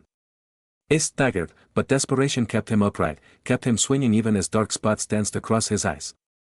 Mizuki easily sidestepped, almost lazily, before driving a knee up brutally into Naruto's unprotected stomach. He doubled over, knees hitting the smoking earth. Mizuki's scornful laughter seemed to echo between his ears as he desperately gulped for breath. Did you really think a weak failure like you could challenge me? Mizuki sneered down at him. He fisted a hand in Naruto's sweat-soaked hair, wrenching his head up painfully. Naruto's pulse thundered wildly, heart jackhammering against his ribs. Still, he clawed at Mizuki's wrists, kicked out frantically, refusing to submit. With a derisive snort, Mizuki flung him aside effortlessly. Naruto hit the ground hard, skidding several feet before coming to rest against a burning oak trunk. The scalding would sear his skin through his tattered jacket. He kicked, flailing weakly to pull away from the smoldering tree. Mizuki stalked toward him, eyes glinting with cold amusement. You're even more pathetic than I realized. To think our village was nearly destroyed by a weakling like you. Naruto's tongue felt thick, his voice scraping raw and hoarse up his throat. I won't let you hurt Iruka-sensei anymore. Mizuki's chilling laugh sent icy fingers of dread creeping down Naruto's spine. This was a side of his teacher he'd never seen, a monster lurking beneath the calm surface all along. Brave words for a cowering child, Mizuki sneered, flipping another shuriken casually between his fingers. But you'll be dead long before I finish off your precious sensei. He turned his head enough to meet Araka's glassy, pain-filled eyes where his teacher still lay immobilized. Seeing the slow spread of crimson soaking Araka's flak jacket sparked something primal in Naruto's gut. These men had been like family, the first to acknowledge him, to patiently nurture his clumsy childish hands until he could properly grip weapons. And now Araka was dying defending him from their twisted comrade. Did you really think a weakling like you stood a chance against me? Mizuki scoffed. You may hit hard, but you leave yourself wide open with those wild strikes. All power, no finesse, just like a brainless beast. Naruto clawed at the ground, struggling to rise, to fight back, anything. But his head was still spinning from Mizuki's attacks. All he could do was turn his head enough to meet Araka's glassy, pain-filled eyes where his teacher still lay immobilized. Seeing the slow spread of crimson soaking Araka's flak jacket sparked something primal in Naruto's gut. These men had been like family, the first to acknowledge him, to patiently nurture his clumsy childish hands until he could properly grip weapons. And now Araka was dying defending him from their twisted comrade. A guttural scream erupted from Naruto's throat. Hot anger boiled from within his chest. Naruto clenched his fists, ignoring how badly his hands shook. He had to keep fighting, no matter what. For Iruka-sensei Isesake. Drawing on the very last dregs of his strength, Naruto pushed himself up on trembling limbs to face Mizuki again. He raised his eyes to meet Mizuki's, but the blazing flames behind his teacher obscured him, reducing him to a faceless silhouette wreathed in fire. In that moment, the battleground forest melted away, replaced by the blank wooden wall of the academy training yard. Mizuki's shadow stretched tall across its surface, the same shadow Naruto had spent endless nights sparring against. What is this? Naruto sank into a fighting stance on instinct, muscles coiling in anticipation. He knew this opponent, had studied every nuance of his movements during those repetitive training sessions.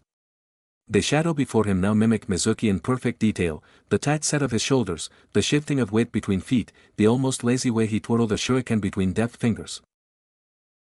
Jace, Naruto realized, fighting your shadow was all about observation. The shadow concealed nothing from him. With a guttural cry, Naruto shot forward, aiming a punishing roundhouse kick straight for his opponent's head. But the shadow Mizuki dodged smoothly, just as expected. Naruto didn't let the missed strike throw him off. He seamlessly flowed into the next attack, forcing the shadow back on the defensive with a series of blindingly fast and unexpectedly precise blows. The training had worked. Naruto could predict the shadow's reactions and compensate, driving him back steadily. But the shadow quickly adapted to match Naruto's advanced skills. A feint here, a sudden reversal there, it was changing, keeping Naruto guessing, on his toes. Very quickly, Naruto realized this was the most dangerous opponent he had ever faced. Their deadly dance intensified, blows and counters accelerating until even Naruto struggled to track the exchanges. Yet he refused to slow down, pushing himself beyond limits he never knew he had.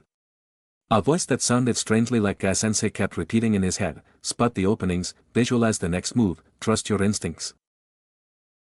Blood roared in Naruto's ears, his knuckles split from the punishing impacts. Still, the shadow matched him hit for hit. Naruto could feel his strikes losing power, reactions growing sluggish as exhaustion set in, but the thought of Araka's crumpled, bleeding body just feet away reignited his fury. With a roar, Naruto launched a fresh assault, blows packing the force of his entire body behind them. The shadow parried and redirected the strikes, seeming to feed off Naruto's rage. Then it slipped through his faltering guard, landing a punishing blow to his ribs that made his vision go white. Naruto staggered, gasping raggedly. But before he could recover, the shadow's foot connected with his chest in a crushing kick, launching him backwards until he collided brutally with a burning tree trunk. The unforgiving would knock the air violently from Naruto's lungs. He slumped at the tree's base, gasping futilely like a landed fish. A hot pain scalded his back, but the world was spinning too much for him to care. Through the ringing in his ears, he could just make out the shadow stalking toward him, another shuriken at the ready. Then the shadow dissolved, and there was Mizuki, looming over him. Mizuki grabbed Naruto roughly by the throat, slamming him back against the burning tree trunk. Naruto cried out hoarsely as the scalding wood seared his back through his tattered jacket. Mizuki's fingers squeezed mercilessly, cutting off his oxygen supply. Naruto's lungs spasmed, desperate for air. His fingers scraped weakly at Mizuki's hands, trying unsuccessfully to loosen their chokehold. "Oh, this is familiar," Mizuki sneered, his lips stretching in a cruel grin. It took Naruto's fading mind a moment to grasp the awful reference, their disastrous taijutsu evaluation where Mizuki had strangled him into submission. Only this time, there would be no one to pull his enraged teacher off. Dark spots bloomed across Naruto's vision as his struggles grew feebler. Somewhere in the back of his oxygen-deprived mind, he knew he had to do something fast, anything to break Mizuki's hold before the darkness claimed him completely. Desperate, Naruto dug his fingers into Mizuki's vest. He clawed at the man's skin. He scratched as hard as he could. But little by little, the boy's vision faltered, and his hand slid down Mizuki's body. And found Mizuki's tool pouch hanging from his belt. It was alive again. Moving on frantic instinct, Naruto's fingers closed around the first object they found. A needed a kunai, shuriken, anitin. Even in his half-conscious state, his heart fell when his fingers produced a paper tag. An explosive tag, he realized. In his delirious state, Naruto barely felt the fire spreading up his jacket as Mizuki pinned him against the burning tree. The heat seared his skin, but it was nothing compared to the pressure in his chest as his lungs screamed for air. Desperately, Naruto slapped the explosive tag clutched in his blistered fingers onto Mizuki's chest. For a moment, the Chunin's pale eyes widened in shock, but then he barked out a harsh laugh. "Gotta admit. You had me scared for a second. But then again, you can't even get a spark out of those," Mizuki sneered. His crushing grip on Naruto's throat tightened impossibly further. Naruto's burning lungs begged for even a wisp of oxygen as Mizuki's grip crushed his throat. Black spots swarmed his vision, conscious thought fading as surely as the flames surrounding them. Used when Naruto felt himself slipping under, his blistered fingers clenched around the paper tag recalled Araka's words from a lifetime ago, explosive tags can be activated in many ways other than your chakra. For example, if lit on fire. Fire. Naruto's gaze landed on his jacket sleeve, the fabric alight with orange flames licking up his arm. With the last of his strength, he twisted his trapped body, pressing the igniting sleeve to Mizuki's vest. For a heart-stopping moment, nothing happened. Then the tag's corner began to blacken and curl, a tiny ember blooming across its surface. Naruto watched with dimming vision as the ember crept slowly across the parchment. Though slowly. His blistered fingers scrabbled weakly at Mizuki's unyielding hands still crushing his throat.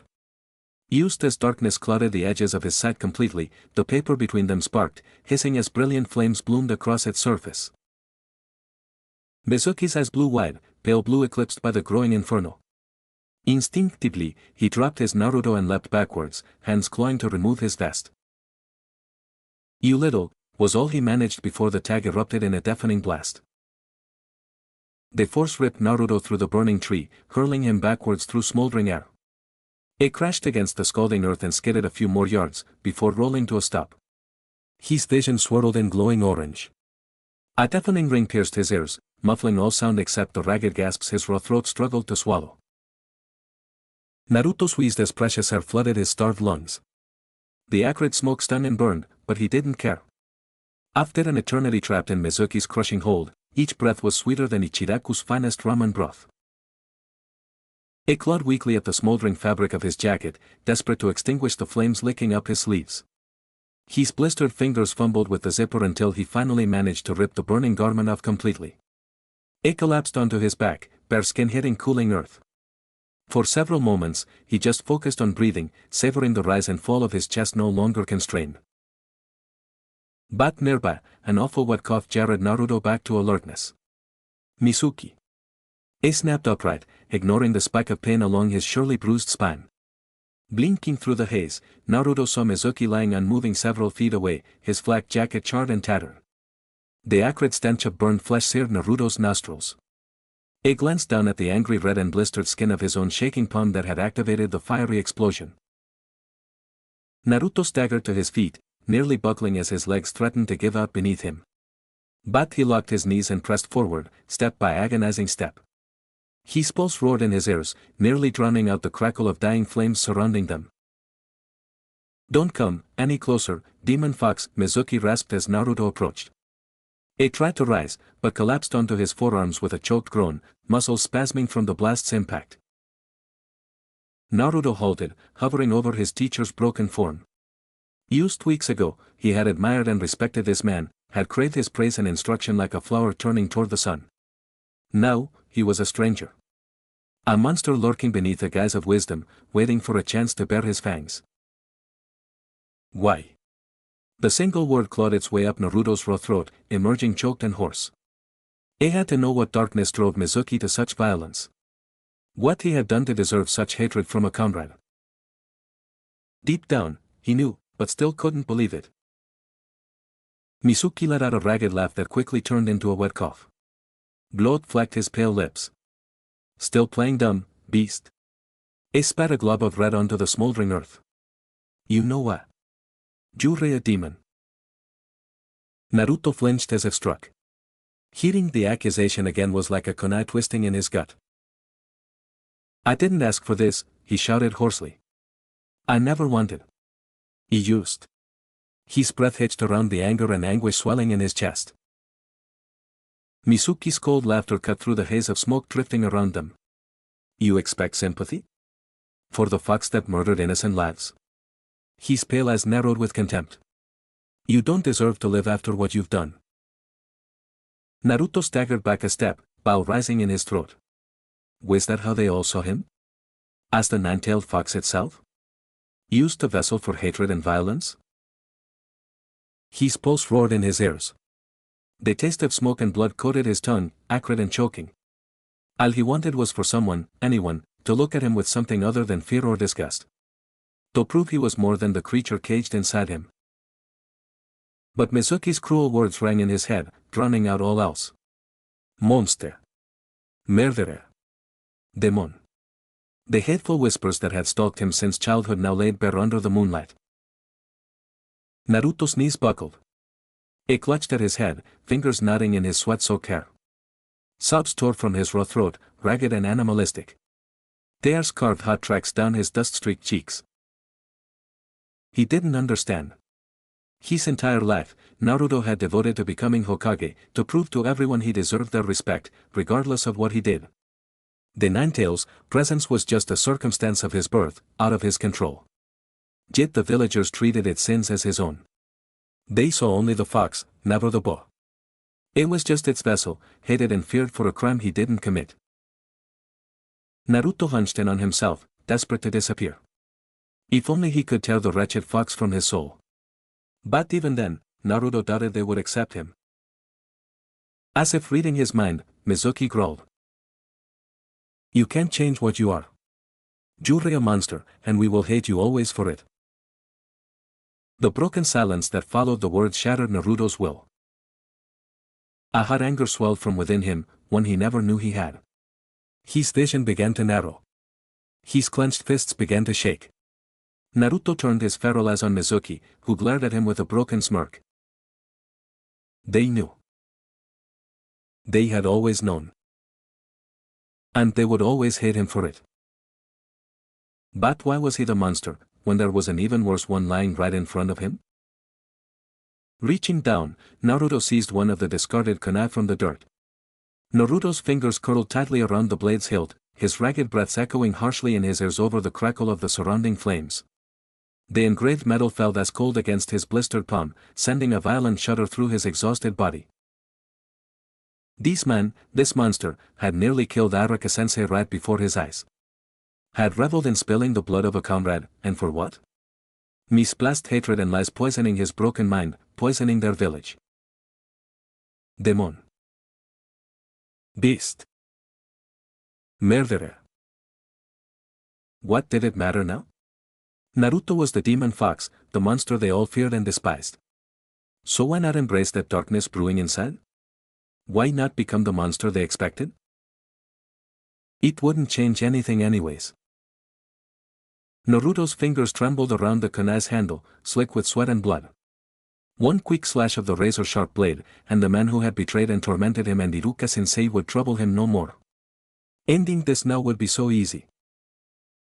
So easy. He raised the blade high, blood roaring in his torso. Mizuki's pale eyes glinted up at him, alight with that same cold hatred that seemed to lurk behind every villager's false smile. Go on then. Prove to yourself what you are. The rage roaring in Naruto's ears drowned all else out. His vision tunneled until all he saw was Mizuki's infuriating grin, mocking him, daring him. Naruto's chest heaved, heart hammering wildly against his ribs. The desire to end this flashed hotly across his blistered palm, urging him to drive the blade down with all his might. To silence this monster once and for all. He could smell the acrid tang of smoke stinging his nostrils, feel blisters scraping raw against the kunai's grip. His hand shook with the effort to hold back, every muscle wound tight as a cold spring. If those bastards wanted to see a monster, he would give them one. Naruto, don't. Iruka's anguished cry cut through the smoky haze clouding Naruto's mind. It blinked hard, vision clearing enough to meet his teacher's pleading gaze from where Iruka still lay immobilized on the forest floor. Those familiar brown eyes shone with pain, but also faith in the boy wavering before him, the student whose hands he had gently corrected again and again until finally they could wield weapons properly. The child who he had patiently nurtured, who laughed loudly around mouthfuls of ramen and refused to stay down no matter how many times he stumbled. Iruka had always been there. Iruka-sensei, His voice came out choked and wavering. Naruto stood frozen, the kunai tumbling from his limp fingers. The sound of it hitting the earth jarred him back to the present. The engraved metal glinted briefly in the firelight before disappearing into the ash-strewn earth at his feet. He stared at his empty, trembling hands as though seeing them for the first time. The clearing was silent except for the crackle of dying flames and Mizuki's pained wheezes. Naruto's own harsh breath sawed in his ears. He couldn't tear his eyes away from the discarded blade lying innocuously amidst the ashes and debris. A rasping cough snapped Naruto's attention to Iruka. His teacher had managed to prop himself up on one elbow, face twisted in pain but gaze fixed unwaveringly on the bow. Moving agonizingly slowly, Iruka began slowly dragging his battered body across the ground. His blood continued to stain the dirt in his wake. Naruto's gut twisted at the sight, bile scorching the back of his raw throat. Naruto stood paralyzed, hands shaking, looking at nothing. Then gentle arms wrapped around his shoulders, and Naruto's eyes shot wide open. He remained rigid in Iruka's embrace, unable to comprehend what was happening. It's over, Iruka murmured, voice hoarse. You saved me. Naruto froze, shocked to his core. After everything Iruka had witnessed, he still believed in him? He still saw him as something other than a demon or a beast? Tentatively, Naruto returned the embrace, burying his face in Iruka's shoulder as tears spilled down his soot-streaked cheeks. Sobs racked his frame, releasing all the fear and anguish and rage churning inside him. Iruka didn't let go, just held Naruto until the shuddering sobs subsided. When Naruto finally lifted his head, scrubbing roughly at his wet cheeks, Iruka met his gaze firmly. No, sensei. You're the one who saved me. Naruto stared up at the sterile white ceiling of the hospital room, listening to the steady beep of the heart monitor beside him. The papery hospital gown scratched uncomfortably against the bandages swathing his arms and torso. It could still feel the echoes of searing heat from the flames that had ravaged his body during the battle with Mizuki. But the physical pain barely registered compared to the storm churning inside him. Ever since Mizuki had revealed the truth about the nine-tailed fox sealed within him, Naruto felt like he was seeing the world through new eyes. The wary looks and whispers that had followed him all his life now made chilling sense. It was the human sacrifice, the vessel keeping the demon fox contained. An involuntary keeper of darkness feared and hated by all. Naruto gritted his teeth, fingers curling into fists around the scratchy blanket. Even after risking his life against Mizuki, part of him wondered if the villagers would ever see past the fox to the boy underneath. If he was doomed to live as an outcast forever. The door sliding open drew Naruto from his brooding thoughts. He glanced over to see the third Hokage enter, pipe in hand and a kind crinkle to his eyes. "Naruto, it's good to see you awake," Hiruzen said warmly. "How are you feeling?" Naruto managed a weak grin. "Hey, I'm fine. That is more than a little fire to keep me down, believe it." His usual bravado sounded flat even to his own ears. Hiruzen's expression remained gentle, but his eyes were knowing. He took a long draw from his pipe before speaking. "You've endured much for one so young. Both in body and spirit." His gaze grew distant. "Minato wanted you to be seen as a hero. If only he could see the man you're becoming." Hiruzen thought to himself, though the words couldn't come out. Naruto looked down, picking at a loose thread on the blanket. "It doesn't feel like it's worth it," he admitted quietly. "Everyone hates me, and now I know why." His hands curled into fists once more. Hiruzen sighed heavily. "Their fear breeds ignorance. In time, your actions will show them that you are not defined by what you contain, but who you choose to become." He smiled around his pipe. "But for now, take pride in having protected the village from a dangerous threat." Naruto blinked in surprise. In his worry over the fox, he had nearly forgotten taking down Mizuki at all.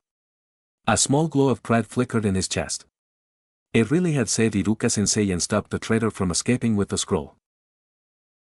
"Oh yeah, what's gonna happen to Mizuki?" Naruto asked, sitting up straighter. "Is he gonna go to ninja jail or what?" Hiruzen chuckled. "Yes, he has been taken to the Konoha Strict Correctional Facility. You won't be bothered by him again." His expression hardened. "Betraying one's comrades is the greatest sin. He will atone now."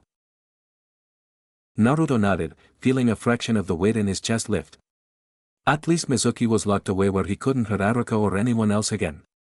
And Naruto had helped make that happen. After chatting a bit longer, Hiruzen beat Naruto goodbye, promising Ichiraku ramen when he was discharged from the hospital. As the door slid closed behind the Hokage, Naruto was left alone with his thoughts once more. And the steady beeping of the neighboring heart monitor. Glancing over, Naruto could see Iruka asleep in the next bed, features relaxed and breathing deep.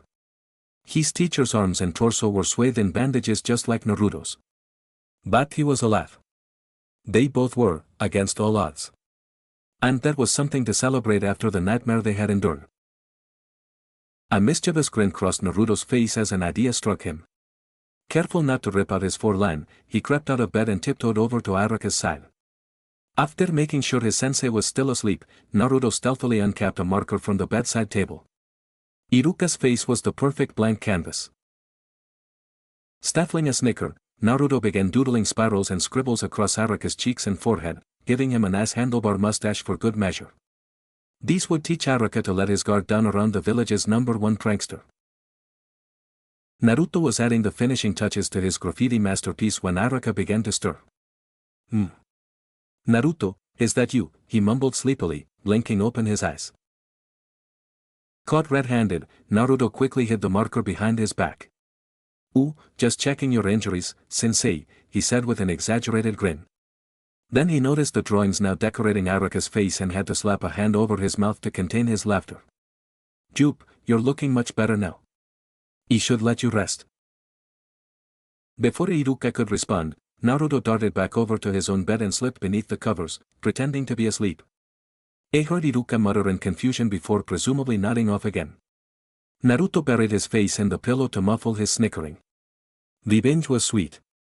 Maybe having the infamously mischievous nine-tailed fox sealed inside him was good for some laughs now and then. As his mirth faded, Naruto lay quietly listening to the steady beep of the heart monitor. Its rhythmic pulse was somehow soothing. Proof that they had survived. Ei and Haruka were here together, alive and on the path forward. Naruto knew it would be a long journey to become the Hokage people could believe in, and he wouldn't walk it alone. Iruka never gave up on him, even when Naruto doubted himself. It was family in all but blood. As sleepiness finally crept over Naruto, lulled by the soft beeping, he knew everything would be alright. Whatever hardships awaited, he had people by his side now. And that was enough. The next morning, soft sunlight filtering through the blinds roused Naruto from sleep. He yawned hugely, wincing as the motion pulled at his tender burns and bruises. Being in the hospital was so boring. He was itching to get back to training. Though after the disastrous battle with Mizuki, Naruto knew he had a long way to go before he was strong enough to be Hokage. While the thought of training did make him a little sad, considering he had once again failed the graduation exam. But Naruto would just try over and over until he finally passed. That's just who he was. Glancing over at the other bed, Naruto had to stifle a laugh. Araka was still fast asleep, Naruto's graffiti doodles decorating his peaceful face. As tempting as it was to add more artwork, Naruto decided to let his teacher rest. Careful of his foreline, Naruto slid quietly out of bed. His bandaged feet rasped softly against the cold tile floor as he crept over to peer out the window at the awakening village below. At this height, the citizens scurrying to and fro on their morning errands looked tiny, like ants busily working together to keep their hill functioning. Except this was a vast hidden village rather than an insect colony. And Naruto was what they feared, an unwanted contaminant threatening the harmony of their home, simply by existing. So you're awake already too, eh? Iruka's voice made Naruto whirl around guiltily. He opened his mouth to explain about the face doodles, but the words died on his tongue when he saw Araka smiling kindly at him. The drawings had been washed away, leaving no evidence of Naruto's late-night prank. Oh, yeah. Used watching all the villagers down there, Naruto said, laughing nervously as he rubbed the back of his neck. Pretty boring view though, you know. Iruka just continued to smile gently. Then to Naruto's surprise, his teacher patted the spot on the bed next to him. Come sit, Naruto. I have something for you. Brow furrowing, Naruto did as asked, perching on the edge of the bed. What was this about? He watched curiously as Araka reached into the bedside drawer and pulled something out, keeping it hidden in his palm. Naruto Uzumaki, Iruka began formally, though his eyes shone with warmth. Though circumstances were extenuating, you displayed great courage and strength of spirit in protecting our village from harm. Naruto skirmid, cheeks flushing at the praise. Before he could wave it off with his usual bravado, Araka opened his hand to reveal a Konoha forehead protector engraved with the leaf symbol. A real Hittite like all official shinobi wore. Naruto's eyes went wide, his breath catching. But, for me? Naruto managed to choke out around the sudden tightness in his throat. Gingerly, he accepted the Hittite, running his fingers reverently over the etched metal plate. These changed everything. Iruka believed he was ready to become a genin, to take the first true step toward becoming Hokage. The rest of the day, Naruto couldn't stop smiling. Chapter 6, A New Team. That morning, the flames of youth burned brighter than the sun. Guy watched as his beloved protégé battled valiantly against the raging river currents. The boy's bowl cut was plastered flat against his head from the water, but his eyes blazed with fiery determination as he pushed forward against the powerful rapids. Meanwhile, young Naruto was struggling mightily just to keep from being swept away downstream. The boy thrashed about frantically, barely keeping his head above water. Come on, Naruto. Guy bellowed encouragement from the riverbank. Do not let the flames of your youth be extinguished. He winced in sympathy as Naruto coughed and sputtered after swallowing another mouthful of water. Those new leg weights Guy had given him were intended to build strength through adversity, but perhaps they were proving too burdensome for river training. Still, Guy had faith Naruto's passionate spirit would prevail. As he watched his students battle the rapids, Guy suddenly sensed a familiar chakra signature nearby. He glanced up into a sturdy oak tree on the river's edge to see none other than his eternal rival Kakashi perched nonchalantly on a high branch, nose buried in one of those inappropriate novels he was so fond of. Kakashi, my rival. Guy called out jovially with a wave. Have you come to join us in our vigorous training this fine morning? Kakashi didn't even look up from his book. Not a chance, he replied in his usual bored monotone. Just passing by. Guy laughed heartily. Of course, of course. He would not expect Konoha's esteemed copy ninja to partake in such simple training. He flashed his signature gleaming grin. Perhaps you are here to evaluate my students instead? Young Naruto shows much promise, though his skills are still unrefined.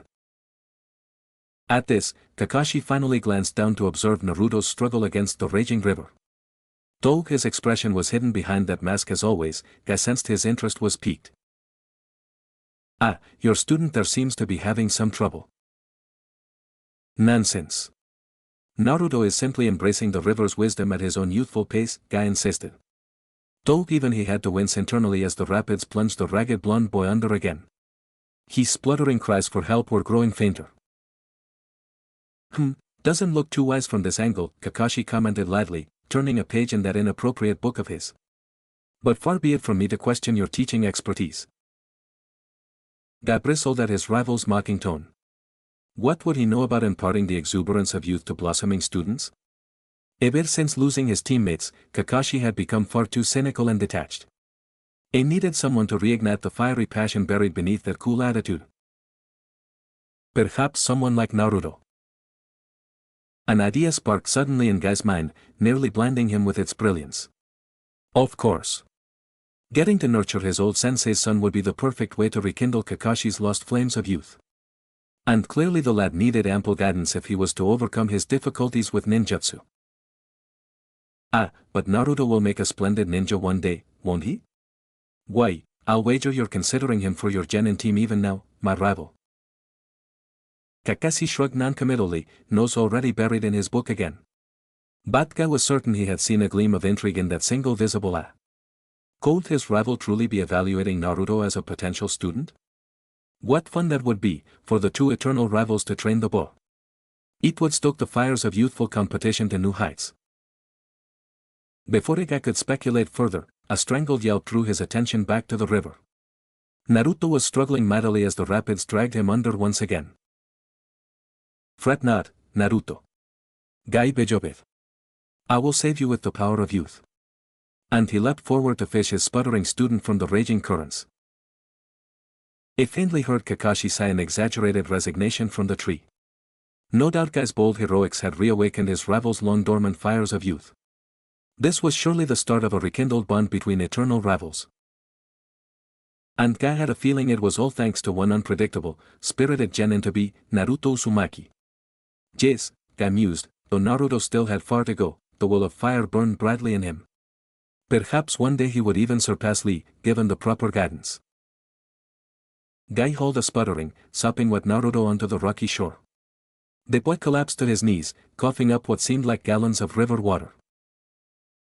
"I'm sorry, Bushibra-sensei," Naruto wheezed, wiping his mouth with the back of his hand. "I failed again." Guy let out a booming laugh and clapped Naruto on the back, nearly knocking the boy flat on his face. "Nonsense. Those leg weights are meant to push you to your limit. You are learning to draw strength from adversity." Guy flashed his signature nice guy pose, teeth pinging. "Let this setback stoke your flames of youth into an inferno." Naruto managed a weak grin in return. "You got it? I'll kick that river's butt next time, believe it." Glancing up, Guy noticed the first rays of sunrise peeking over the treetops, washing the training grounds in a warm golden glow. His bushy brows shot up in alarm. I nearly forgot. He must depart at once for a very important meeting with Lord Hokage himself," Guy declared. In truth, he had overheard Asuma and the lovely Kurina discussing a briefing for elite Jonin instructors last night while at their Jonin poker night. But his students didn't need to know the minor details. Naruto. Continue sparring and fan each other's youthful fires in my absence," Guy ordered. "Yes, Guy-sensei," Lei shouted enthusiastically. But Naruto just groaned louder than the river rapids. Not wasting another second, Guy leapt into the trees, bounding from branch to branch with gusto. He scanned the forest below until he spotted that unmistakable gravity-defying silver hair. "Kakashi, my rival," Guy shouted as he dropped down in front of the masked ninja, who didn't even glance up from his inappropriate romance novel. "Let us make haste to the Hokage's tower together and see who can arrive with the most dynamic entry." Kakashi turned the page idly. "No thanks. I'm not in any rush." Guy laughed heartily and slapped Kakashi on the back, eliciting an exaggerated sigh from his rival. "Playing it cool as always, Kakashi? Then I shall give you a head start."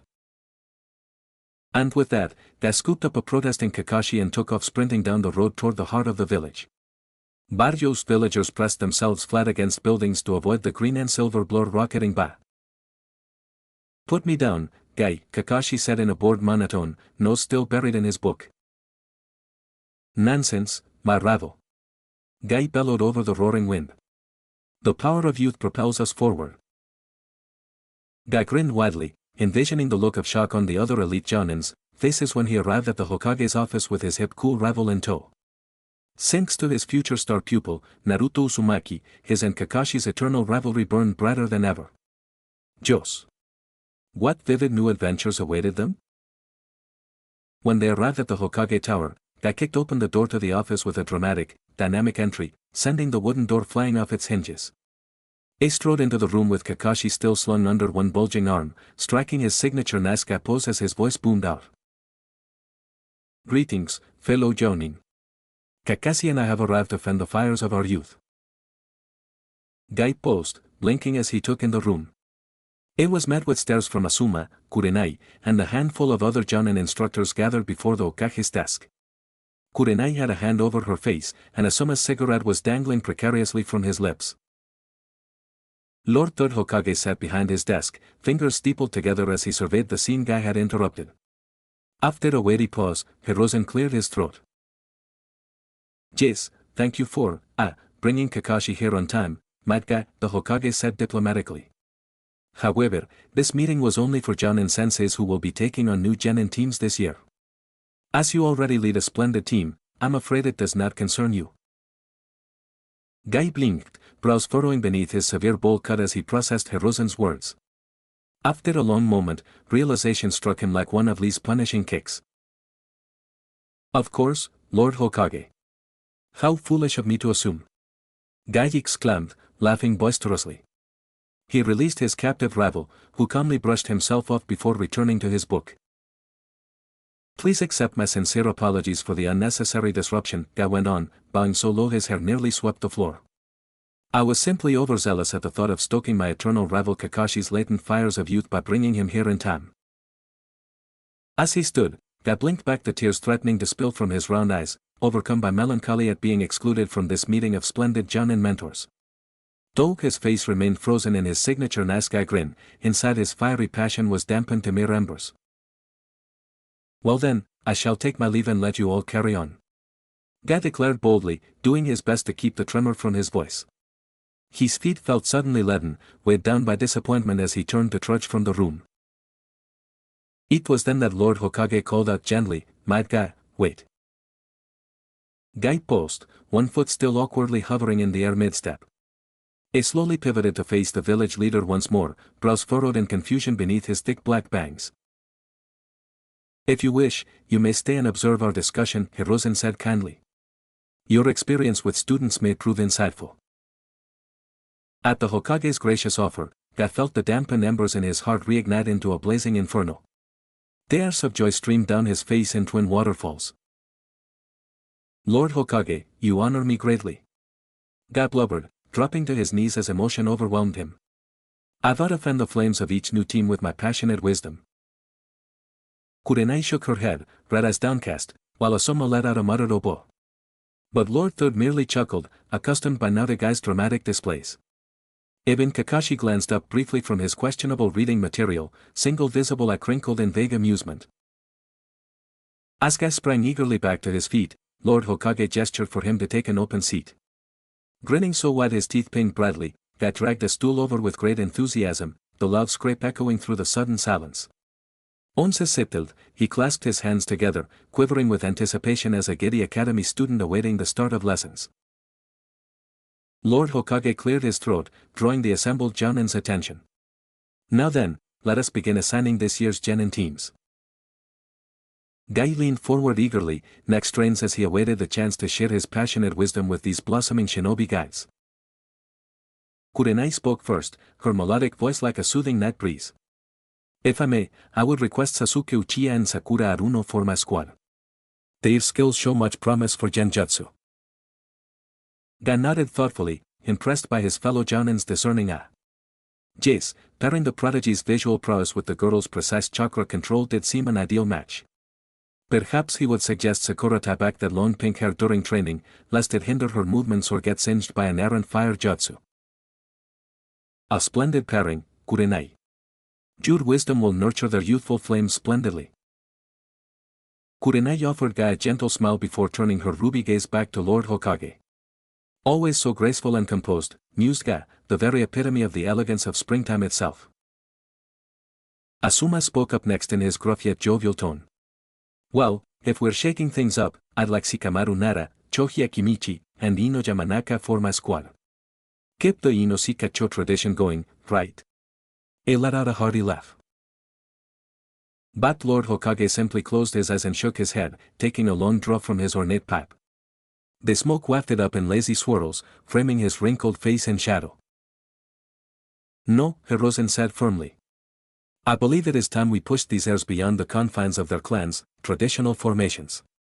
They each have untapped potential we must draw out. Gui's bushy brows shot up in surprise. Break apart the long-standing Ino Shikacho trio? Why, it went against generations of coordinated teamwork. Surely Lord Hokage did not intend. But Asuma merely grimaced around his cigarette and muttered, Yes Lord Hokage, you're right of course. Though his sunken eyes held a glimmer of reluctance. Admirable restraint, mused Ga. Clearly Asuma was maintaining composure despite his fiery Sarutobi spirit yearning to protest this decree. Kurenai's soft melodic voice drew Gai's gaze her way. Perhaps placing Shikamaru with someone highly motivated, similar to Gai's student, Rock Lee, would compel him to push his abilities further, she suggested gently. Gai nodded along vigorously, nearly toppling off his stool in enthusiasm. Oh, what brilliant sense his fellow Jonin possessed. Her idea to pair a genius of hard work with the lazy Naruto was pure masterwork. Whoever they chose, Gai was sure their passionate efforts would surely ignite the boy's latent fires of youth. Lord Hokage continued down the list, assigning the remaining genin to various veteran Jonins. But when he reached Naruto Uzumaki's name, the wizened man set his pen down thoughtfully. Gai sat ramrod straight on his stool, quivering with anticipation as Lord Hokage's gaze lingered over Naruto Uzumaki's name. This was the moment he had been waiting for. Surely the wise village leader was considering who would be best suited to nurture the lad's fiery spirit. And Gai already knew just the hip and cool ninja for the task. Unable to contain himself any longer, Gai leapt to his feet, arm extended dramatically as he declared, Lord Hokage. I humbly suggest that my eternal rival, Kakashi Atake, take young Naruto under his guidance. It flashed Kakashi a gleaming grin and thumbs up. With Naruto's passionate determination combined with Kakashi's refined talents, their youthful fires are sure to ignite into an inferno of self-improvement. Kakashi's single visible eye widened in dismay over the top of his questionable literature. But before he could issue one of his trademark board protests, the office window suddenly shattered in a cacophony of breaking glass. Gai-sensei. Like a green bullet, Gai's beloved protege Rock Lee came sailing feet first through the open window frame. It tucked and rolled gracefully across the office floor before popping up in front of Gai with a wide, sparkling grin. Lee. What brings your spirited self here? Gai asked, clapping the boy proudly on the back. Lee quivered with excitement. Naruto and I have been searching everywhere for you, Gai-sensei. When you did not return from your important Hokage meeting, we decided to come find you ourselves and continue our passionate training. Gai threw back his head and laughed heartily. Such dedication to the power of youth. I am honored. His chest swelled with pride at his students' tireless devotion. Just then, a spiky blonde head poked itself upside down into view in the empty window frame. Hey bushy brow, see if you can grab that guy's funny head for me. Naruto called out with a fox-like grin, pointing at the Hokage's conical head atop the desk. Lord Hiruzen calmly moved the ornate head out of the hyperactive boy's reach with a mildly exasperated sigh. Naruto, please come inside properly and wait in the hallway with Lee until we finish our discussion, the village leader admonished. But his tone held more amusement than true irritation. You got it, Gramps. Naruto agreed cheerfully. He then proceeded to attempt crawling through the window headfirst, only to get stuck when his waist couldn't fit through the narrow frame. His legs flailed comically in the air as he tried in vain to wriggle himself free. A little help here, the trapped boy yelled. Lee dashed over eagerly and grabbed Naruto's head, pulling with all his youthful might until the blonde boy finally popped free and crashed to the floor in a messy heap of tangled limbs. Thanks bushy bro. Naruto said, flashing a relieved grin and thumbs up. Man, that was a long climb. You gotta get that wall-walking thing done if I wanna be Hokage someday, believe it. Guy beamed at his two students. Such spirited youth on display here. He turned back to his fellow Jonin, who were all staring at the chaotic scene with expressions ranging from shock to vague interest. Even Kakashi had glanced up from his questionable reading material, single visible eyebrow quirked. You must forgive the interruption. Guy boomed. When the fires of youth call, one cannot ignore their passionate plea. Lord Hokage merely chuckled, evidently accustomed to such disruptions. Quite all right, might guy. Perhaps fate brought them here for a reason. His knowing gaze drifted over Naruto, as the two boys sauntered out of the office, the door slamming shut behind them. Guy watched his pupils leave display with a joyful grin. Though unconventional, their exuberance brought life to the normally staid Hokage's office. Truly the flames of youth burned passionately in those two. Now, what were they discussing before their magnificent arrival? Yes, Naruto's placement. Ino leaned her elbows on the table, only half listening as her mother prattled on about preparing properly for meeting her new genin team today. Remember to mind your manners around the Jonin instructor, Mrs. Yamanaka said as she gathered up the empty breakfast plates. First impressions are important. Ino mumbled through a mouthful of rice, gaze fixed out the window where early sunlight was just starting to peer over the rooftops. She was itching to get out of here and meet her new teammates. After all their years training together at the academy, it was finally time to put those skills to use as real shinobi. Sit up straight, dear, her father added, not even looking up from the newspaper in his hands. And fix your hair. Ino shot him an irritated look, swallowing her food quickly. My hair is fine, Dad, she protested, reaching up a hand self-consciously to smooth back her long platinum ponytail. Honestly, parents could be so nagging sometimes. Remind me why we have to meet our teams so late? Ino's mother asked as she returned from the kitchen and took her seat again at the table. I thought team assignments were the day after graduation exams, not weeks later. Ino shrugged. Daisuke-sensei said they had to delay everything because of what happened with Iruka-sensei and Naruto. Her mother pursed her lips disapprovingly. Ah yes, that boy is nothing but trouble. At least they didn't pass him during the graduation exam. Imagine if he was a genin. She knew most of the village adults didn't like Naruto because was such a prankster. She remembered vividly the countless times the Hokage monuments would have crazy mustaches on them. But they didn't know half of his annoying jokes. Ino viciously speared a fish cake with her chopsticks, imagining it was Naruto's face. Ever since their time at the academy together, the obnoxious prankster had been a thorn in her side. It was always pulling stupid stunts for attention while she actually worked hard to be a great kunoichi. At least she wouldn't have to worry about him anymore, since he didn't graduate. Bye-bye Naruto. What did happen exactly? Her father asked, peering at Ino over the top of his newspaper. I'm not sure of the details, Ino admitted. Just gossip mostly. Something about Naruto stealing some big scroll and Iruka-sensei came to find him, but then Mizuki-sensei fought them. They all got beat up pretty badly. Her parents shared a look that said, just as we suspected. Ino resisted the urge to roll her eyes. Still, sometimes adults could be so dramatic when it came to Naruto's antics, as if he was a monster or something. Though even she had to admit, stealing an important artifact did seem beyond the scope of his usual mischief. Anyway, Ino said, eager to change the subject, I heard Sasuke graduated top of our class, so he's pretty much guaranteed to be the rookie of the year. But there's no way I'll let Billboard Bro Sakura beat me out on overall scores. She tossed her long ponytail confidently. Used picturing that annoying pink-haired girl trying to impress her precious Sasuke Made Ino briskly. Like Sakura would ever have a chance with him. This was her time to shine. Her father chuckled, eyes crinkling kindly over his newspaper. Now, it's not good to be jealous of your classmates, Isweti. I'm sure you all have your own strengths. Ino huffed loudly, crossing her arms. Why did dads always take the other person's side? Before she could retort, the antique clock on the wall chimed the hour with a shrill ring. Ino's eyes went wide. "Oh no, I'm gonna be late to meet my team," she exclaimed, leaping up from the table and grabbing her empty dishes. "See you guys later." She dropped the plates in the sink haphazardly before sprinting for the door. "Have a good day, dear," her mother called after her. Ino slipped on her sandals in record time, not even bothering to properly fix the ankle straps in her haste. If she was late for her first ever team meeting, her new sensei might make them all run laps or do push-ups. As she dashed down the quiet village streets bathed in soft dawn light, Ino's earlier irritation melted away, replaced by jittery excitement. This was it, her first big step toward becoming a real kunoichi. The village seemed oddly hushed and empty so early in the morning.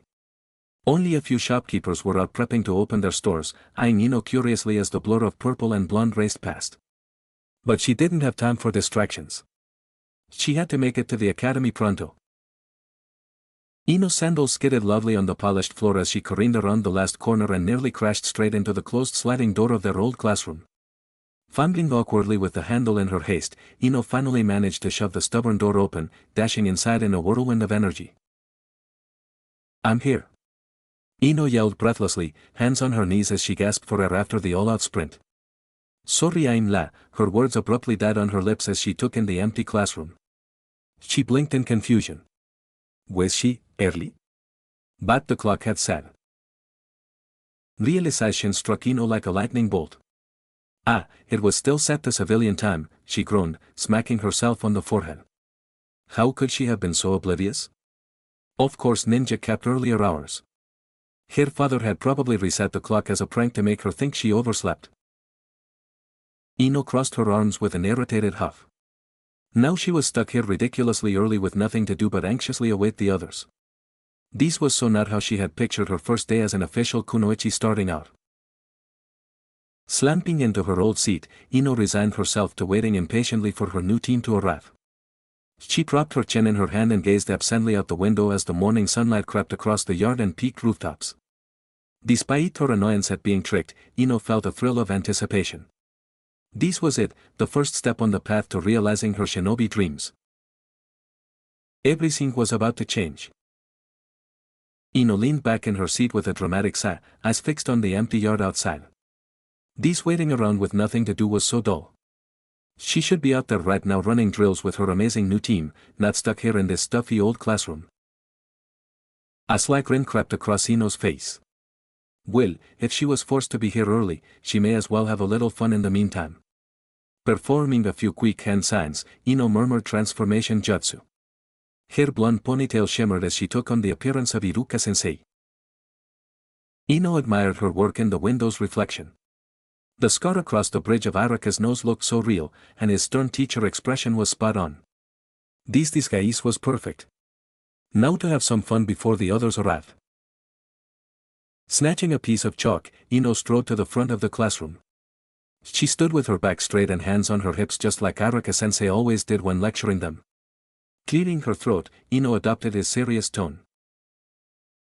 Good morning class. Today's lesson will be on, She glanced around frantically for inspiration. Her eyes landed on the chalkboard where someone had scribbled a lopsided heart around Sasuke's name. Got it. Today's lesson will be on the key principles of seduction. Ino announced in her best stern teacher voice. This is crucial knowledge every young kunoichi should have. She began scrawling ridiculous nonsense on the board about batting eyelashes 101 and flirting body language, hoping her silly lecture would rile up Sakura. Ino could just picture the look of shock on Miss Billboard Brow's face when her precious sensei started spouting such nonsense. Ino had to press a hand over her mouth to hold in a giggle at the thought.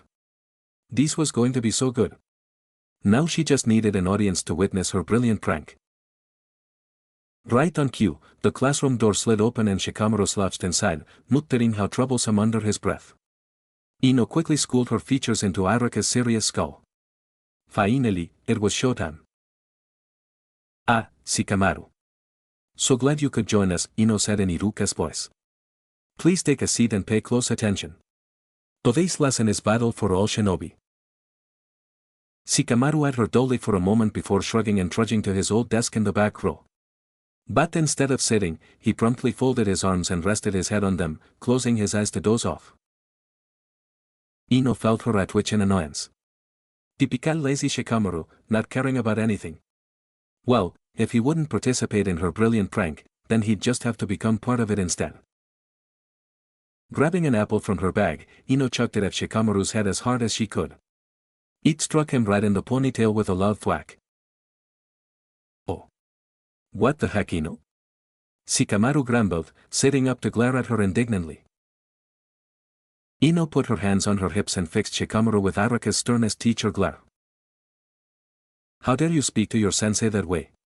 5 laps around the schoolyard for your disrespect, she ordered. Shikamaru just slouched lower in his seat, regarding her through half-lidded eyes. Oh come on Ino, I know it's you. You're not fooling anyone with that lousy transformation jutsu. Ino bristled, irritation flaring. Used what was that supposed to mean, lousy transformation? Hers was flawless. She opened her mouth to retort sharply when Shikamaru continued in his usual bored drawl, first off, you're holding the chalk wrong. Iruka-sensei always holds it between his first 2 fingers. Ino glanced down and realized he was right. In her haste, she had grabbed the chalk in a clumsy fist. She quickly adjusted her grip, but Shikamaru wasn't done yet. Second, you keep playing with your ponytail. Sensei doesn't have hair that long. Ino hastily dropped her hand from where she had been twirling her ponytail absently. Okay, seriously, since when did Shikamaru pay that much attention to tiny details like how Araka held his chalk? And most obvious of all, Shikamaru droned on, you're still wearing your own sandals. Cheeks burning now, Ino peered down to see he was right again. She had forgotten to transform her stylish purple sandals along with the rest of her appearance. Ah, so much for flawless. Before Ino could spit back a retort at the infuriatingly observant boy, the classroom door slid open again. She whirled around, Araka's stern scowl still plastered across her face. But then she froze, eyes glowing white at the sight of the real Araka standing in the doorway. The Chunin instructor was still heavily bandaged around his torso and arms, looking like he had come straight from the hospital. But that wasn't what made Ino's jaw drop in disbelief. Araka's face was decorated in a mess of spiraling doodles and scribbles done in black marker, curling mustaches, floral motifs, and what looked suspiciously like ramen bowls. Clearly Araka had no idea, as he smiled kindly at Ino disguised as him. Shikamaru, you're the first one here I see. And, hello me. His eyes then landed on Ino's crude chalkboard scribblings and he frowned in confusion. Seduction principles? That's certainly not today's lesson. Unable to hold it in any longer, Ino burst out laughing at the ridiculous sight of her poor teacher. She released her transformation jutsu, shifting back to her usual appearance as she doubled over clutching her stomach. I'm so sorry sensei, I was just messing around since I got here early, Ino gasped out between fits of laughter. She pointed a finger at her teacher's canvas of a face. Iruka's eyes widened as understanding dawned on him. He scrubbed a hand over his face, grimacing when it came away smudged with marker. Naruto. No wonder why the nurse looked at me weird, he muttered, shaking his head wearily. But the small smile still tugged at his lips. Shikamaru sighed loudly from his seat. What a drag. Can we just get on with the team assignments before she pulls any more troublesome pranks? Ino shot Shikamaru an irritated look, but she was still struggling to contain her giggles. It seemed being early today had its advantages after all. This was certainly an end to her academy days she'd never forget. One by one, her classmates trickled in over the next 20 minutes. Ino drummed her fingers on the desk as she waited impatiently for class to start, where Iruka-sensei would finally give them their team assignments. After her little prank got foiled, there was nothing to do but sit here bored out of her mind. She perked up a bit as the door slid open and Sakura wondered if Ino gave her pink-haired rival a critical once-over. Sammy old giant forehead as always. She smirked to herself. At least there was one thing she'd always have over billboard brow. Morning, Ino pig, Sakura said breezily as she claimed a seat. Surprised you're here early for once. I figured you'd still be fixing your hair and makeup. Ino bristled. Used who was Sakura calling pig? She was the one with an airplane landing strip of a forehead. But Ino swallowed down her irritation. She was a shinobi now, she wouldn't stoop so low to Sakura's level. Nice to see you too, Sakura, Ino forced out sweetly. That red dress is really working for you. Really highlights your hair. Sakura blinked, like she wasn't sure if it was a real compliment or an underhanded jab. Before she could respond, the door banged open loudly. Both girls turned, expecting to see their fellow classmates arriving. But instead, none other than Naruto Uzumaki came barreling through shouting dynamic entry. Ino's eyes nearly bugged out of her head. What was the village prankster doing here? Hadn't he totally bombed the graduation exam? Naruto skidded to a halt when he saw the room wasn't empty like he'd expected. Gleaming wildly, he pointed at the shiny new leaf emblem on his forehead protector. Check it out. Your future Hokage is officially a genin now, he crowed loudly. Sakura's eye was twitching dangerously. Naruto, you idiot, what are you shouting about? Everyone knows you failed the exam. But Naruto just kept grinning. No, I got this from Iruka-sensei in the hospital.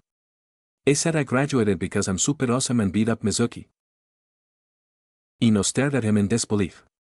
While the entire class knew about Mizuki and his betrayal, there was no way Naruto of all people had beaten a Chunin. She glanced at Sakura and they shared a look that clearly said, as if. Naruto seemed oblivious to their skepticism. He cracked his knuckles eagerly. Just you wait till I show off my amazing new skills. Iejekekwe morbut than Sasuke, believe it. Araka rapped his knuckles sharply on the podium, drawing the class's attention. Alright everyone, settle down. Before we begin team assignments, I have a few parting words for you all. The chaotic energy in the room tempered as students turned their focus to their teacher. Ino sat up a bit straighter, ready to soak in every last bit of wisdom Iruka-sensei had to impart. I want you to know what a privilege it's been nurturing each of your unique skills over the years, Araka began, his voice edged with uncharacteristic emotion. I've watched you all grow from rambunctious kids into capable genin ready to serve our village. I would not trust the future of the village to no one but you. Araka's earnest brown eyes roamed over the classroom, meeting each of their gazes in turn. Ino felt her own eyes grow hot and prickly. She quickly dabbed at them with her sleeve before any tears could fall. She wouldn't embarrass herself by crying on their first official day as shinobi. Remember, true strength doesn't come just from jutsu, but from believing in yourself and your comrades, Iruka went on passionately. Never abandon an ally or stray from the will of fire burning within us all. I could not be more proud of you. Sniffling sounds echoed through the room as Araka's inspirational words struck a chord. Ino spotted Choji wiping his eyes with his scarf while Hinata's pale eyes glistened. Even stoic Shino was discreetly dabbing at the corners of his eyes behind his high collar and dark glasses. Ino stiffened as she felt Sakura's scrutiny on her. No way would she let her rival see her getting choked up too. Swallowing hard, Ino kept her gaze fixed straight ahead, willing the telltale wetness to recede before it spilled over. Meanwhile, Naruto was bawling loudly, tears and snot streaming down his whiskered cheeks. I'll never forget you, Iruka-sensei, he blubbered. Ino wrinkled her nose. Ah, so gross and over-dramatic as always. Leave it to Naruto to turn their emotional farewell into a spectacle. But to her surprise, Iruka just smiled fondly at the wailing bow. He walked over and placed a gentle hand on Naruto's shoulder. I can't wait until you're Hokage, Naruto. At his teacher's honest words, Naruto seemed to cry even harder, practically howling as he scrubbed at his cheeks with his jacket sleeve. Ino had to stifle a laugh despite herself. She really would miss Naruto's ridiculous antics around here, even if he drove her nuts sometimes. One by one, other students began sharing their own memories and well wishes. Shikamaru drawled on about wishing they could have spent more time cloud gazing instead of studying. Choji lamented he'd miss Iruka treating them all to Korean barbecue. Hinata whispered a nearly inaudible thank you that left her beet red. When it came around to her, Ino took a steadying breath. You've taught us so much, Iruka-sensei. I'll do my best to make you and our village proud. She hoped those simple words conveyed just how deeply grateful she was for his dedication over the years. Iruka's eyes crinkled around the edges. I have no doubt you will all grow into splendid shinobi. For a while, they sat and laughed, relishing in each other's company. But everyone knew what was to come. Iruka finally cleared his throat gruffly before glanced down at his notes. Now then, I'm pleased to announce this year's genin teams. Iruka cleared his throat and glanced down at his notes. Now then, I'm pleased to announce this year's genin teams. Ino leaned forward eagerly in her seat. This was the moment she had been waiting for all morning. She just knew she would be paired with Sasuke, and then their natural chemistry would blossom into romance. It was fate. Team 1, Iruka began. Fuki Susume, Daiki Ura, and as Iruka listed off the members of the first few teams, Ino bounced her leg impatiently. Come on, just get to my team already. She had a swooning Sasuke to impress. Team 6, Iruka continued. Kou Himimura, Kaito Yamada, and Misaki Sato. Ino sighed loudly. Was he really going to drone on about every single team? This was so not helping her blossoming love life. Finally, after what felt like an eternity of zoning out during the unimportant teams, Iruka said, Team 7. Naruto Uzumaki. Ino grimaced. Ah, poor Naruto. No doubt his team was doomed with him on it. Shikamaru Nara.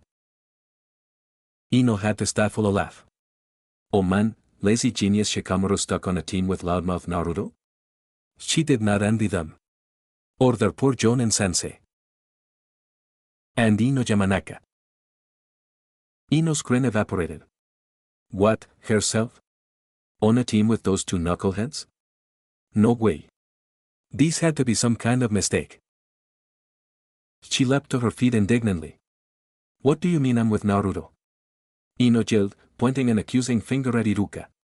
There's no way I'm on a team with him. I'm supposed to be with Sasuke. At this outburst, the other students swiveled around to stare at her. Out the corner of her eye, Ino noticed Sakura trying and failing to contain a smug grin. Her cheeks burned with embarrassment and irritation. Iruka held up his hands placatingly. Ino, please sit down. The teams have been decided by Lord Hokage himself based on your individual skills and dynamics. His tone left no room for argument. With a huff, Ino threw herself back into her seat, arms crossed sullenly over her chest. This was so unfair. Not only was she separated from her precious Sasuke, she was stuck dealing with a lazy slacker and class clown instead. How was she supposed to impress Sasuke and become a great kunoichi with teammates like them? As Iruka finished listing the remainder of the teams, Ino's gaze drifted longingly to where Sasuke sat brooding by the window. So close, yet so far now. All her hopes of being on his team and winning his heart had been cruelly dashed. Meanwhile, Naruto was shouting excitedly about finally being a real ninja while Shikamaru just muttered how troublesome under his breath. Ino sank lower in her seat. This was a disaster. Her new team was already off to the worst start imaginable. Turns out, Ino did cry on her first day as a kunoichi after all. Naruto slumped over the desk, chin propped in his hand as he stared out the classroom window longingly. Waiting around for their mystery sensei was so boring. He had been ready to kick butt as an official ninja since the moment he got his hitite. He glanced over at the clock on the wall. They had been waiting for almost 2 hours now. Somi elite John and he was turning out to be. This is so boring. Naruto complained loudly, flopping back on the desk dramatically. When is this guy gonna show up? What a drag. Ino complained, inspecting her fingernails. He better not keep me from lunch or I'll give him a piece of my mind. Used then, Naruto's stomach grumbled. Speaking of lunch. Naruto dug through his backpack for the cup ramen he had packed. As he waited impatiently for the water to boil, the savory aroma filled the classroom, making his mouth water. At last, he could finally dig in. Naruto slurped the noodles noisily, bits of broth splattering everywhere. Ah, nothing like ramen to lift the spirits. He offered the cup to his despondent teammates. Hey guys, want some? Can't adventure on an empty stomach, you know. Shikamaru grimaced at Naruto's lack of table manners, while Ino recalled in disgust. You, as if. Do you have any idea how many calories are in that stuff? Naruto just shrugged and happily finished off the cup in a few giant gulps. Their loss. As he leaned back in his chair, patting his now pleasantly full stomach, inspiration suddenly struck. A wide, mischievous grin split Naruto's face. Oh, this was going to be good. If their sensei wanted to be late, then he'd just have to pay the price with a brilliant prank from the master himself. Naruto dug through his backpack and procured some sticky tape and glitter left over from his last masterpiece prank. Unfortunately, he didn't have time to rig up something truly epic, but this would do for some harmless payback. Whistling cheerfully, Naruto taped the glitter packet above the classroom doorframe. There, perfect spot. Now when their sensei finally decided to show up, he'd get a sparkly surprise dumped right over his head. Naruto had to slap a hand over his mouth to contain his snickering just picturing it. Ah, what are you up to now? Ino demanded, hands on her hips as she watched him. But Naruto just waved innocently. Oh, nothing, just passing time. Right on cue, the door slid open and a tall figure with gravity-defying silver hair stepped inside. Naruto watched gleefully as the packet of glitter appended right over the man's head, coating his hair and mask in shimmering gold sparkles. Yes. Gotcha. Naruto cheered, doubling over in loud laughter and pointing at the glittery sensei. Revenge complete. Beside him, even Shikamaru cracked a smile. But when Naruto peered more closely at the man brushing glitter off his vest in dismay, a jolt of recognition shot through him. That masked face with one bored eye, it was the same ninja Bushido sensei had been talking to during training the other day. What crazy luck. Still snickering to himself, Naruto leapt up and enthusiastically introduced himself to their tardy sensei. I'm Naruto Uzumaki and I'm gonna be Hokage someday, believe it. He jabbed a thumb at himself proudly before pointing back at his less enthused teammates. That's Shikamaru the human pillow, and little Miss Sparkles over there is Ino. Ino shot Naruto a withering look at the unwanted nickname while Shikamaru just yawned loudly. First impressions? The man's cool voice oozed boredom. I'd say you're all a bunch of idiots. Naruto bristled, leaping to his feet. No one insulted the future Hokage. Hey, who are you calling an idiot? You're the one who was super late. At first, he'd thought Kakashi-sensei seemed pretty cool albeit a little slow, considering he fell for that prank. And any friend of Bushido's couldn't be all bad. But now, as Naruto fumed, he was beginning to think otherwise. The Jonin just smiled, clearly unbothered. Meet me on the roof in 5 minutes. And with that, he disappeared in a swirl of leaves. Naruto grumbled under his breath as they headed upstairs. Used great. It was stuck with a jerk for a sensei. And to think, Naruto had been looking forward to finally going on awesome missions. Why couldn't he just join Bushido-sensei and Lee's team? Naruto dragged his feet as he followed Shikamaru and Ino up the stairs to the academy roof. Great, not only was he stuck with a lazy bum and a mean girl for teammates, now their sensei thought they were all idiots. This was so not how he imagined starting his ninja adventures. Bursting through the exit door with his usual gusto, Naruto shouted, "Alright sensei, we're here, believe it." The silver-haired Jonin glanced up briefly from his questionable orange book. Joe. Naruto flopped down on the steps, arms crossed sullenly. This guy clearly couldn't care less about them. Some mentor he was turning out to be. Okay, let's begin with introductions, the man drawled, snapping his book shut. Tell us your name, likes, dislikes, dreams for the future, that sort of thing. When they just stared at him blankly, he smiled. I guess I'll go first to show you how it's done. He leaned back casually against the railing. I'm Kakashi Atake.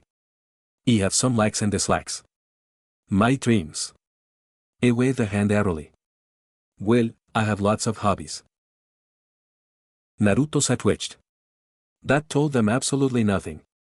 Was this guy for real? All right, you first blondie, Kakashi said, pointing at Ino. Ino flicked her ponytail over one shoulder. I'm Ino Yamanaka of the Yamanaka clan. I like flowers and Sasuke. She giggled at that last part. Naruto pretended to gag. I hate Naruto. Ino declared with a huff. Naruto opened his mouth to protest, But she just kept prattling on about how her dream was to impress Sasuke and own her own flower shop someday. Jeez, what did girls even see in that stuck-up jerk Sasuke? When Ino finally finished, Kakashi nodded. Good. Brooding when, you next. Shikamaru groaned loudly. This is such a drag. I'm Shikamaru Nara. I like watching clouds and playing shogi. I hate doing work. My dream. I yawned widely. Actually never mind, this is too troublesome. Kakashi's one visible eye regarded Shikamaru flatly. Naruto couldn't blame him, the guy was basically a walking pillow. Finally, it was Naruto's turn. He sprang to his feet, puffing out his chest confidently. My name's Naruto Uzumaki, and I'm gonna be Hokage someday, believe it. He jabbed a thumb at himself, grinning widely. I like cup ramen, pulling pranks, and training super hard so I can kick butt. I don't like stuck-up jerks who think they're better than me. Naruto shot a pointed look at Ino, who huffed and turned away. And my dream is to become the greatest Hokage ever so everyone will finally acknowledge me. Naruto finished, fists clenched with determination. Kakashi just blinked at him lazily. Right. So I've got a slacker, a boy-crazy fangirl, and a hyperactive troublemaker. Fantastic. He pulled out his book again, effectively dismissing them. Naruto's shoulders slumped. Clearly their sensei thought they were all just a waste of his time. An uncomfortable knot formed in Naruto's stomach. Maybe the man had already heard how he couldn't even perform basic jutsu properly. Swallowing down his self-consciousness, Naruto plastered on a cocky grin. So, Kakashi-sensei, when do we start doing super cool ninja missions? Kakashi turned a page in his book. Eager, aren't you? Don't get ahead of yourself. First you have to pass my test tomorrow. Naruto frowned in confusion. What do you mean test? We already did the whole graduation exam thing. Kakashi snapped his book shut, meeting Naruto's gaze evenly. Yes, and of all the academy graduates, only a handful will actually become genin. The rest get sent back for more training. His single eye curved upward. Out of all Jonin sensei, the test has a 66% failure rate, you know. None of my previous teams have passed. Naruto felt his heart drop into his sandals. 66% failure rate? File and get sent back? None of his previous teams have passed. No way, he had to prove himself. Naruto shot a panicked look at his teammates. For once, even Shikamaru appeared unsettled by this news. Kakashi leaned down and patted Naruto on the head, ruffling his already unruly blonde hair. Ah, don't sweat it. I'm sure you'll probably pass, maybe. He laughed lightly as if enjoying some private joke. Naruto swatted the hand away, fuming. How dare this smug jerk mock him right to his face? It is show Kakashi just what he could do, believe it. Bring it on sensei. Naruto yelled, shaking a fist defiantly. I'll take any test you throw at me, no problem. And when I pass, you're treating us all to ramen. Kakashi just chuckled again before disappearing in a swirl of wind and leaves. Naruto immediately rounded on his teammates. Come on guys, we totally got to start training for this mystery test. But Shikamaru shrugged, already making his way back downstairs. Too troublesome. I'm going cloud watching. Ino followed right after. And I'm going to find Sasuke, she declared dreamily. Naruto was left alone on the roof, excitement already ebbing away. So my team this was turning out to be. And now he had to prove himself all over again to their aloof sensei. He idly fingered his leaf emblem Hitayate, the engraved metal worn from sitting in the afternoon sun. Kakashi's words echoed in his mind. 66% chance of failure. Naruto shook his head stubbornly. No way was he going back to the academy after finally graduating. He would just have to train twice as hard to make up for his team's lack of enthusiasm. Failure was not an option.